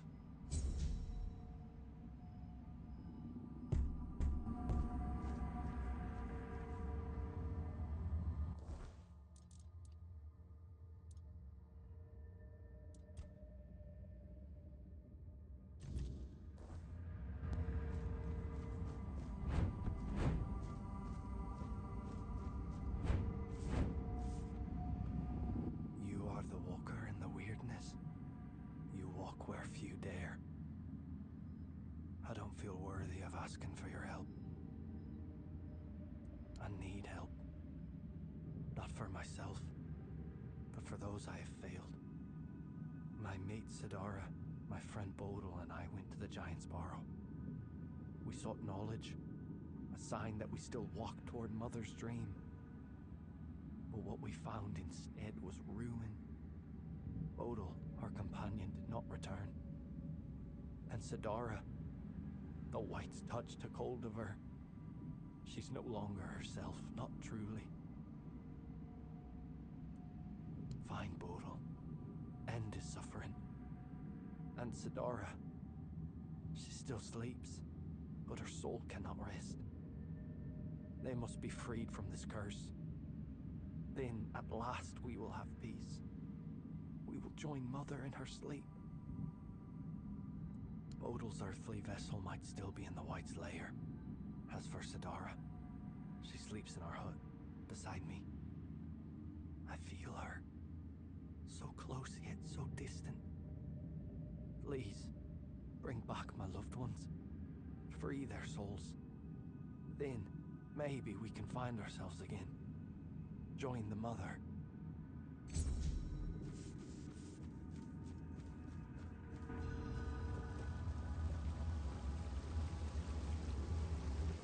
Ho ho ho, you're here.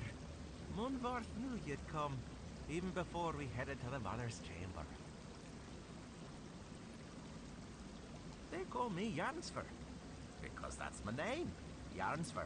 So that's why they call me that. Makes sense, doesn't it? He's my friend. My raven friend. I mean, he's a raven. Feathers, wings, a beak, all the raven things. And he's the reason I worry. Well, not really him, actually. It's my stupid head. Always forgetting things. Before I entered the Mother's dream, I told myself, Jarnsver, remember to let Munvarth out. And, of course, I forgot. Damned useless head. I'd rip it off my shoulders and toss it into the abyss if I could. Yeah, he talks to me a lot. And sometimes he says things that make me really wonder how he even knows them. When I asked him, he just said it's a raven secret. But funny thing, he only talks when it's just the two of us. If anyone else is around, he clams up like a corpse.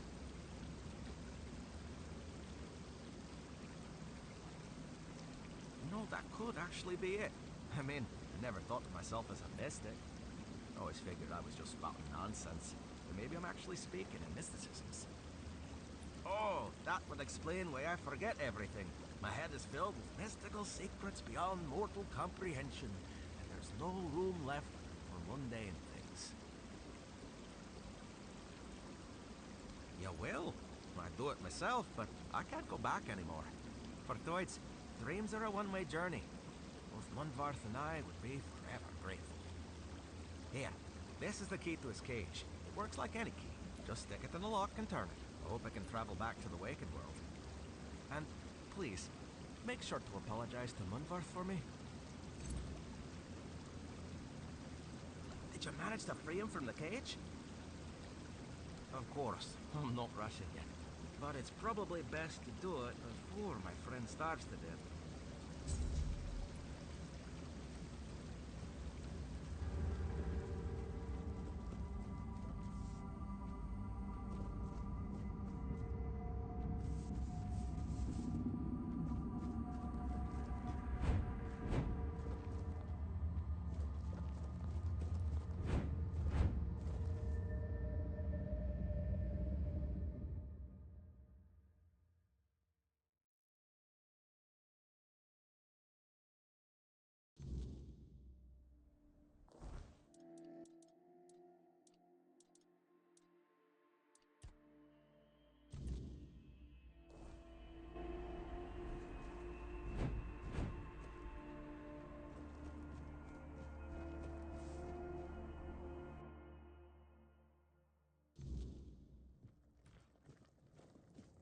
Walker in the Wyrdness. Ah, Runa. I suppose that means you simply must tell me whatever it is. Just because it is his wish. He has told you, I hope, how much he longed to become chieftain. He tried everything to be chosen. One of those attempts nearly cost me my life. But among the Thoid, ambition is one of the gravest sins. That is why I was chosen as chieftain. I was the only one who did not seek it.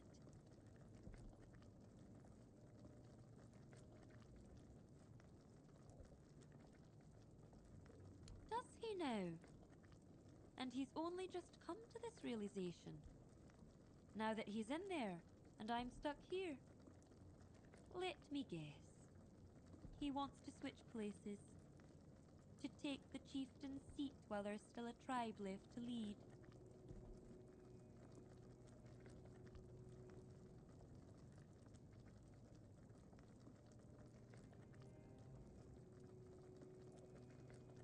Sacrificing himself for the tribe. That is unlike Runa. It does make me wonder. You don't know Runa like I do. He would never do anything that doesn't serve his ambitions. But entering Sonder goes against his desires. And if someone like him acts against his own nature, it's worth considering why. The difference between us is that I face my challenges, while Runa flees from his at all costs. Taking him at his word would be naive, but I cannot ignore what he says. I bear a great responsibility. On the one hand, there is the myth the Thoid have followed for centuries. On the other, my own doubts, and the opinion of a man who's known to work against me. Tell me, walker in the Wyrdness, you do not share our burdens. What would you do in my place?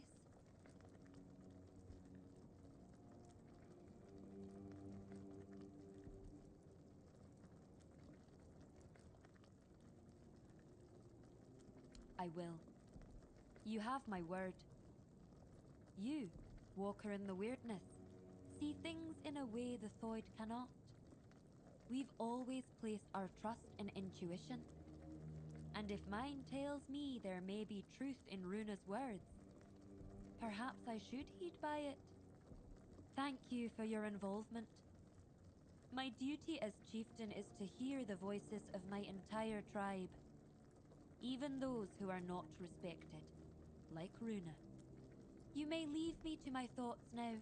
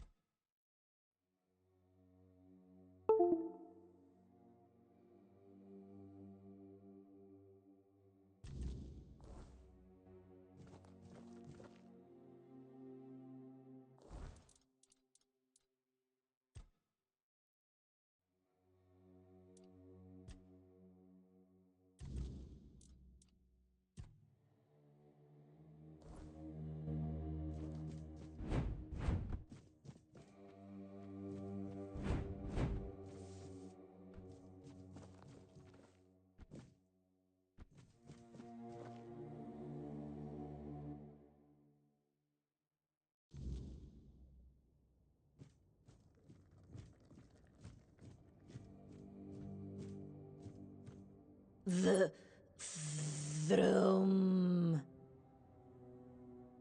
The throne.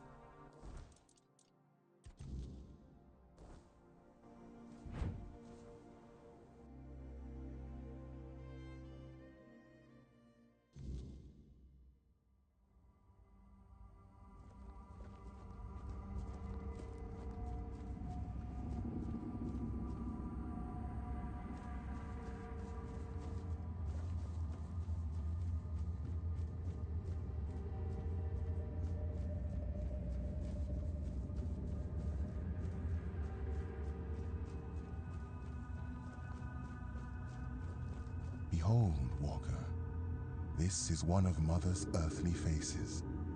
She watches over us now in the dreaming, as she once did in the waking world. I believe Mather watches your path with great intent, as do I.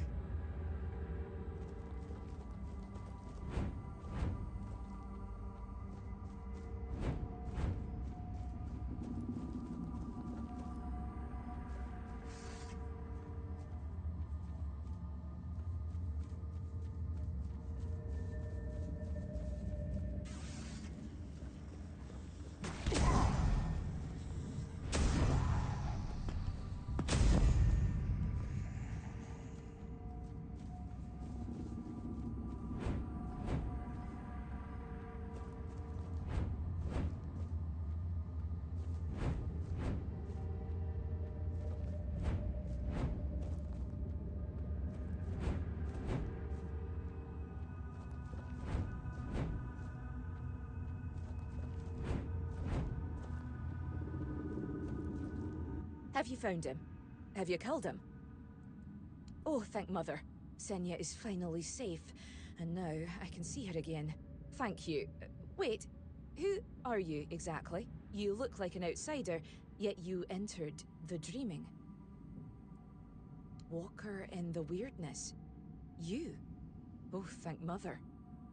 That means the vigil will soon end, and we will all be together. And I will see Senya again. I do.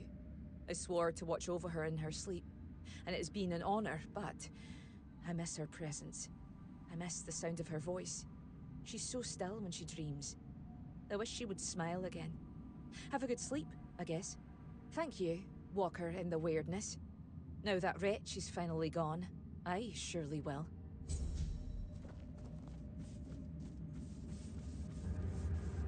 I felt it. The weight, it is lifted. Their souls are free, and now there is only one more task to be done. You must send me to her. Wherever Sidara may be, I will follow. And I know we will be closer to Mother then.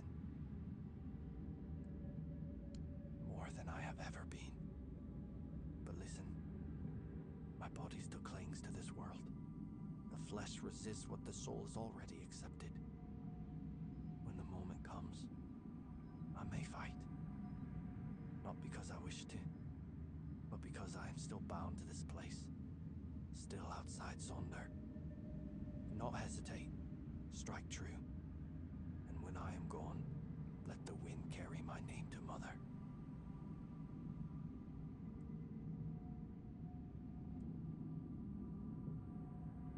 And yet, there is no other way. If you will not raise your blade, then I must raise mine. Not out of hate, not out of fear, but so you do not have to make the choice yourself. Forgive me.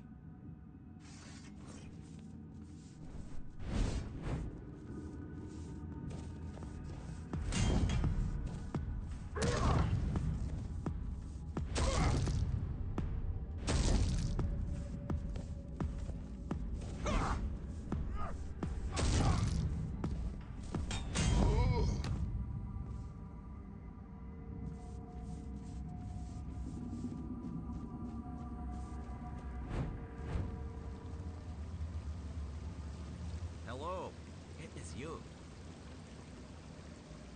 Did you manage to free him from the cage?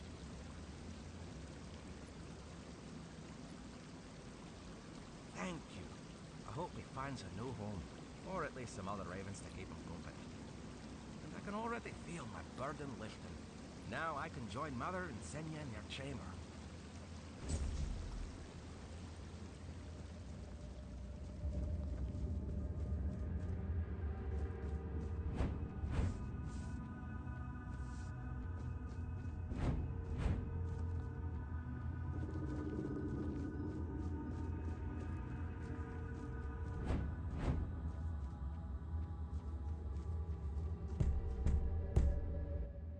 Everything is in Ingvi's hands.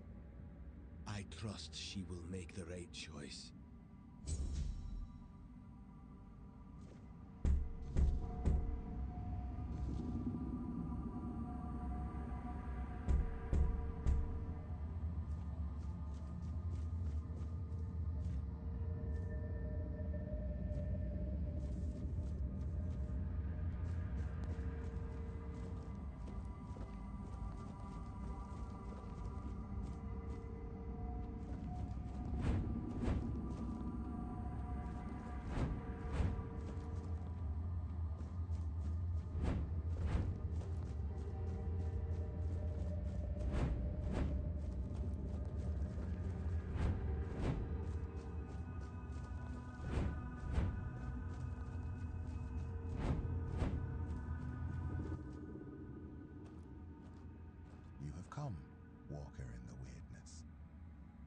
Jarnsfor, Rune, Alfild, Trim. You do not yet grasp the weight you have lifted from their shoulders. No matter how great or small their burden, it still bound them, kept them from journeying towards the deepest layer of the dreaming. But now they may step into Mother's chamber, and you shall be granted this privilege as well. After all, this is why you are here, is it not?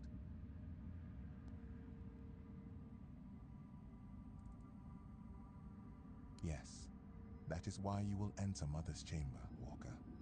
The choices that must be made shall be made within. No matter the outcome, you have the gratitude of all Thoid. Were it not for you, we could not have embraced the dreaming. We could not have stood before Mother's chamber. You shall see my sister Senja, and Mother, whose dreams we have shared, and in whose dreams we long to become one. Do not fear. No harm will come to you in the dreaming. I know that you are expected, Walker. Indeed, the time has come.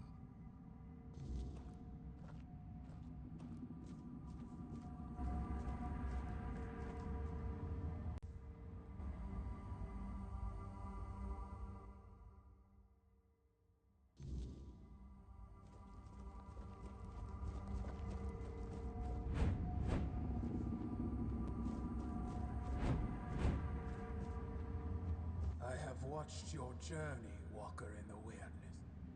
I saw how you helped the lost Thoid children face their burdens, the weight that kept them from entering this chamber. For that, you have my gratitude. But I know you have your own purpose. Now tell me what it is.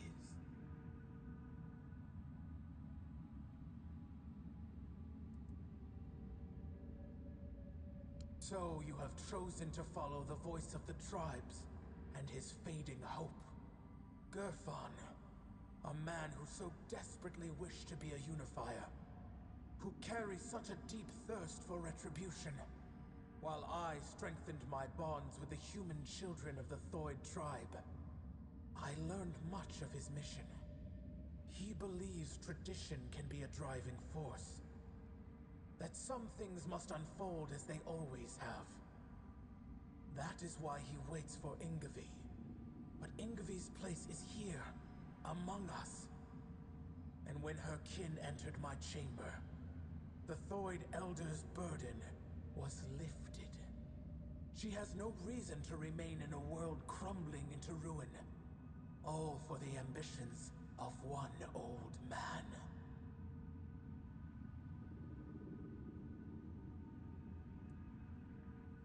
The Thoid are not needed by anyone.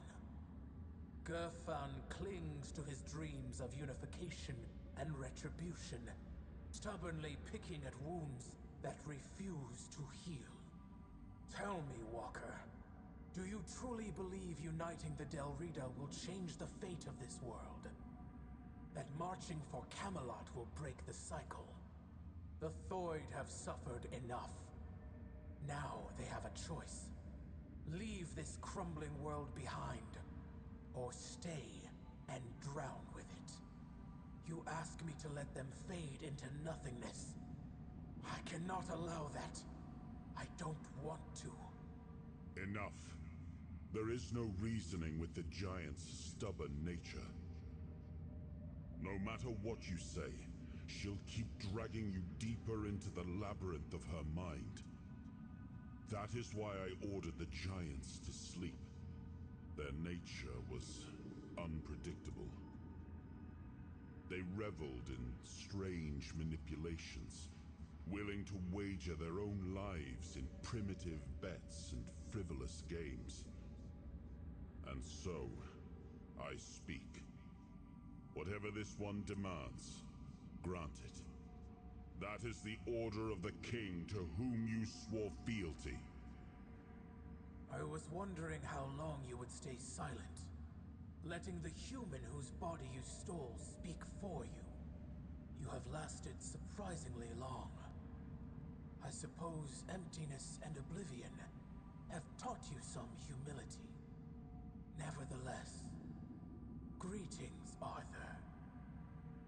glad I have finally dreamt of this moment. The moment I can tell you, face to face, that everything is your fault. Avalon is falling because you existed. Because you continue to exist. This is also the moment I accuse you of murdering my children. And the children of the other giants. Your human king got to know us well. When he ordered the giants to sleep, he knew that our children could not dream. Dreaming is something giants grow into with age. Having no choice but to obey, we left our children behind in the waking world. Alone, defenseless, condemned to the coldness of death. Quiestra, the child I once held in my arms, never dreamed with me. While I built layer upon layer of my dreaming, she was dying. But I had time. Enough time to dream of Sonder. A place and a state where death holds no power. There, I will dream, Quiestra. I will give shelter to the entire Thoid tribe, including Ingavi. I will not abandon any more children to the waking world. I have made many terrible mistakes during my reign, but I always considered what was best for my people. At least, that was my intention. I wanted to make Avalon our home, free from the plague, free from forces that would seek to oppose us. I thought that my return would restore balance, that I could prevent Avalon's fall. Your idea of what is good is twisted, human king. As for you, mortal, yes, you need the blessing of the tribes to claim the crown. Those were the terms of the sacred pact, but you will have to manage without the Thoid.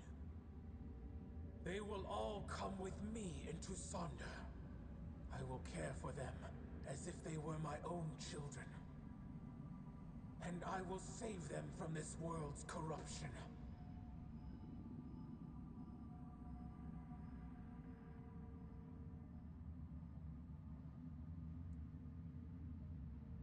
Indeed, you have the right to make such a demand. The role you played in the fate of the Thoid grants you that authority. And Ingavi, she will accept the path laid before her without protest. Perhaps it is only fair that the last of her people remains awake. That some trace of the beautiful children of Thoid may endure until the end of time. Very well. So be it.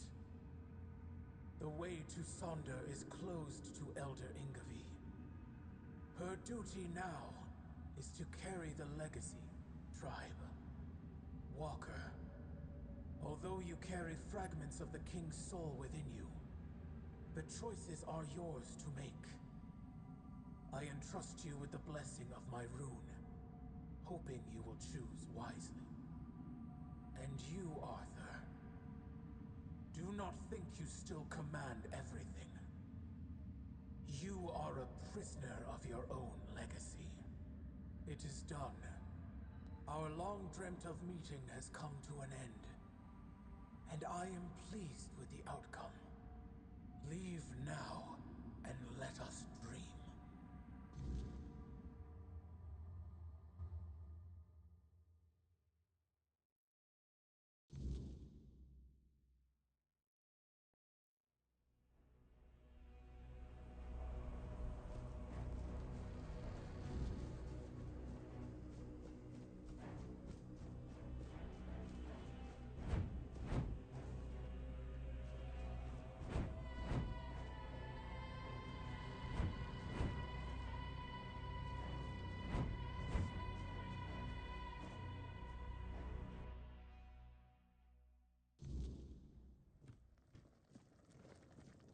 Walker in the Wyrdness, you return. Welcome.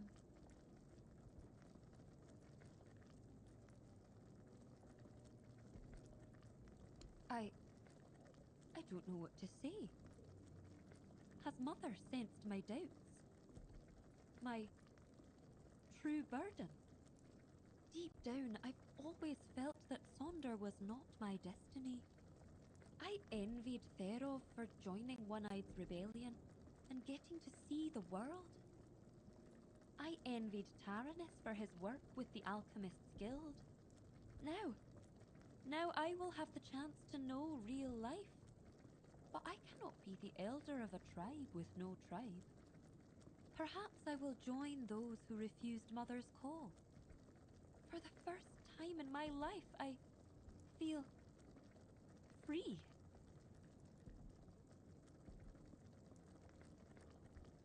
I don't know how Gerfan will react to an elder without a tribe. But, well, he summoned me, so I will come. There is a reason why the Thoid made me their elder. My power, despised by the other Delrida, is truly unrivaled. And on the battlefield, a skilled Thoid is worth 10 Volker warriors steeped in Mather's fury. The Thoid. We have long been divided between those who follow Mother and those who were deaf to her call. Or at least, that's what we believed. That they were cowards, unfaithful, ungrateful wretches. But I was never convinced by those words. To me, they were simply brothers who dared to walk their own path, even at the cost of eternity. Deep down, I admired them. I am still Thoid, and I am young. When I come of age, I can bring more Thoid into this world, perhaps even with the help of those who return home one day.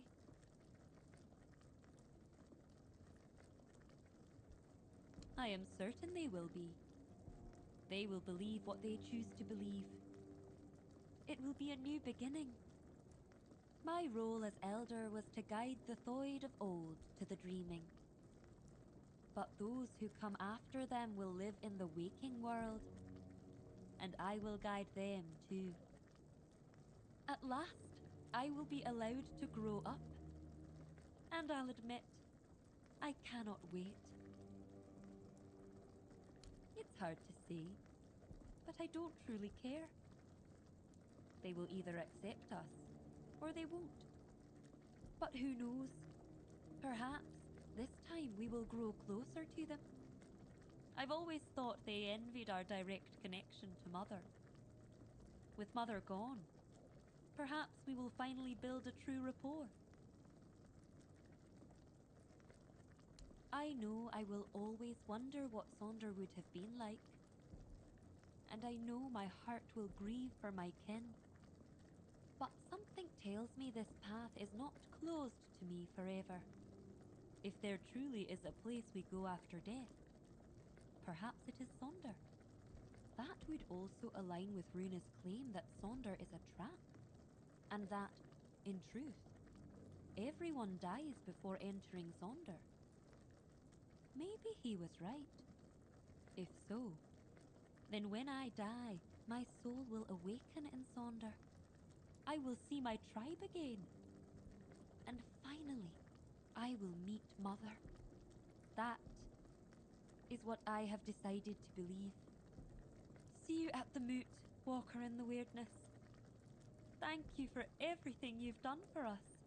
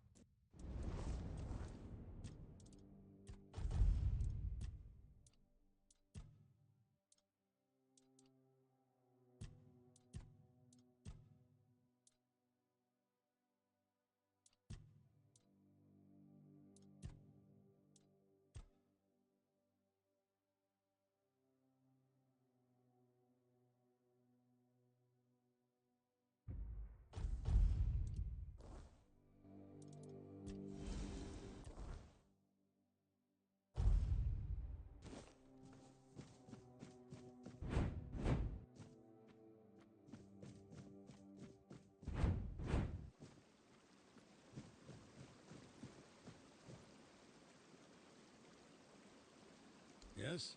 Who have you managed to convince?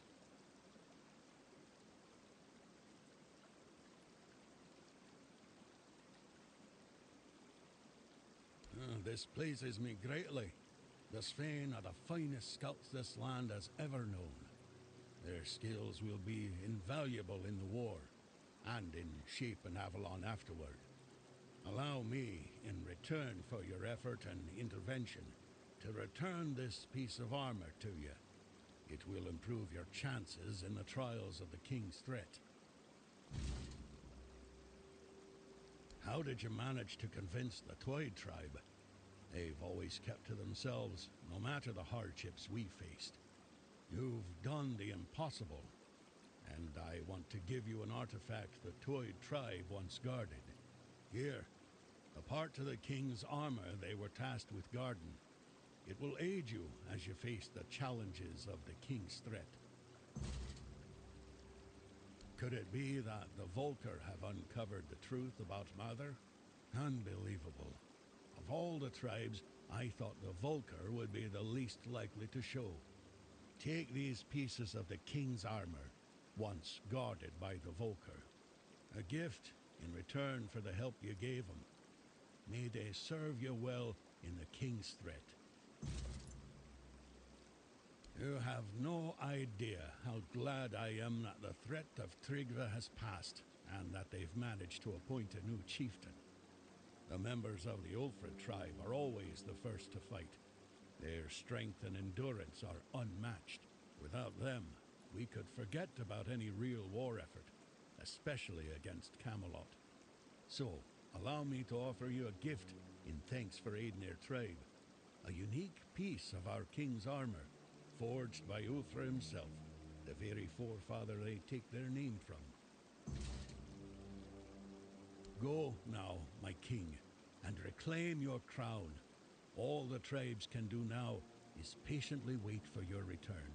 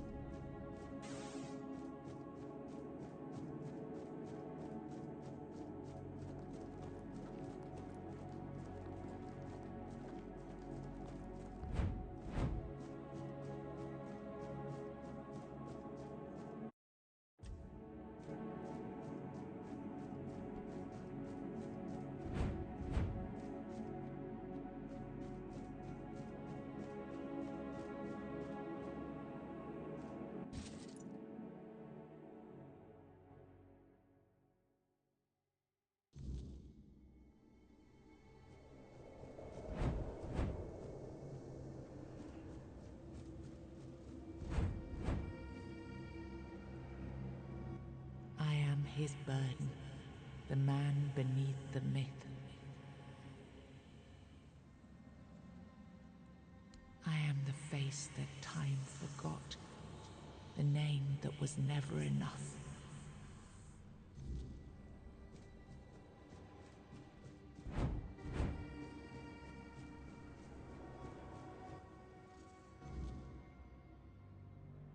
First, you used these people to win yourself a kingdom, and now you herded them here under threat of being stomped to death by giants if they leave or disobey. After all that they've gone through, all that they've done, all that they've suffered, this is how you intend to repay them? No kingdom will stand with people like them within its borders. They would have to change their ways. The Del Rita are not ready for this. You know this. You did worse than all of them combined, and you are the one responsible for all they've done so far. They fought for your name and under your banners. Does this mean you're not fit to be a king? Not ready to have a kingdom? I left the heritage of Pendragon behind me. I severed the ties between myself and my tribe. I lost all that tied me to the past when I became king. I set a new path for myself. They are not ready to do that. Bullshit. You forced them to go against their sacred traditions.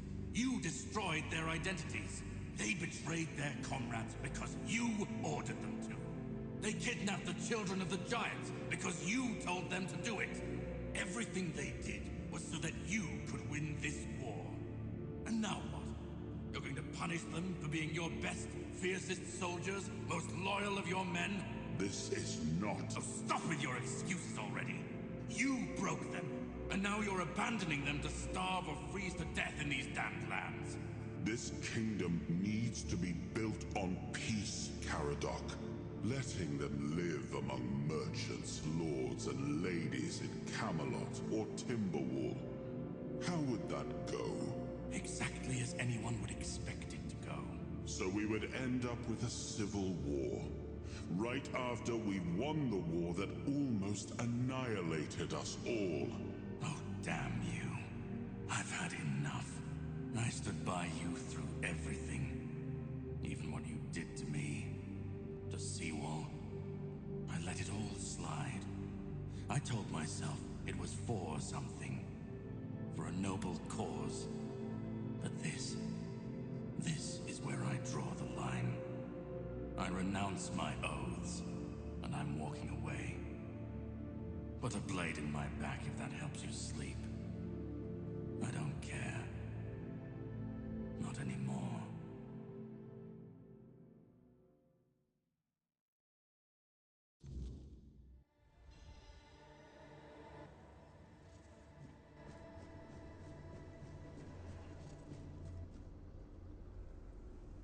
Now I remember it all. I left the best of my people here. I betrayed their loyalty. And for what? Everything.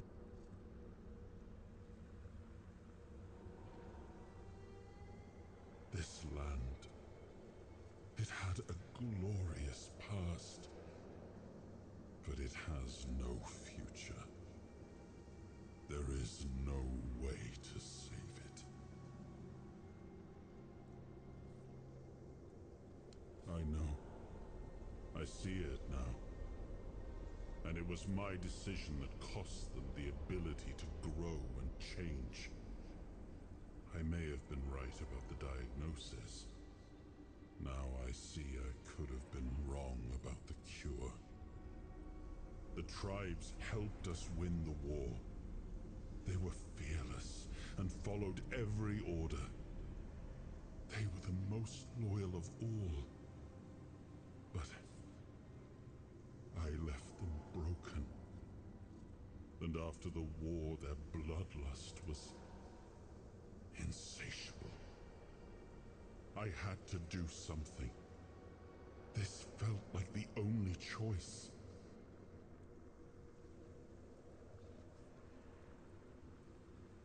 The giants sided with our enemy. We had to find a way to remove them from the equation. So, under cover of night, the tribes stole their children. I told the giants their offspring were our hostages, and that we would slaughter them if they refused to bend the knee.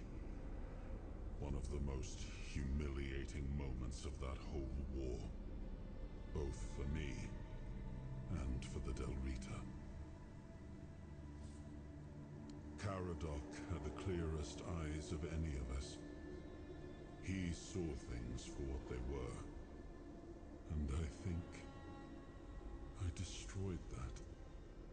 Destroyed him with all I did. I turned him into this. And now he's only a shadow of the man I once knew. He used to carry hope. Now all he carries is vengeance.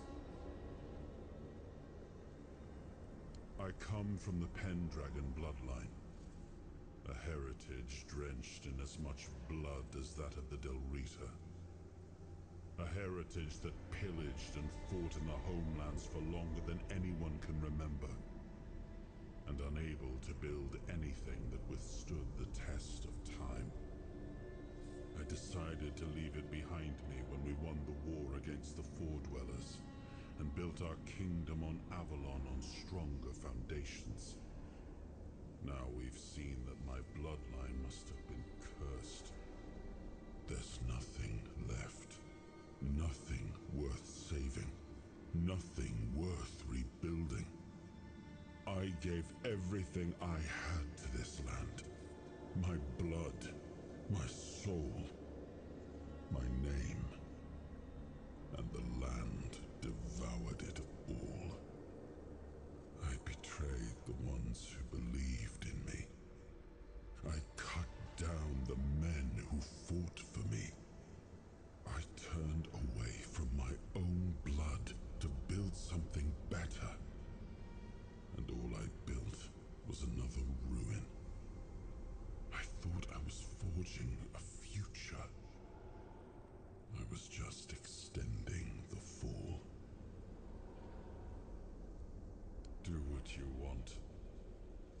There's nothing about this land that I recognize anymore. All I've ever done got turned into dust, corrupted against my intentions, destroyed. Why bother?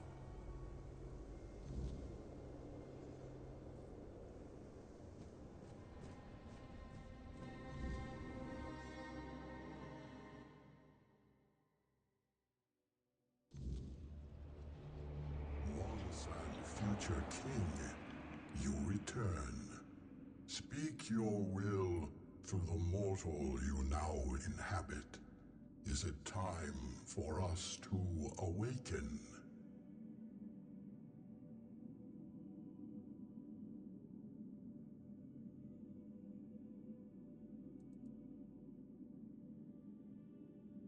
The Del Rita have long been our allies.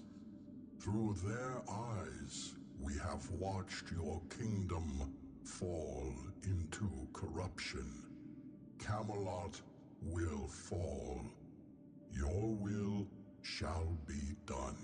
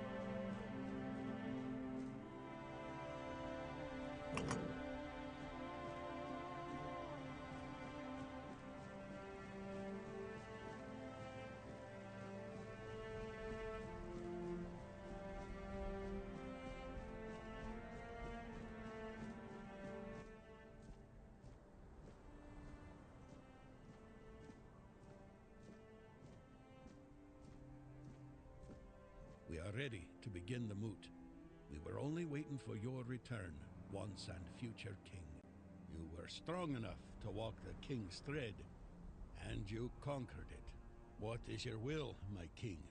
What decision have you made regarding the giants? Glory be to you, once and future king. Fame and honor to you for all time. Thanks to you, Camelot will fall, and with it, the dead laws and the suppression of the Dalrida tribes. Thank you, my king, for I, the voice of the Dalrida tribes, accept your decision with humility and gratitude.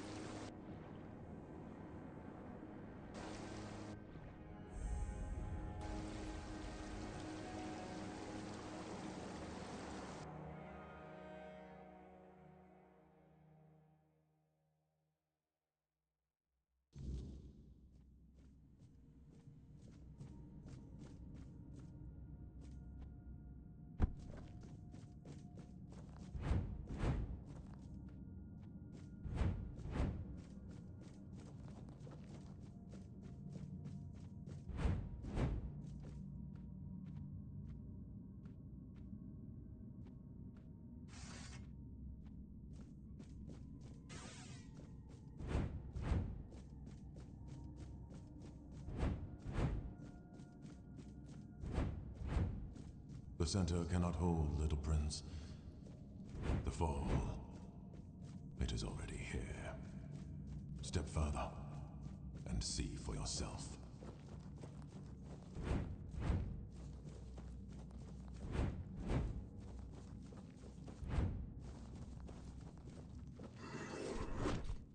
And so you have arrived. I look at you and I feel what you humans call resentment and bitterness. Lies and lost purpose. That is what happened. The Pale Lady managed to create places full of accumulated weirdness. I thought that those were gifts from her, for all those centuries we spent together. A vote of thanks for creating you. But no. After our second meeting, I grasped from the very beginning I was used. All my attempts to weave a new Foredweller, how utterly meaningless it all was. A place that was once my workshop. I spent decades here unraveling the secrets of threads of the weirdness. Eventually, I learned enough about the structure of pure potential to weave life itself. Before that, my kin emerged from the depths of Tuatha, born out of the chaos. We couldn't control that. You, my prince, were my greatest pride. The most beautiful creation I ever wove. Yes, it consumes me entirely. I feel like I want you to die.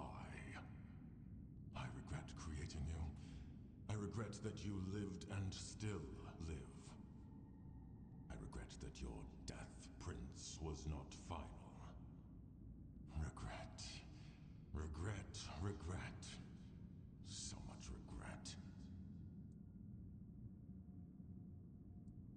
If you had never come to be, or if the Pale Lady had not desired to have you, none of this would have come to pass.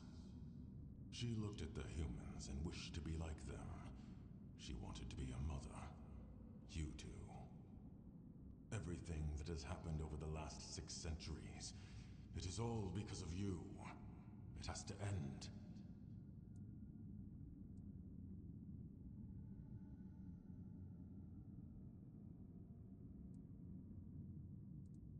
Me?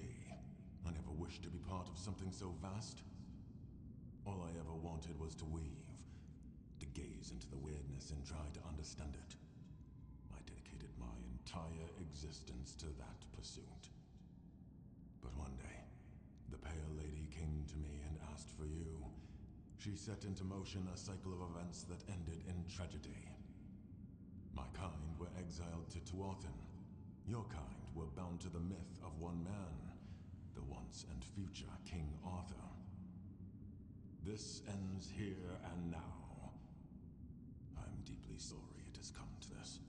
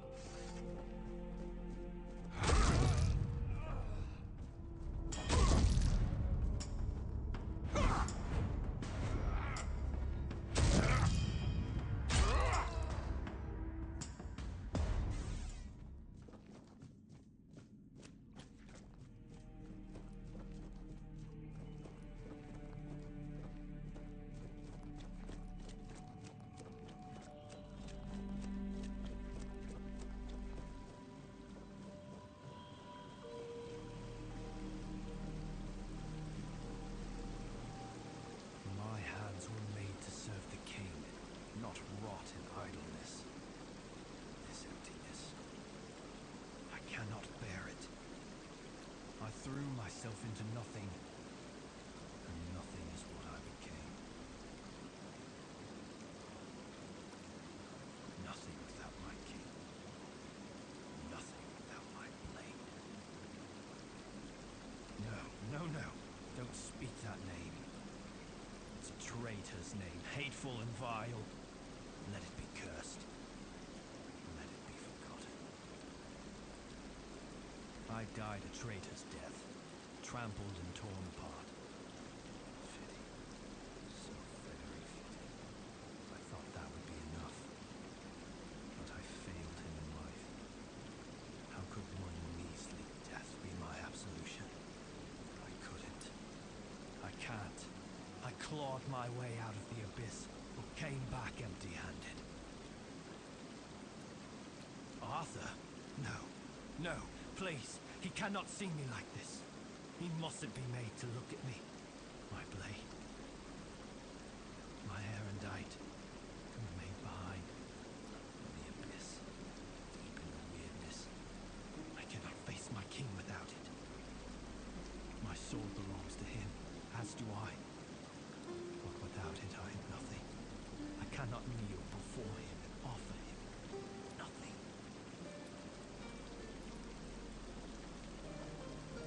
Everything I touch turns into ash.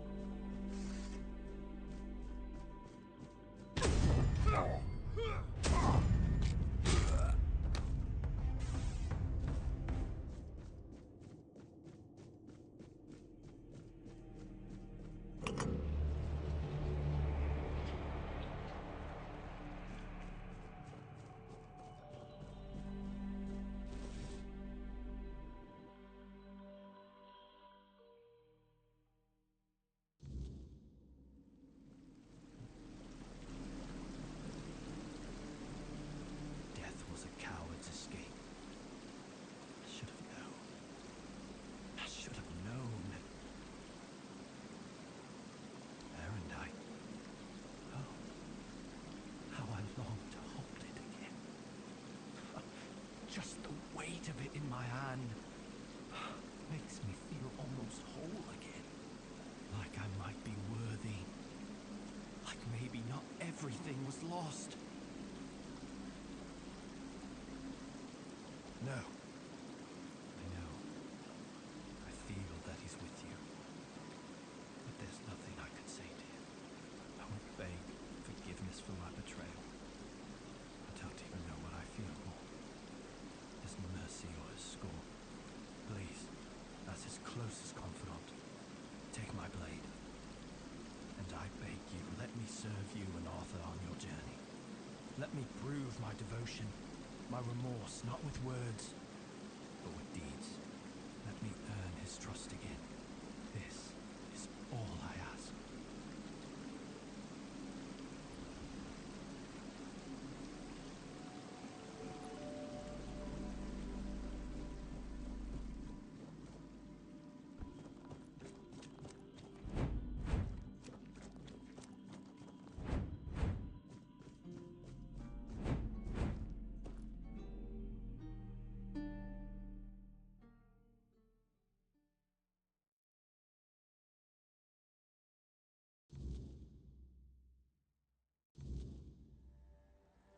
Your Majesty, it's an honor to have you among us again.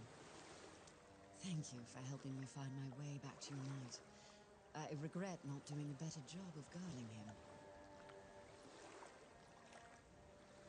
I'm a Pict. I can sense the Wyrdness and the spirits within it. I knew you weren't alone when I saw you emerge. The soul you carry, however weak it may appear, is deeply connected to the Wyrdness, and to Avalon itself. Souls like that are rare. Besides, only the one who wields the power of Excalibur within could open this tomb, and that is rarer still. My name is Fiona. I am here on behalf of the Royal Geographers. I was sent to do, well, quite a lot of work, actually. And as useful as it would be, the Wyrdness never blessed me with an extra set of hands. Say, Traveler, how would you feel about joining the oldest, most prestigious guild in Avalon? Oh, but you've already done the most important thing. You found what was lost and opened a new path. What better way to prove yourself as a true geographer in the making?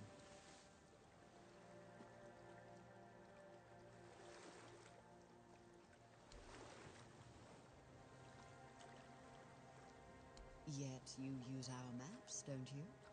Our work is vital, but often unseen. For centuries we've roamed this island, charting its every corner and noting the dangers that unsuspecting travelers might face. You should be more appreciative, you know. Avalon's nature is ever-shifting, ever-changing. The Wyrdness transforms not only living beings, but the land itself. Some places become unreachable, while others that appear are new to us. And there are those that have been forgotten, waiting to be rediscovered and brought into the light. Why wouldn't they? My kin are familiar with the Wyrdness in a way others can't be. With the fog thickening, we can reach places that have become inaccessible to most. Everything. Our most important mission is preservation of Avalon and the pillars it was built on. We were sworn to protect the tombs of the first knights, but they were lost to us. There were rumors that the tombs were sealed, and only King Arthur could open them. Turns out, the rumor was true after all. I appreciate your eagerness, but let's not get ahead of ourselves. The other tombs are scattered across Avalon, hidden and sealed, waiting for the one who can call the knights back. Let your soul guide you. Find them, and I will find you. What is King Arthur without his faithful knights? Merely half a legend, if not less. They thrive by his side, and he thrives by theirs. And Avalon's foundations only grow stronger because of it. Sir Lancelot carries centuries of grief, and only serving his king once more can ease it. Go well, traveler. There are more souls still waiting to be found.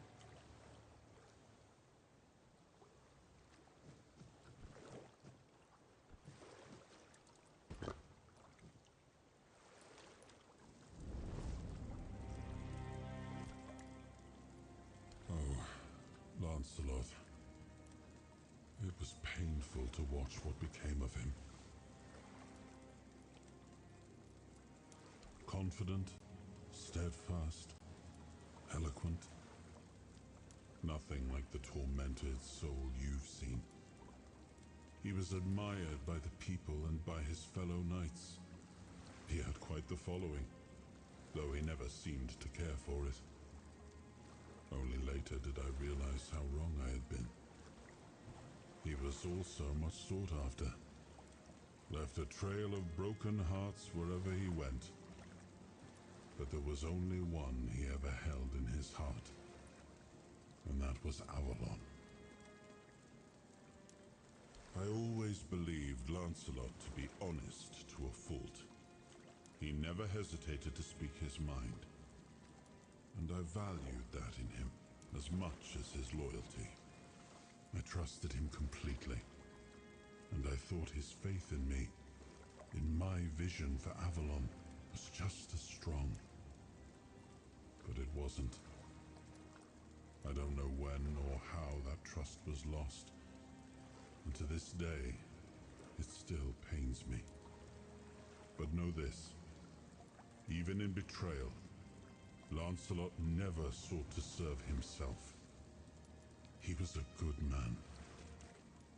Yet even the best of men can falter and lose their way.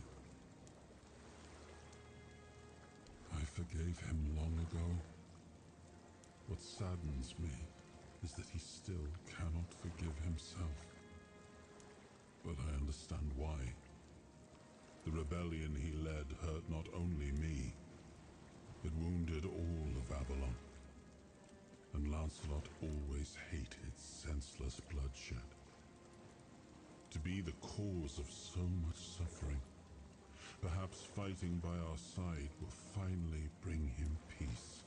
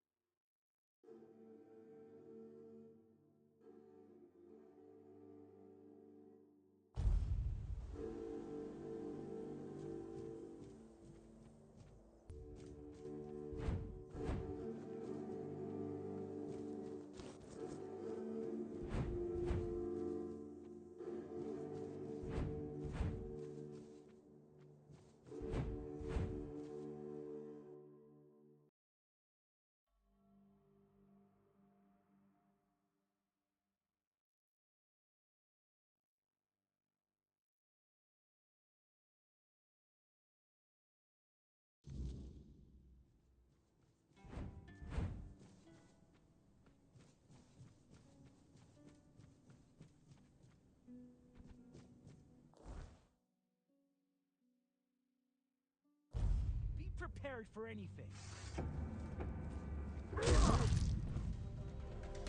You fall to my sword!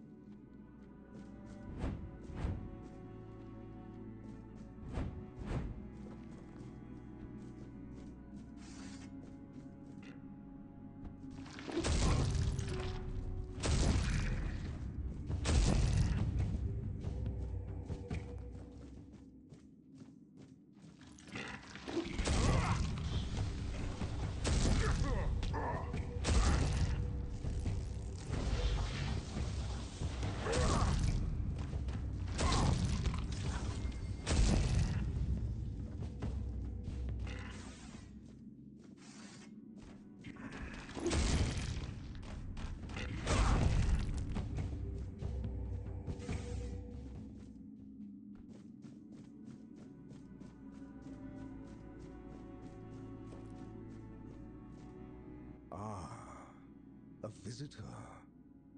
It has been a while since we've had one, hasn't it, my dear Gawain? Will I need to carry the bones of my only companion to his resting place today? Or could it be that this is the day when our souls are finally laid to rest? Apologies, Wanderer. For a very long time, the good Sir Gawain has been my only company in this place. As much as he was once known for his sharp wit, time and decay have taken his voice from him. I've grown used to our conversations being one-sided. I hope you'll forgive me if I slip into old habits.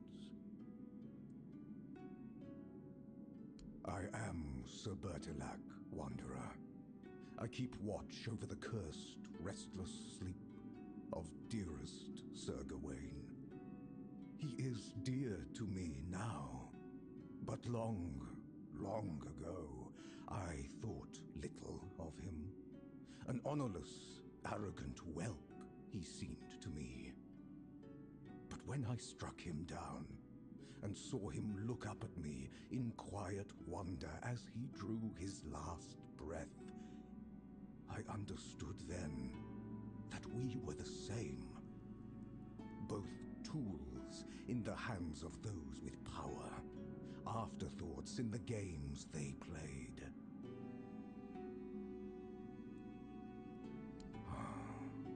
The endless, hateful dance of a pair of siblings so alike, they were a mirror of each other.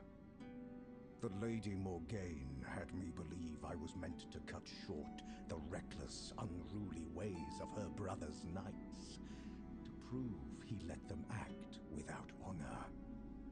She said she only wished to be heard. But as I sat here, forgotten, I came to understand. She wanted Arthur to hurt, as she had been made to hurt.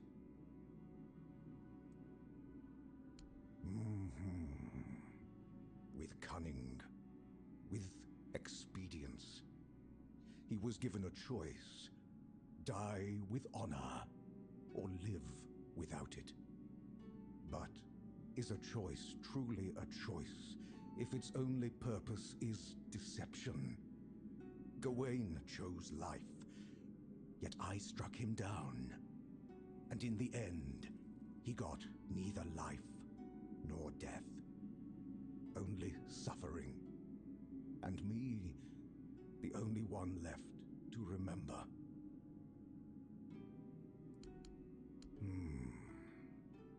Challenge me, Wanderer.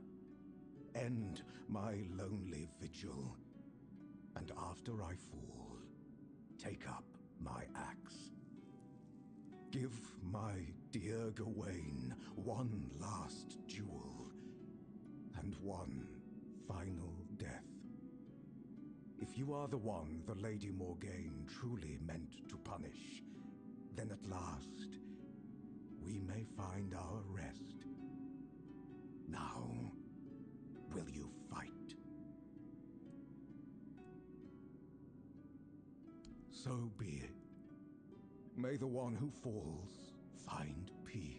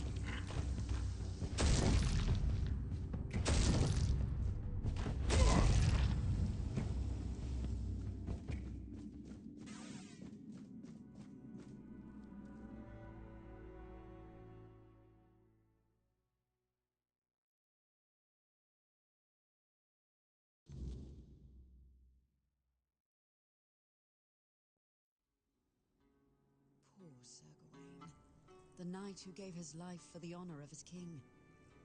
He didn't deserve to be forgotten. At least now, he has a purpose once more. I've been dreading that question, I won't lie. You've already met them all, I'm afraid. I'm the last remaining member of the guild, and have been for the past 100 years. Well, until now. You can see why I was so excited for you to join.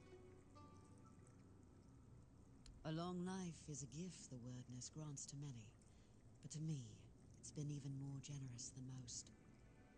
Maybe I'll live only as long as I'm needed, or maybe longer. Whatever the Wyrdness wills, I'll accept it, like I always have. It's a bit more complicated than that. The Wyrdness is our fears, our desires, and the mark we leave on this world. It can be whatever we wish it to be, and we can become whatever it chooses to make of us.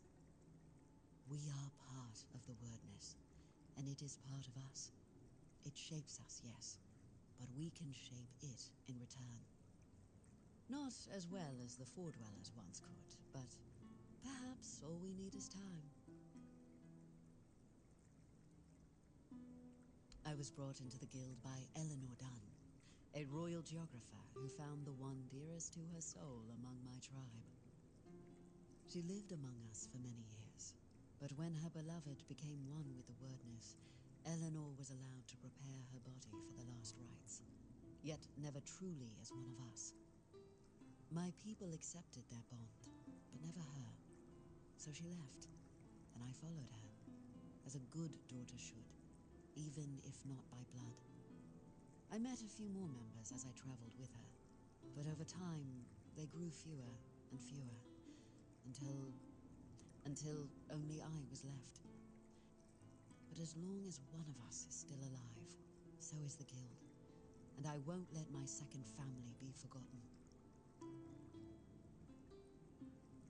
We all want peace, but it rarely comes easily.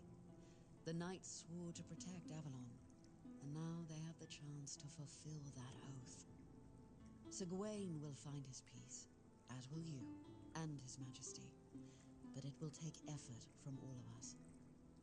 A strong king means a strong Avalon, and for that, he needs his knights. The Wyrdness is like a web. Without strong threads to hold it together, it tears apart, and chaos follows. Every soul wandering Avalon is one of those threads, but the ones who shaped it, their threads are the strongest. King Arthur and his knights once brought peace to Avalon. Their very presence helps to calm the turmoil, even now. Sir Bertilac, from Gawain's executioner to his protector. There's no need to worry about him. His soul walks Avalon freely now, shining bright. All of Morgaine's darkness has lifted. I'm sure he and Sir Gawain will cross paths again, this time without the shadow of a curse between them. You've lit the way for some, now light it for the rest.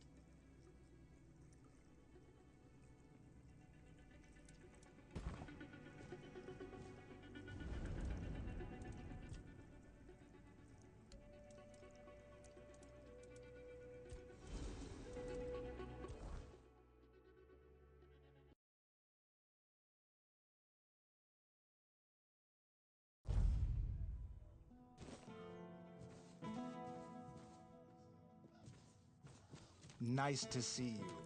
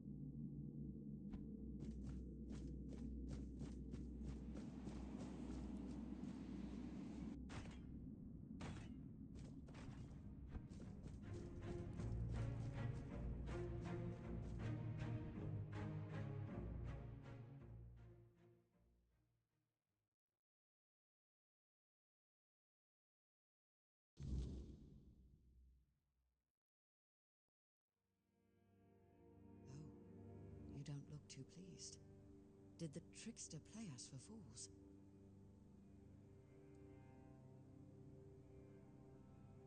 No, no. I may be old, but not that old. But I was once involved with a man who did. He knew the First Knights personally. He used to tell me stories about them. Some funny, some sad. I think he missed them more than he cared to admit. But not the king. When it came to Arthur, he had nothing but contempt. And sometimes that contempt bled into everything else. Oh, so you've met him. Of course you have. I should have guessed. You brought back His Majesty, and he is the center of Caradoc's very existence. Ugh, he's such a miserable sod. I'm sure he knows I'm around, but I'd kill for him to just come and say hello. He's a bitter man, and that bitterness darkened every bit of joy I tried to share with him. We were brought together by a special kind of loneliness. But while I see my life as an opportunity, he sees his as a curse. And he may not be wrong. Our circumstances are very different. Still, I wish I could have made him happy, even if only for a little while. I couldn't, and it was hurting us both too much to keep trying. Well, you've seen it for yourself. He wasn't your average knight. He was always praised for his cunning and his devotion, both to his fellow knights and to the realm.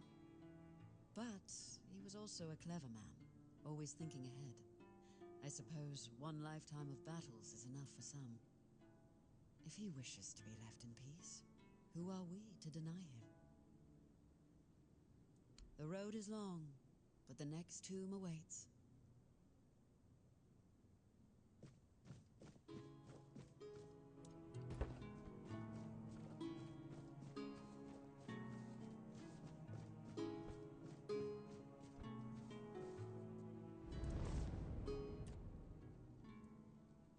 I'd rather not speak of him, but I suppose I owe him that much. Morgaine and I, we shared only half our blood, yet both inherited the worst of our father's traits. Pride, arrogance, stubbornness. I was angry at her for humiliating me yet again, and angry at Gawain for falling so easily into her trap. He was never the perfect knight, nor did he try to be. But he was brave and bold, and he didn't deserve to become a pawn in our quarrel. I should have taken more of an interest in his fate, but there was always something more pressing. Until I ran out of time. Although, if you think about it, we did end up sharing similar fates. A truly fascinating man. He started out as a court jester, but it quickly became clear he was quite skilled with a blade as well. At first, I suspected he might be a spy for an enemy kingdom. But after he saved my life one day, my perspective changed. Of course, he still could have been a spy, but I decided to keep him close and watch him carefully, just in case. In time, though, he proved to be a loyal companion. He earned my trust, and without hesitation, I knighted him. Well, it didn't surprise me much. That was Dagonet through and through. He always spoke his mind, caring little for what others might think, even when it was my judgment he questioned. Only he and Palamedes ever dared to speak their minds openly in my presence, without fear of giving offense. Dagonet was decidedly less diplomatic than Palamedes, but it was precisely that honesty I valued in them both. Besides, from the start, He had a rare gift for foreseeing how things would unfold. I dare say, he even managed to make me laugh one last time.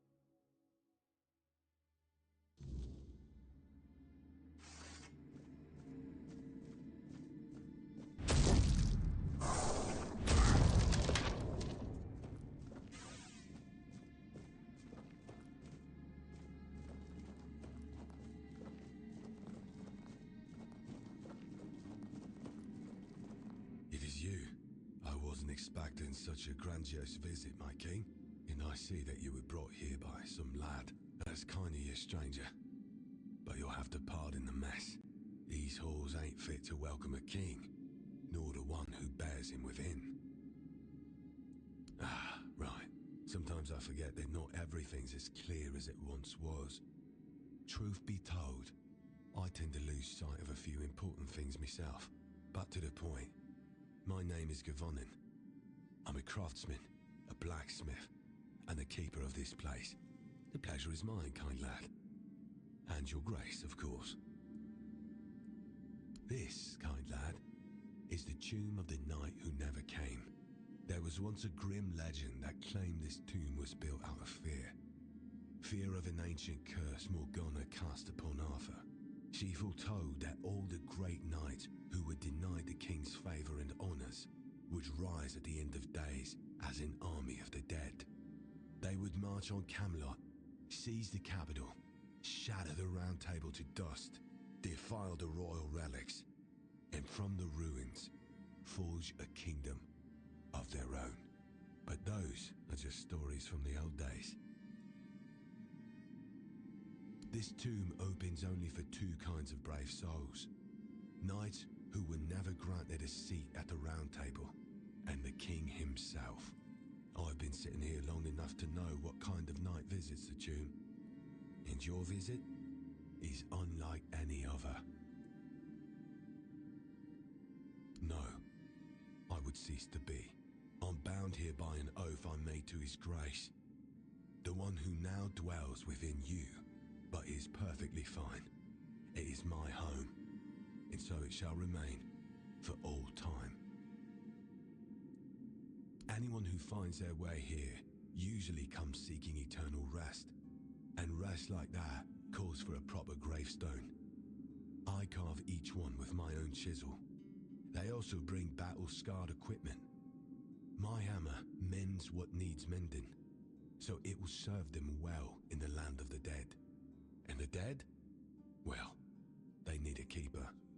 Someone to watch over them when unrest stirs. Believe me, those who chase glory in life don't always lie in peace. Really kind of you, lad, but no. Or, well, maybe there is something. You see, I once made a habit of carving gravestones in advance, so that any knight arriving here could choose the one beneath which they'd rest for eternity. Unfortunately, I've misplaced my chisel. It slipped and fell all the way into the depths. Clang, clang, clang. If you could find it, I would be most grateful. If we do not speak of them, then we won't stir their slumber. The dead prefer silence. Best not to call their names. Aye, few in knights these days, and even less knighthood to speak of. No wonder that so few of them come. Such are the times we live in. Hope you find something worth your time.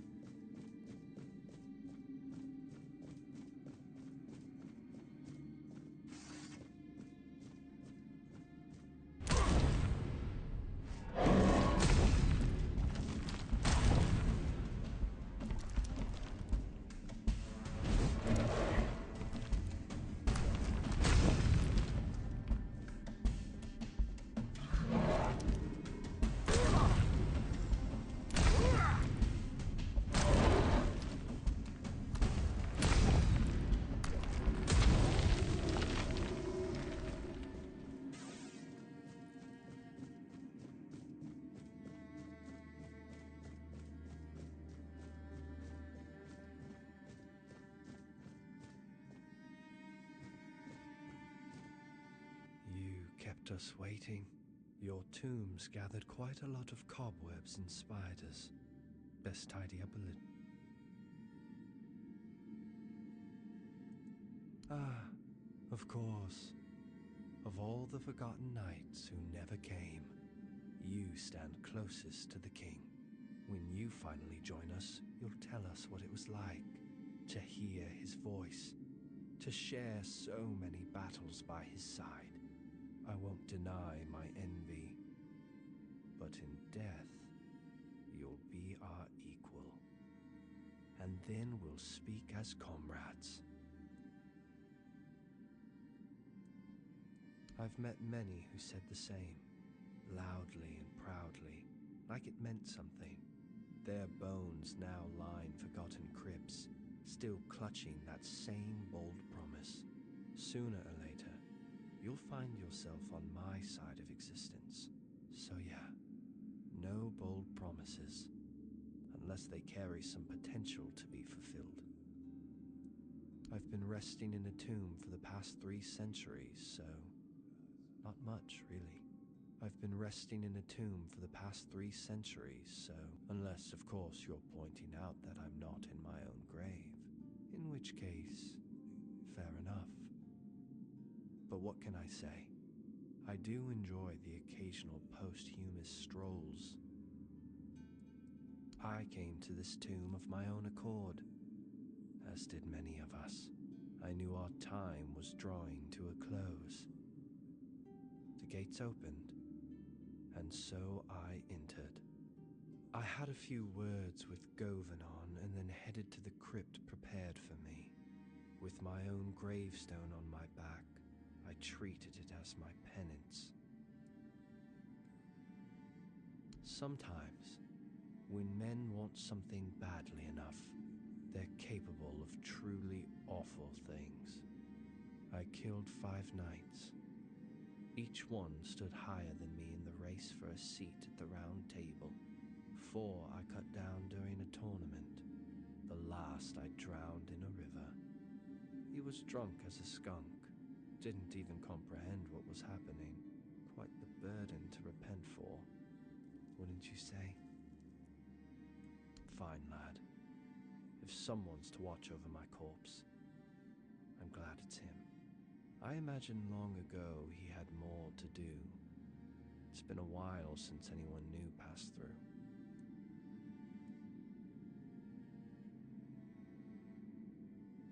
I see. You pity the wretch who never reached his dreams. How noble of you, truly. But I propose something fairer. Let's test it. Your cause, my worth. If I lose with dignity, I am all yours. If you still consider me a good candidate for service, but if you fall, then you'll lie in the tomb that's been waiting for you since before you drew your first breath. So, what do you say? Splendid. Let's begin.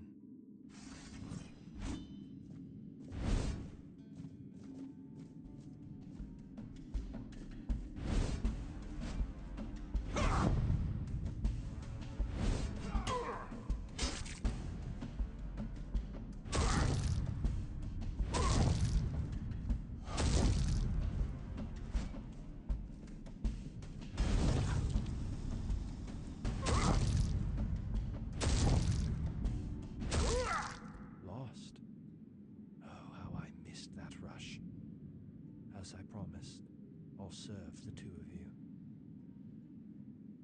Here is my oath. I shall be ready to fight at your side whenever you should call upon me. Thank you.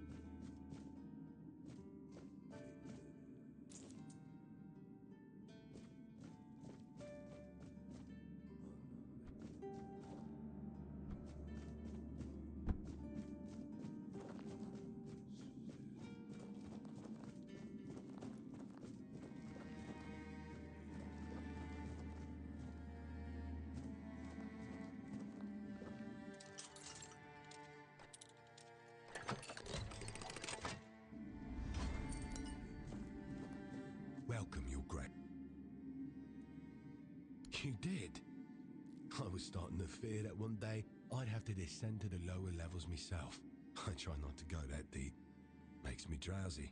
Sometimes I feel like lying down in one of the empty tombs myself. Ha! Thank you. It is a great honor to receive aid from the king and his companion. Here, take this. I hope you both will find it useful.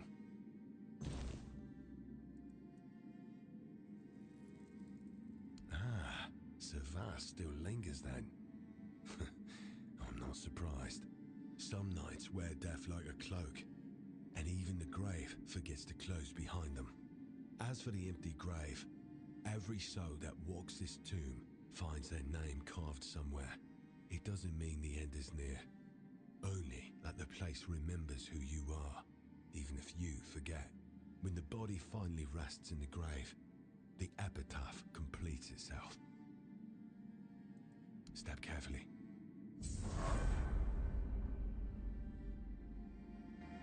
Glad to...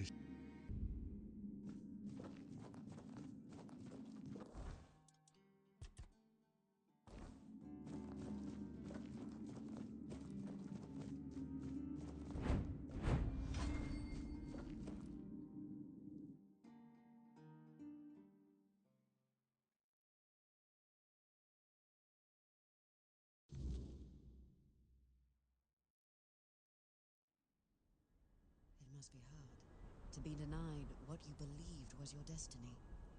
To spend your life chasing the unattainable, only to die unfulfilled. It's no wonder they can't find peace. There is a grave ready for all of us somewhere.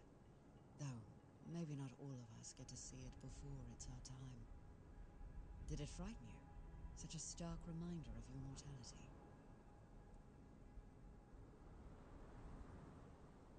No one truly does. Fear of death is woven into us, as surely as breath. But it's not death itself we fear.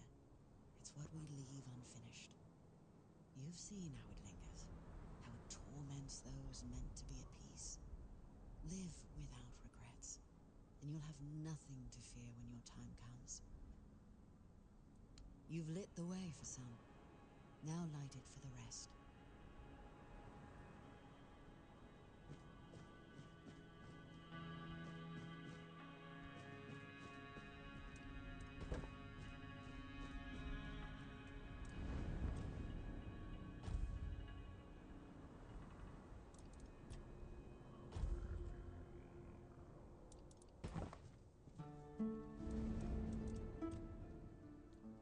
Meeting him made me reflect on one thing.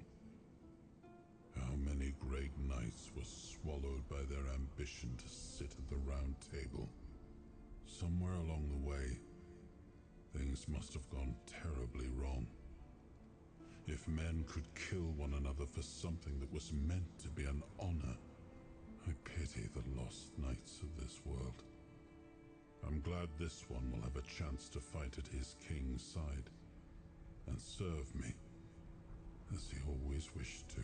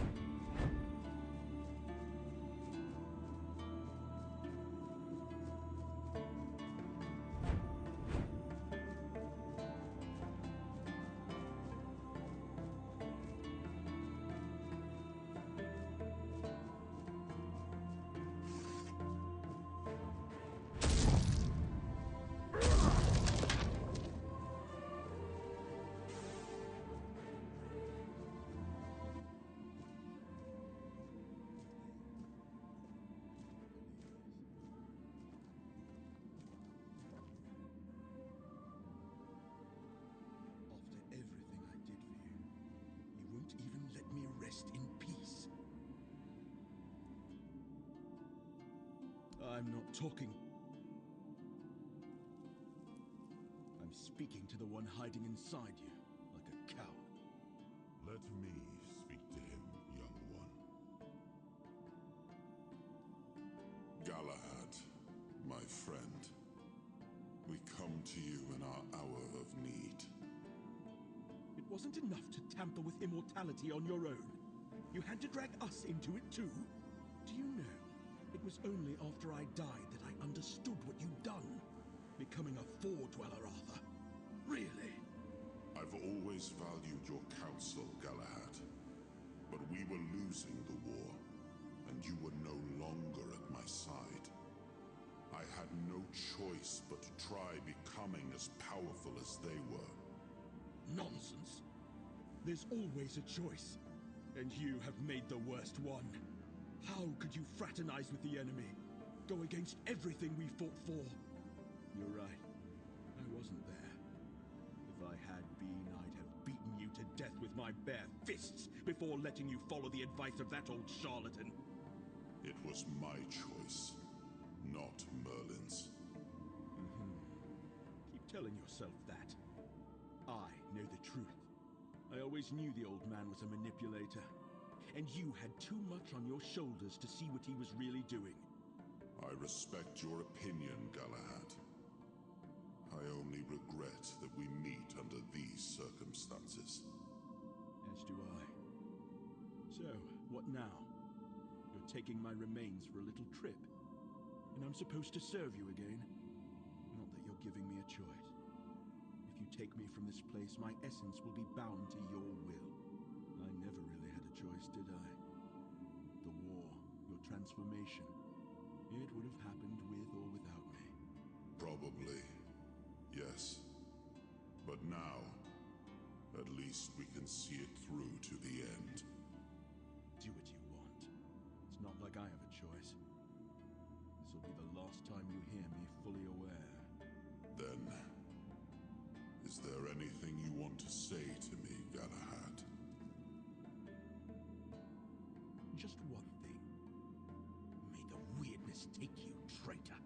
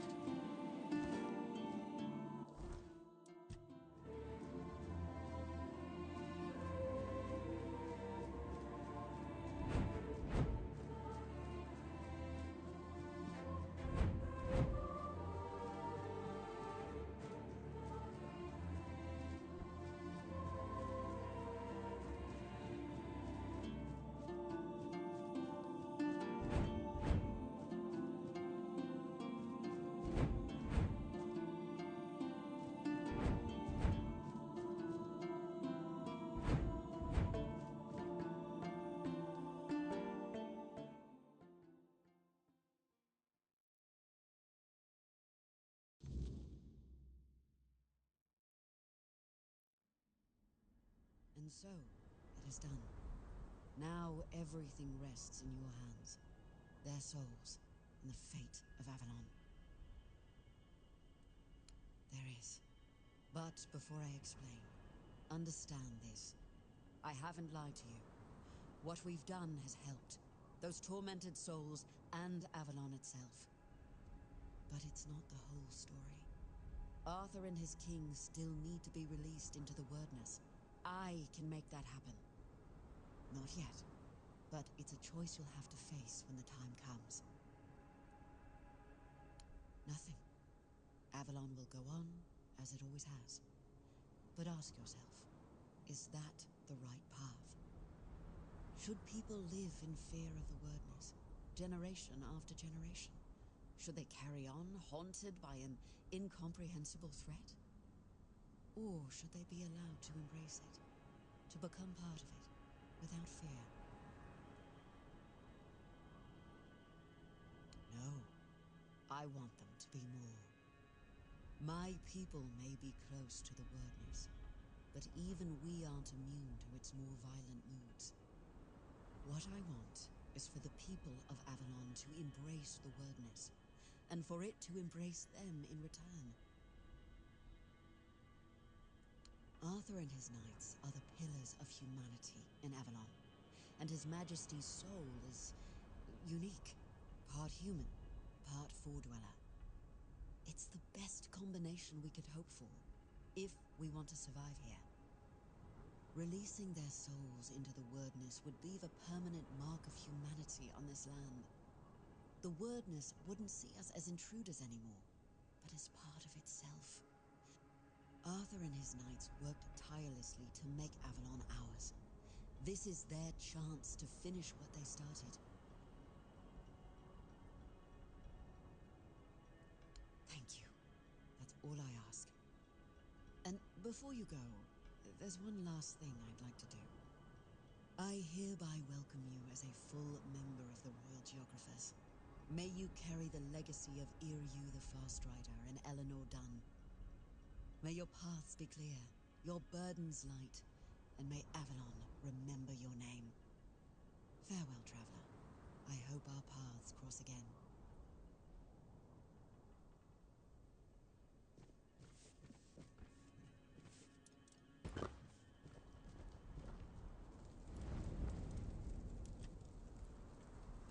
Galahad.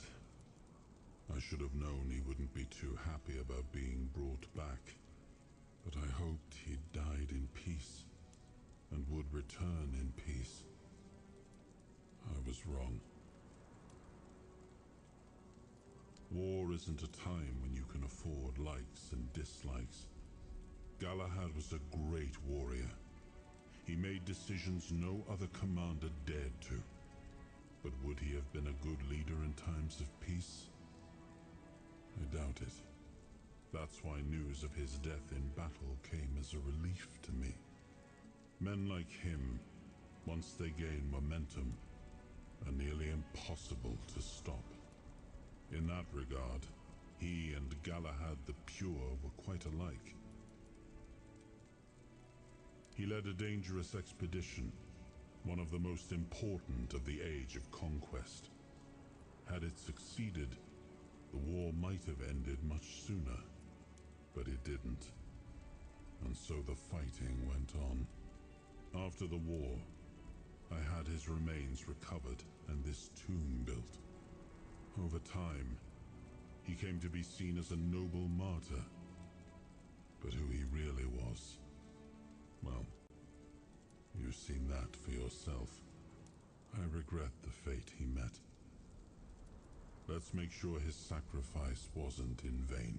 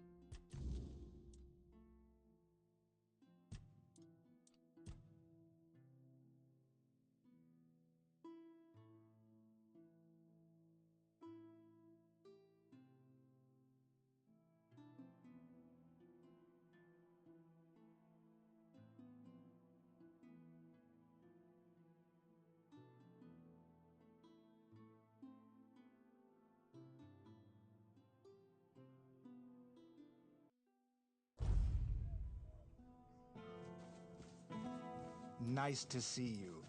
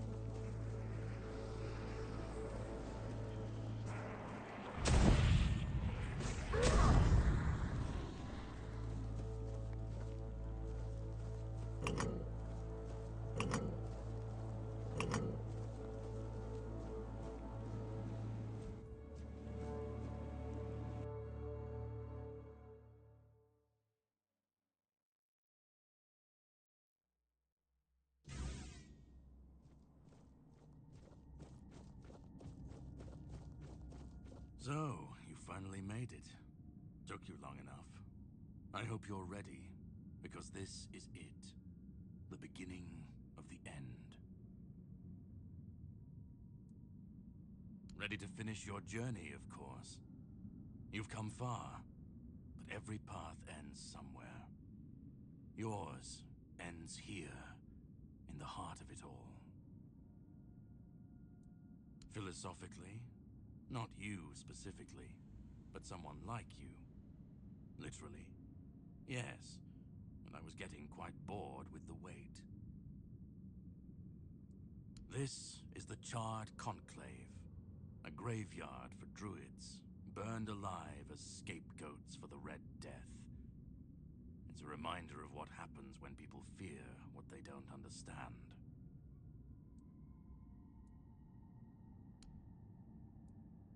They spoke out. They should have stayed silent, kept their herbs and potions, but they didn't.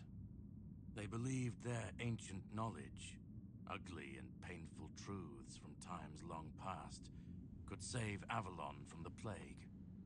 And maybe they were right. But people don't want the truth when it's covered in blood.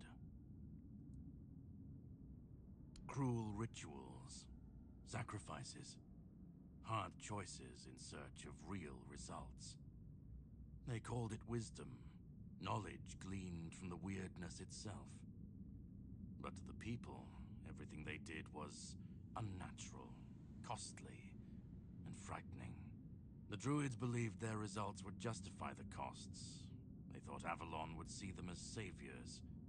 But the people didn't understand, and fear turned to fire. Well, the Red Church and their politicians made sure of that. The druids became a convenient enemy, a way to shift the blame and tighten their grip on power. It's always so simple, so banal, isn't it? Well, death doesn't always mean an ending. It was a sacrifice so costly, so cruel, so pointless, that it tore a rift in the fabric of this world. An ultimate wound. And so you're the closest you'll ever come to seeing the true shape of this world. To greet you, I was once where you are now. A knight with questions, searching for answers. That search led me to this place. And here I found my answers. Now it's your turn. Well, first, you're going to meet my former employer. We don't see eye to eye anymore, but we both realize that our collaboration yields results, as shown by you being here. He'll try to sugarcoat the hard truths I've been telling you from the beginning, spin them differently. Never mind. Why waste time here talking about it when you're just a step from the end? It's best if you just go forth and see for yourself. Just remember, this is the point of no return. Once you've stepped through, there's no going back. But if you've come this far, I suppose you already knew that. Go on. He's waiting for you.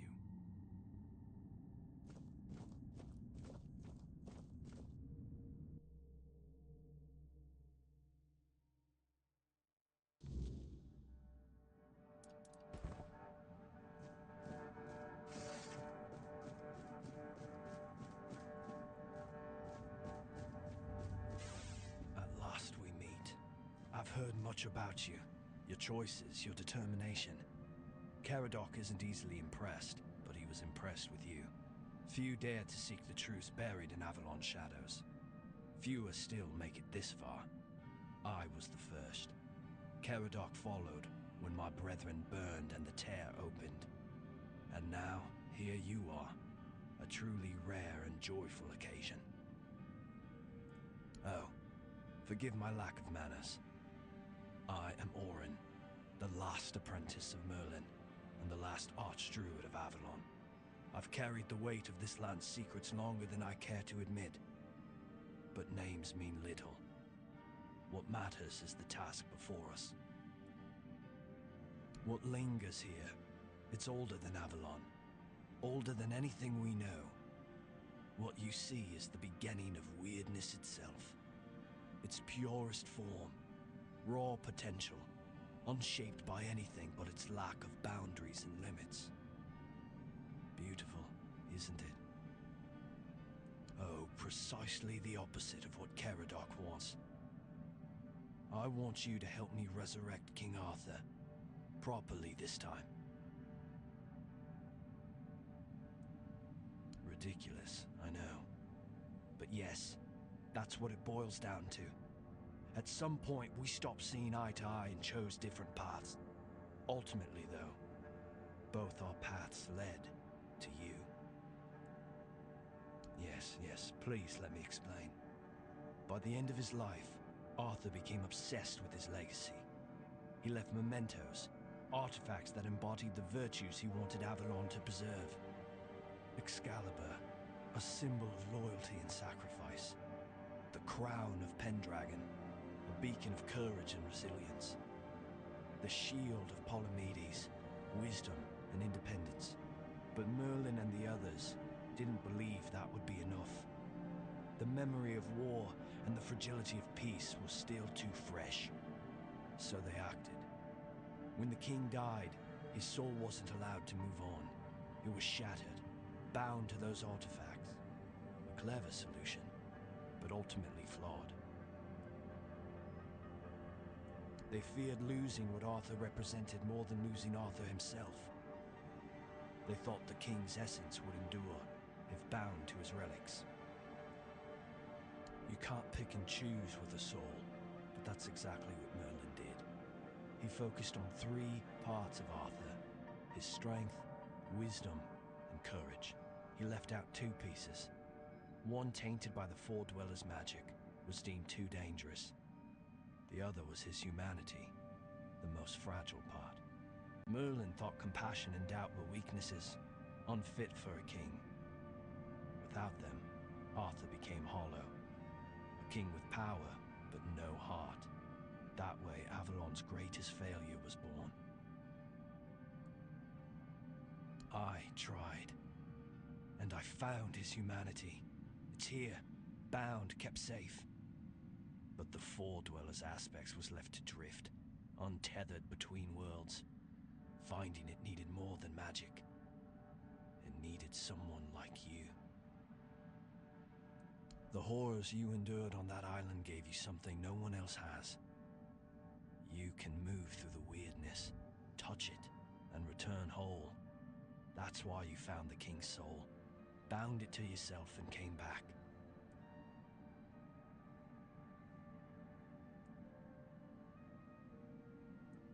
No, the asylum treated you as a subject. I see you as a savior.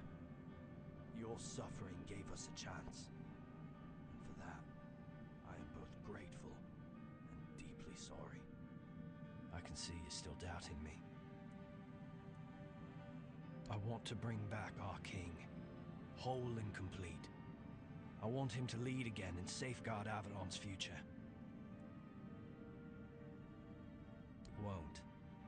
This time, Arthur will be whole. A king must be more than power. He must be human. That balance is what will save Avalon. Because I've seen what happens without him. Wyrdness preys on the weak, and the people are too divided to stand against it alone. Arthur is their only hope. Ever they're left without him, without guidance, chaos takes hold. Division festers. You've seen it during your journeys. If things continue this way, Avalon will tear itself apart long before Wyrdness finishes the job.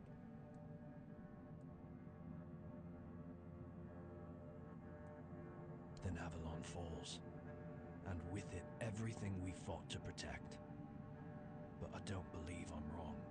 Help me bring the king back, whole and complete. That's all I ask of you. Now you need to go further. I made my case. Please keep in mind what I told you. This is the only way for Avalon to survive.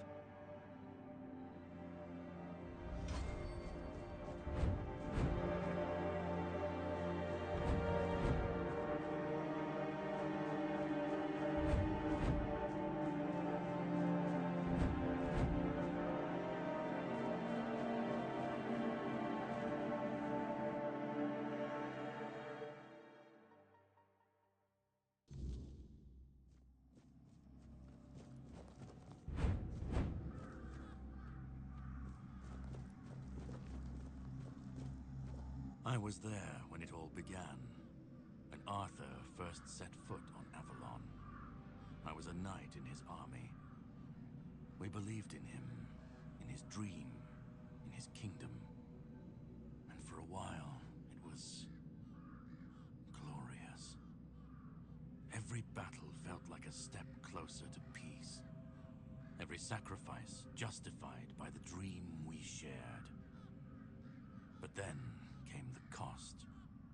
The war crimes, the impossible decisions, the massacres, slaughters, and irrational cruelty. We turned from knights into butchers, all because his dream demanded it of us. At first I told myself it was necessary, that it was the price of building something great. But the longer it went on, the harder it was to believe. That's when I realized Arthur wasn't a god, a savior, or a king. He was just another man, no different from the rest of us. And no man should have the power to demand such sacrifices. But do you understand why I wanted so much?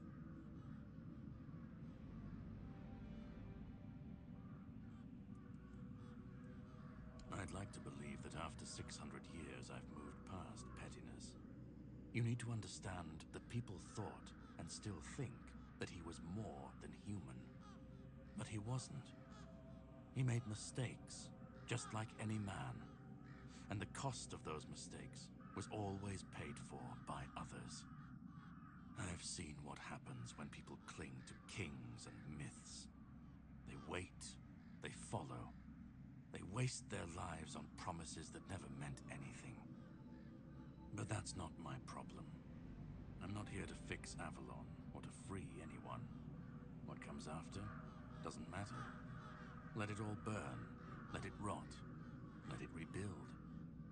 I won't be here to see it.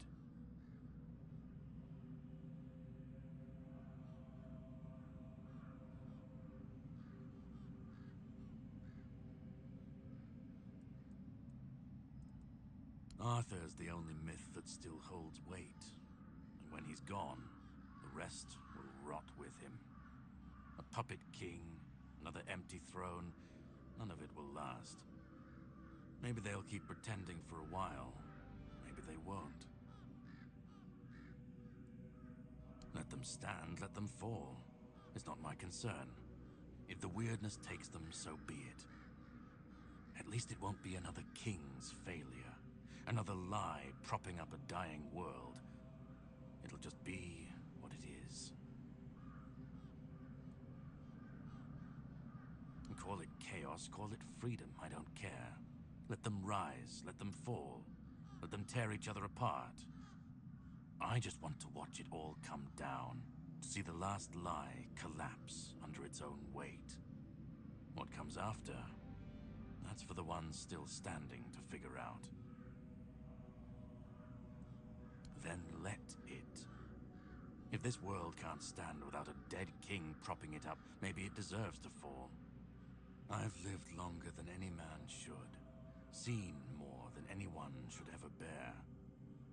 And I've waited centuries for this moment, this chance, to end it all, to end him.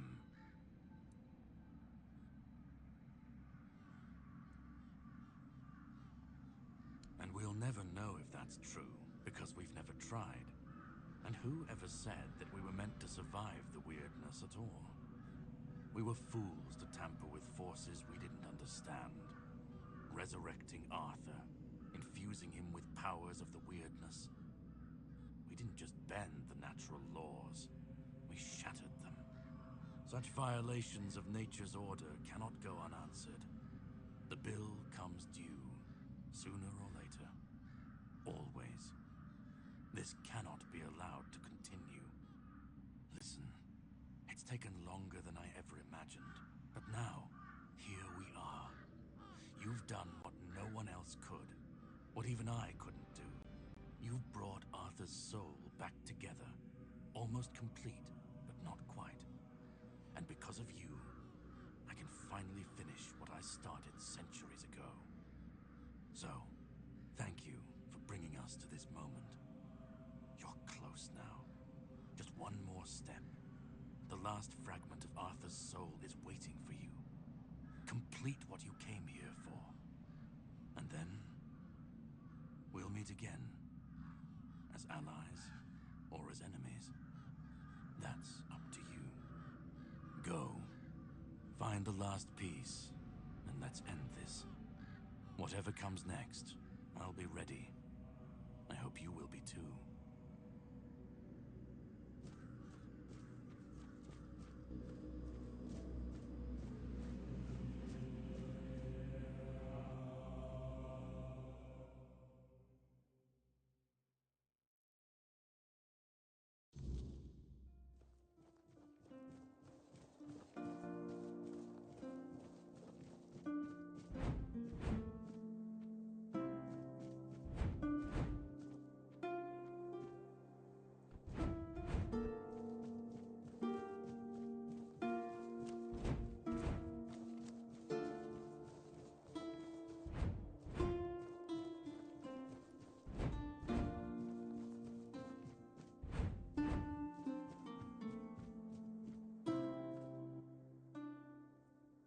You've come.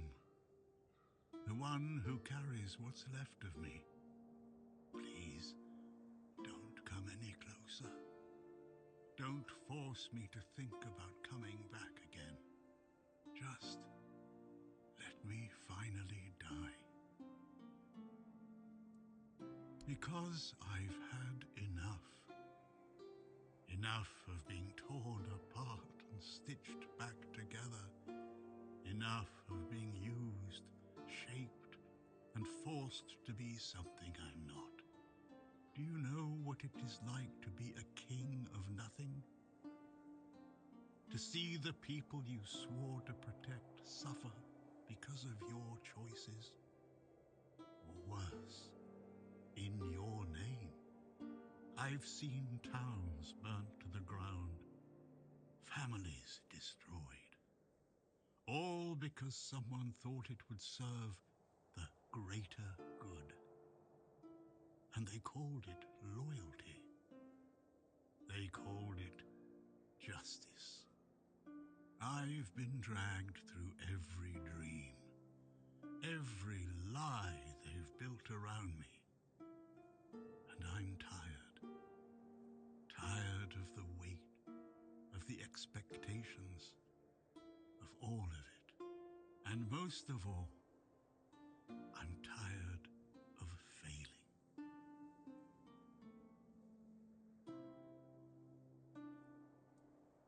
I want release. I want to stop being a tool in their endless struggle. Kill me. Destroy the last piece of me and use the energy however you wish.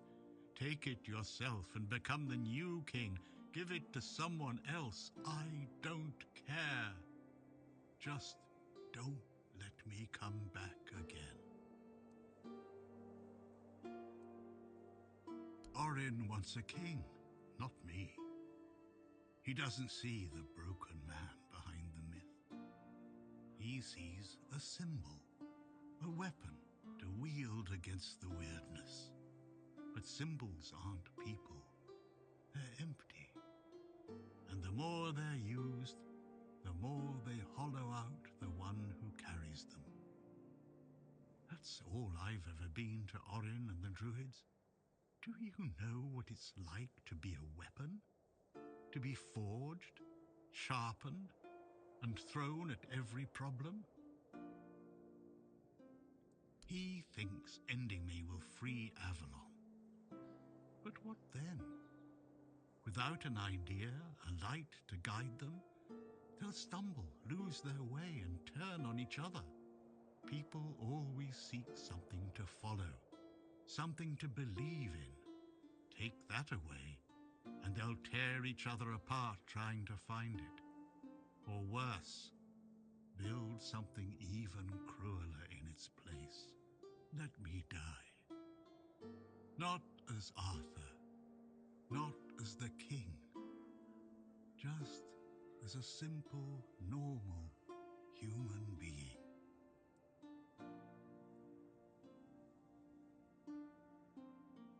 Isn't that what you've been doing all along? Carrying what's left of him? You've already taken up the humanity I was meant to represent. Doesn't that prove Arthur doesn't need me anymore? I don't care. Do you know how freeing that is, to finally not care what happens next? Whether Orin gets his king or Caradoc gets his ruin? To not feel the burden of all my failures? To not see my memory tarnished, my plans, goals, and ambitions dragged through the mud? To not see the suffering my name causes? No more deaths in my shadow. No more kingdoms built on my bones. Another way? There's always another way, isn't there? Another cycle, another resurrection, another lie to keep the world spinning. But please, not for me. Not anymore. I've had enough.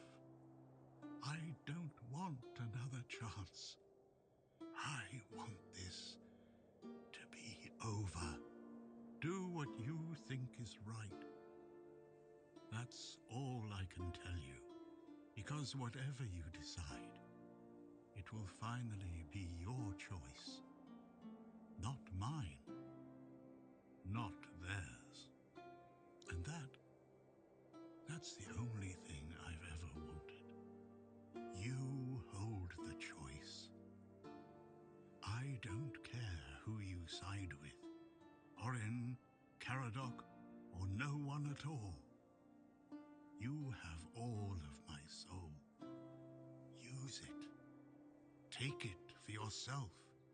Or give it to someone else. I don't even want to know. Do what you will with it. Just let me go. Let me finally rest. Let me die. Please.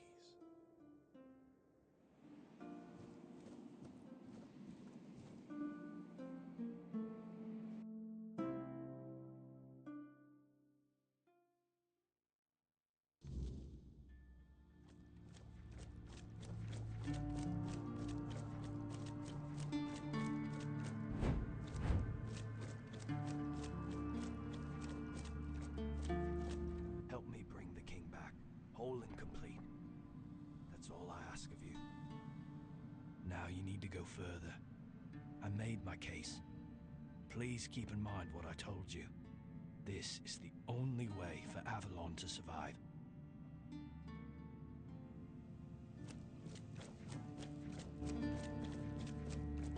Go on. He's waiting for you.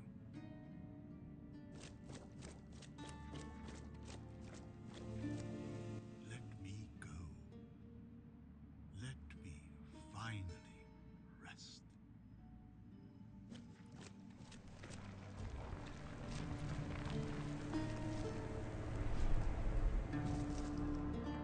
You carried a dying king across the bones of a dying world. Now you stand before what started it all. An idea. I am the reason there must be an ending. I do not guide. I do not judge. I exist so that something can be chosen. I do not offer meaning. I require that one be made. You have brought all things to their conclusion. Now, decide what must remain. Choose, and let the shape of the world follow. You will vanish into the story you chose to restore. You will break the frame, and what follows will not remember you. You will be seen. You will be followed. You will be blamed. You will shape the world to become its witness. He shall find his way home. The tear between the worlds shall close.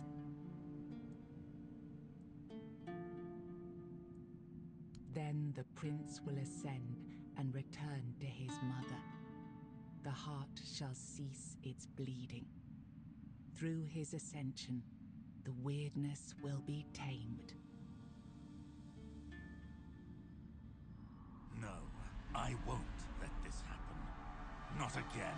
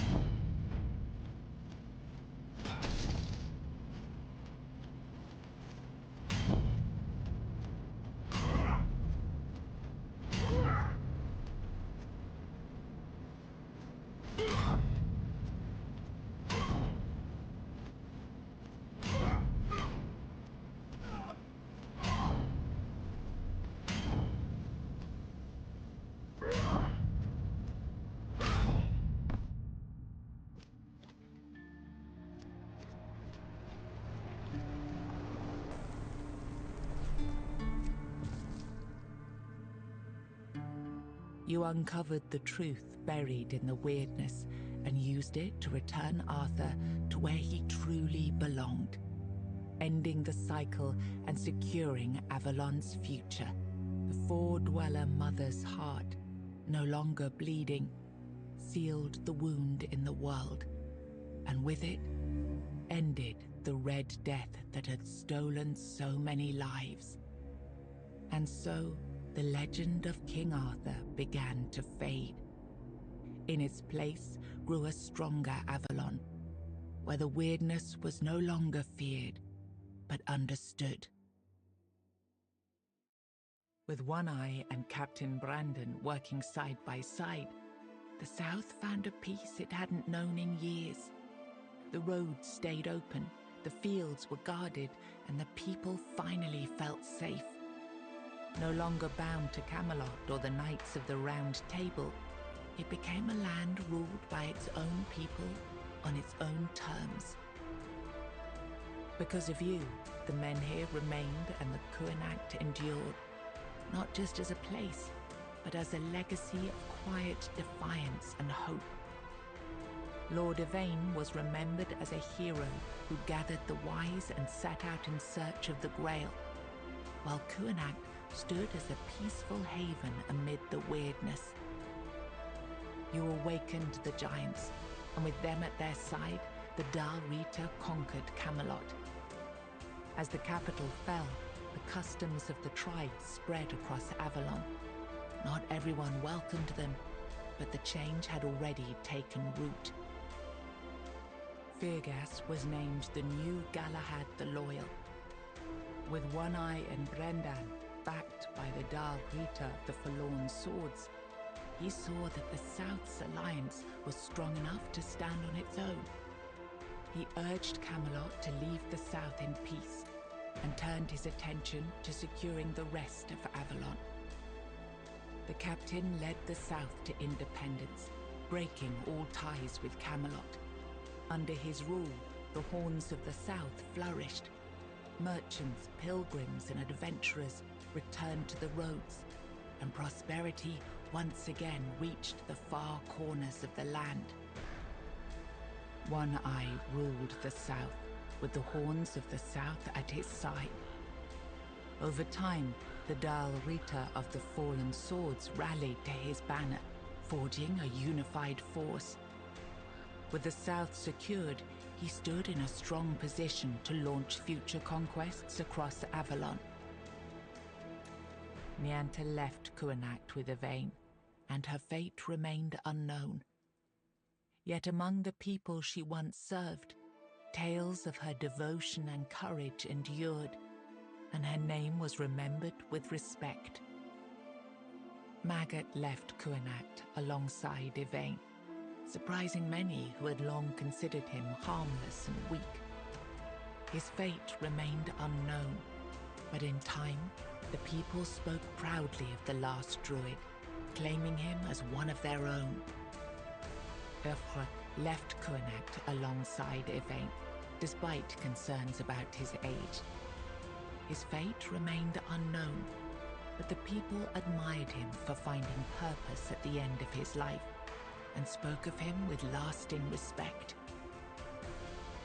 The Volca joined the rest of the Dal Rita without a matron and without Mathar's blessing. Even so, their warriors kept the ferocity they had once been famed for, tempered now by a clarity that left the other tribes uneasy. They were respected, but only barely. For what greater dishonor is there than turning one's back on the goddess who had made them what they were?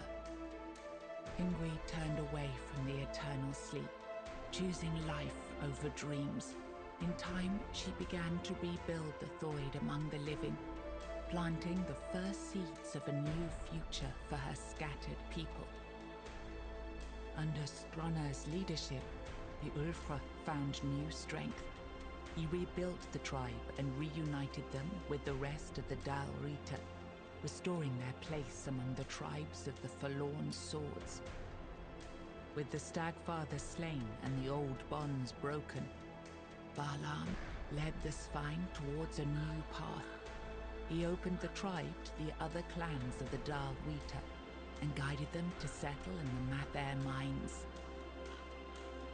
You accepted the mycelium's offer and let the spores consume Sagramor's body. Now the kingdom lies under fungal control, its people connected, obedient, and slowly fading into the roots that feed the spores.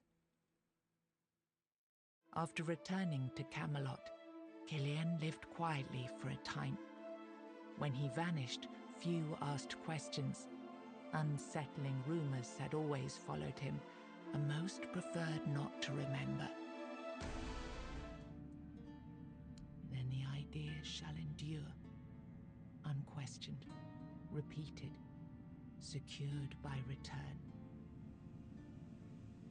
I begged you not to do this. I begged you.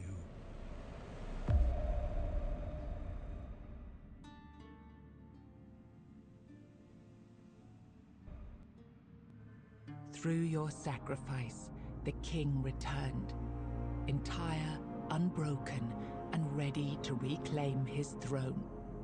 You held faith that Avalon's fate still turned with him, that one last rising could bring balance to the broken land. Now he rules again, and the world bends to the weight of your choice, for salvation or for ruin. You gave everything to restore the king, and your journey ended with his return. Closing your eyes upon the sight of Arthur's triumph, you felt no regret, only the certainty that your final choice had been the right one. Then the idea shall fall, its weight discarded, its rule denied. But the soul is not yet yours to give. First, it must be purified of what still speaks through it. Thank you. But promise me, you will win this fight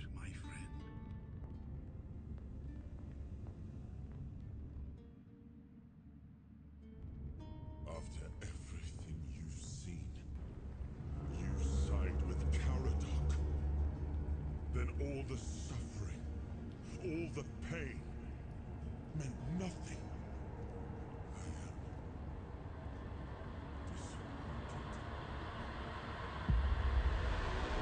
I am complete. Avalon will be reborn. Perfect this time.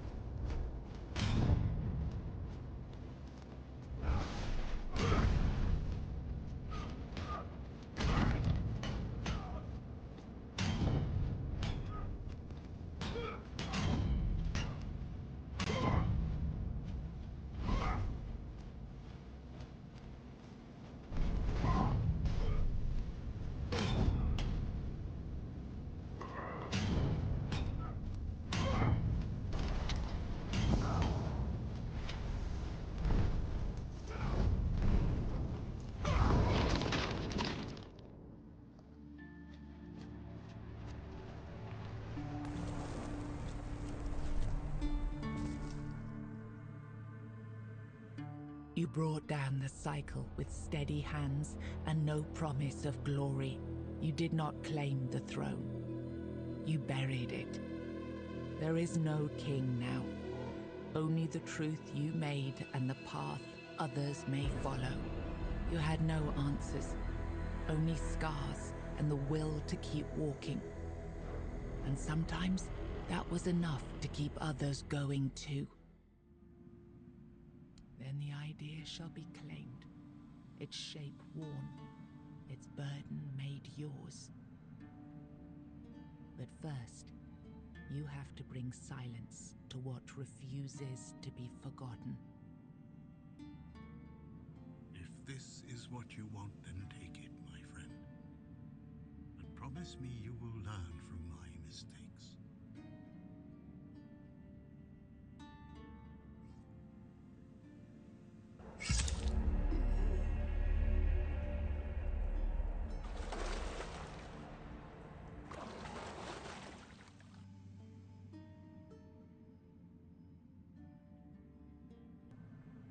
You think any other human could wield this power?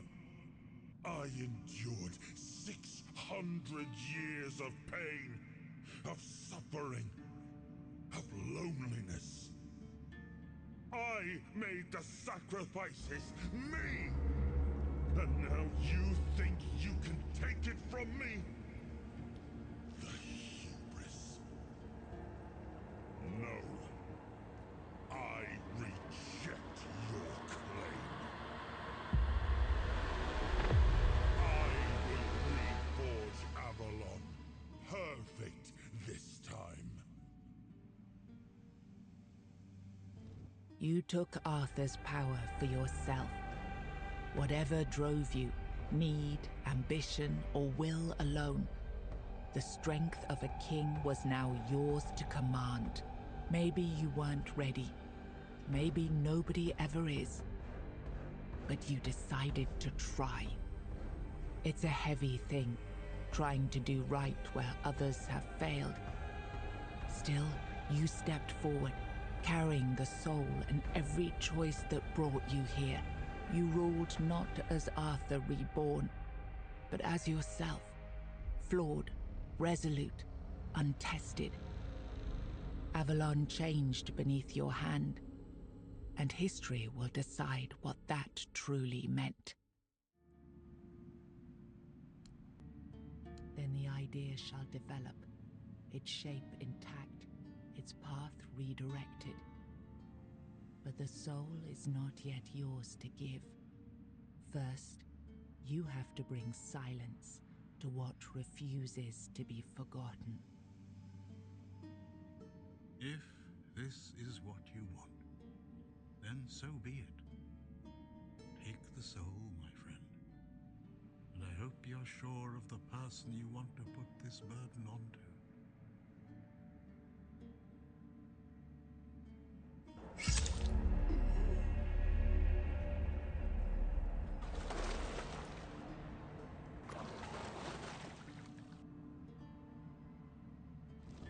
You gave the soul to another, not to escape its weight, but because you believed they could carry it. One person, chosen by you, to bear the burden and to shape what comes next. Whatever future rises from their rule will bear your seal, for it was your will that set it in motion. Without the power of Arthur to sustain you, your body fell back into the endless rot of the Red Death. With only a few weeks of life remaining, you withdrew into isolation, finding a quiet place from which to watch the kingdom you had helped forge anew. You entrusted Arthur's soul to Captain Brandon, a leader who built Avalon's future on autonomy, trade, and secular law. As prosperity grew, faith faltered. To many, it was progress, but to the devout, it marked the loss of moral order and the rise of unchecked ambition. Then the idea shall develop, its shape, but the soul. You gave the soul to another, not to escape its weight, but because you believed they could carry it. One person, chosen by you, to bear the burden and to shape what comes next. Whatever future rises from their rule will bear your seal, for it was your will that set it in motion. Without the power of Arthur to sustain you, your body fell back into the endless rot of the Red Death. With only a few weeks of life remaining, you withdrew into isolation, finding a quiet place from which to watch the kingdom you had helped forge anew. You entrusted Arthur's soul to Arthur, a blacksmith who built a system where everyone worked and no one ruled from above. His reforms reshaped Avalon, but the former elites didn't disappear.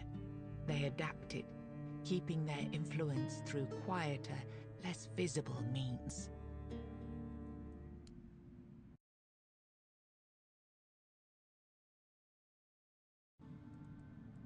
Then the idea shall develop, its shape intact, its path redirected.